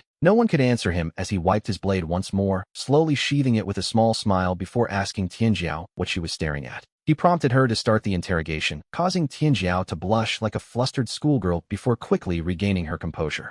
Her face turned cold as ice as she drove the tip of her blade toward Jiro, demanding to know who had sent him. She pressed him on how he had tracked her movements, while our protagonist lost interest and began searching the bodies for loot. Finding nothing but basic weapons and armor, he muttered about them being broke and decided to stay out of their personal vendetta. A short while later, a bloodstained Tianjiao approached him with her strength partially restored, offering her deepest thanks for the rescue. At this moment, she was completely won over. He simply told her to stop calling him captain and to call him Brother Ping instead. She didn't quite understand the name, but Jiang Ping didn't bother explaining, simply telling her she had matters of her own to handle now. She insisted he come home with her so her family could show their gratitude, but he reminded her that he didn't save her for a reward. Instead, Jiang Ping asked her to help him find a specific herb known as the Wind Thunder Root, a rare treasure of the Xian realm. He told her that if she could find it, great. If not, he simply needed information, as the Su family might have the right connections. He understood that a life-saving debt shouldn't be left unpaid, as it often makes people uneasy, and he was right to be hopeful.